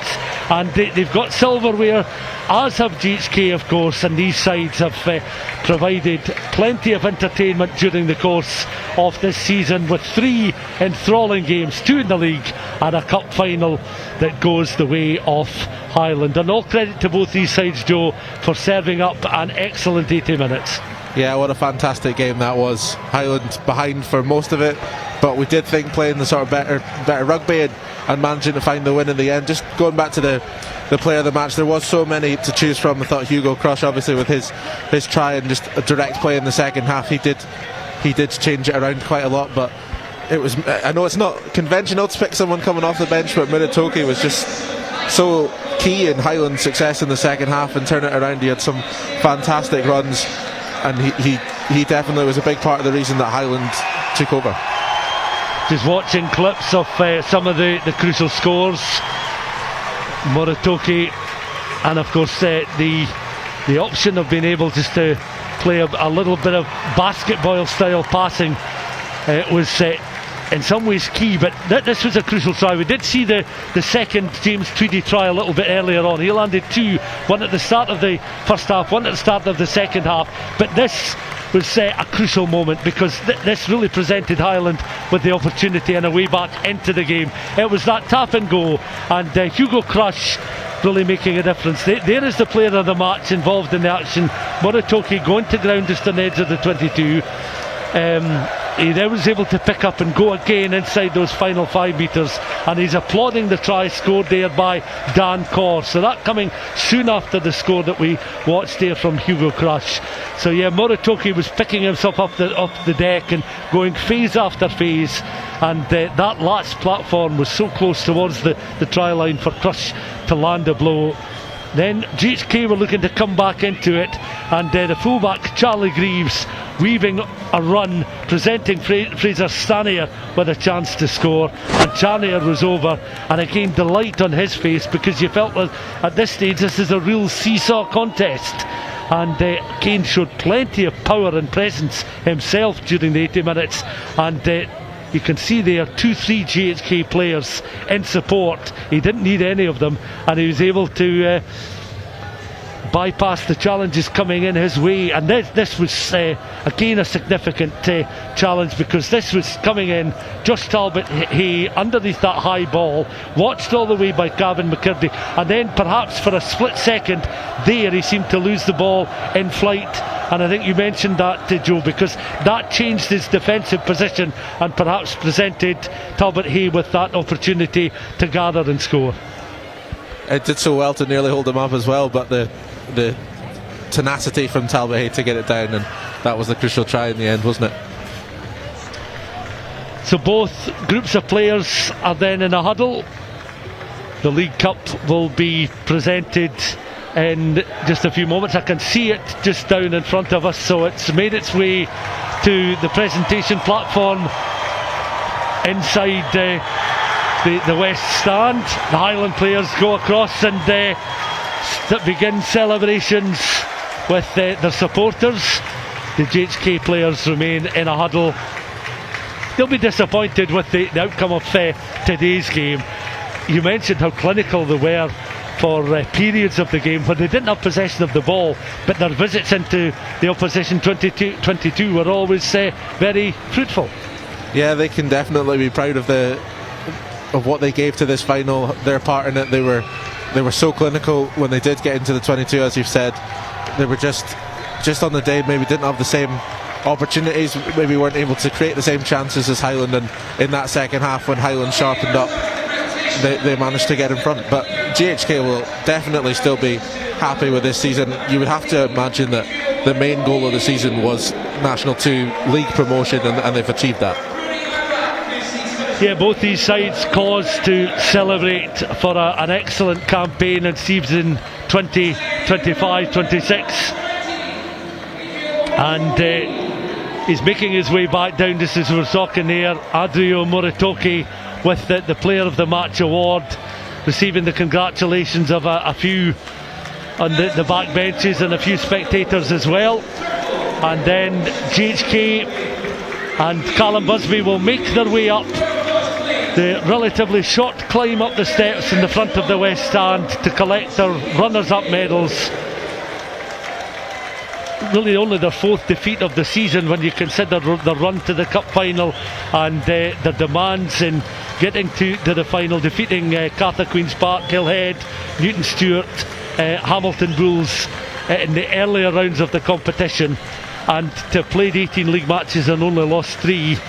These players well deserve an end of season celebration. Yeah, I'm sure they'll still have a good night tonight. The last game of the season, they'll put this one behind them. It's a disappointment, but it is, like we said, it's still a hugely successful season for them. What I assume was their main goal has been achieved. And like you said, to only lose 4 games all season, but for one of them to be a final will definitely sting. But that does seem to be the way of it. In the National League Cup final last year, it was Gordonians who'd won League 2, and they'd only lost 1 game coming into the final, and then lost to Hillhead Jordanhill, who were the league below them.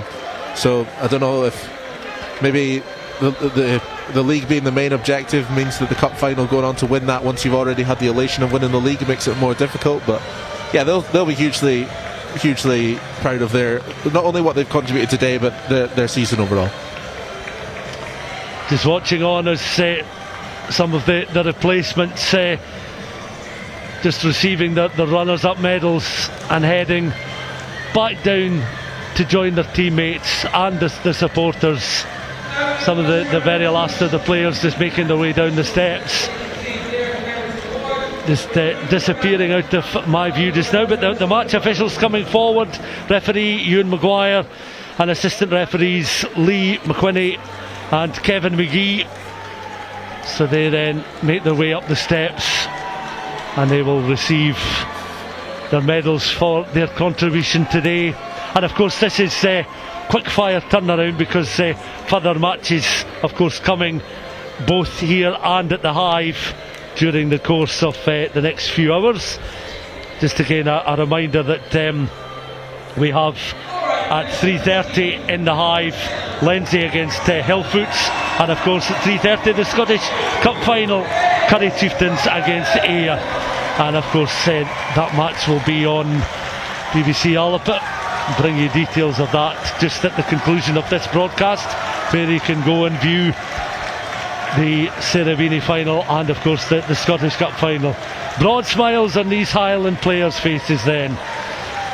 They've travelled far and wide during the course of the season, not only in the league but in the cup, and of course victorious in getting to the final itself. Winners 19 points to 14 in November over GHK. Winners against Preston Lodge in the quarter-finals of this League Cup competition. Dundee in the semi-finals, and now GHK in the final. And they'll just get themselves into position.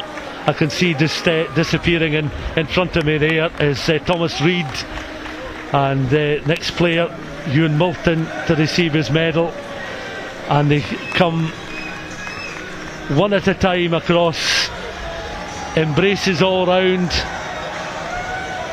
and they will line up as is now customary for the skipper to join them and then to raise the trophy at the very end to cap what has been an excellent lunchtime performance from this Highland side.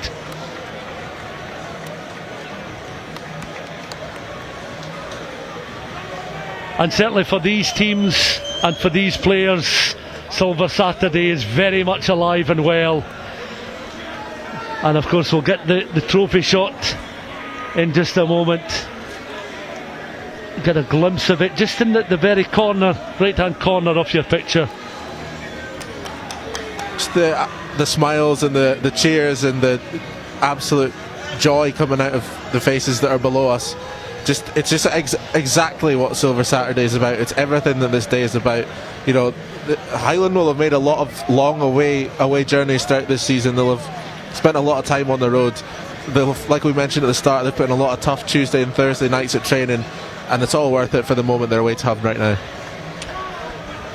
Yeah, many of these players and officials in Highland colours will have been at the National Stadium watching perhaps club matches, internationals attended here in the past in a different guise, but for today they're part of a Highland side that will in just a moment be lifting the League Cup final to the sky and celebrating success. The moment is about to happen. The captain gets into position, raises the trophy, and Highland are League Cup winners season 2025-26. The trophy is raised high to the heavens and the Highland party can begin.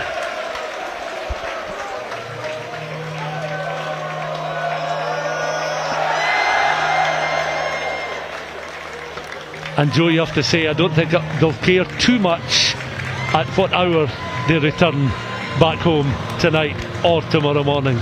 I imagine that'll be quite a long bus journey home. I imagine there'll be a few pit stops on the way, you would have to think.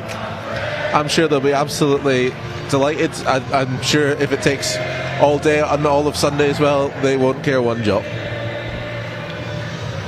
Just making their way down the stairs now,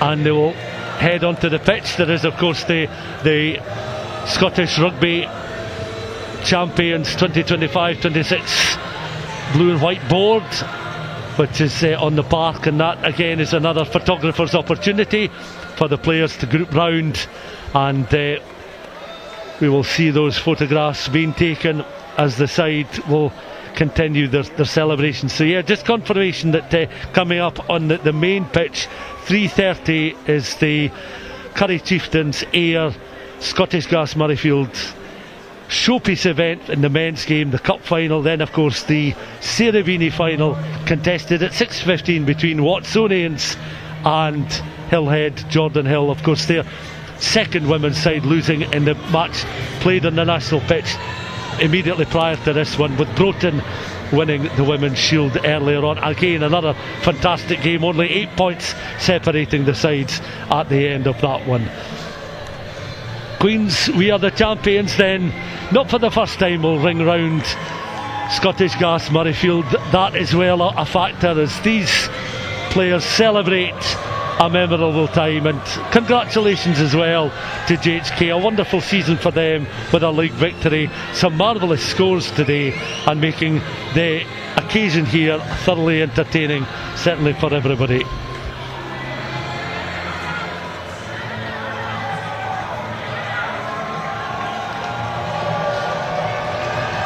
I think a few members of the backroom staff looking to join in the photograph just in time, and the photographers then rapidly taking pictures that you will see on social media, see on websites, and perhaps in one or two local newspapers and Sunday papers, of course, coming up tomorrow and in the coming days.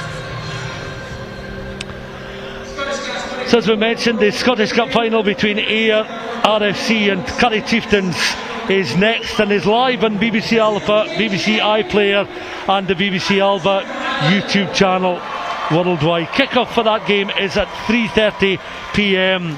It is a repeat of the Arnold Clark Men's Premiership final, and of course the Sarah Beaney final follows at 6:15, and that is also across the BBC ALBA platforms. But from myself and Joe, with thanks to Scottish Rugby and with thanks to everyone who's taken part in these Scottish Rugby YouTube channel streams, thank you very much for watching, and do tune in for live coverage of the two finals still to come, the Sarah Beaney final and the Scottish Cup final, which gets underway, as I say, at 3:30 this afternoon. But they're a reminder of the Men's National League Cup final score. Congratulations to Highland, winning the game by 26 points to 24.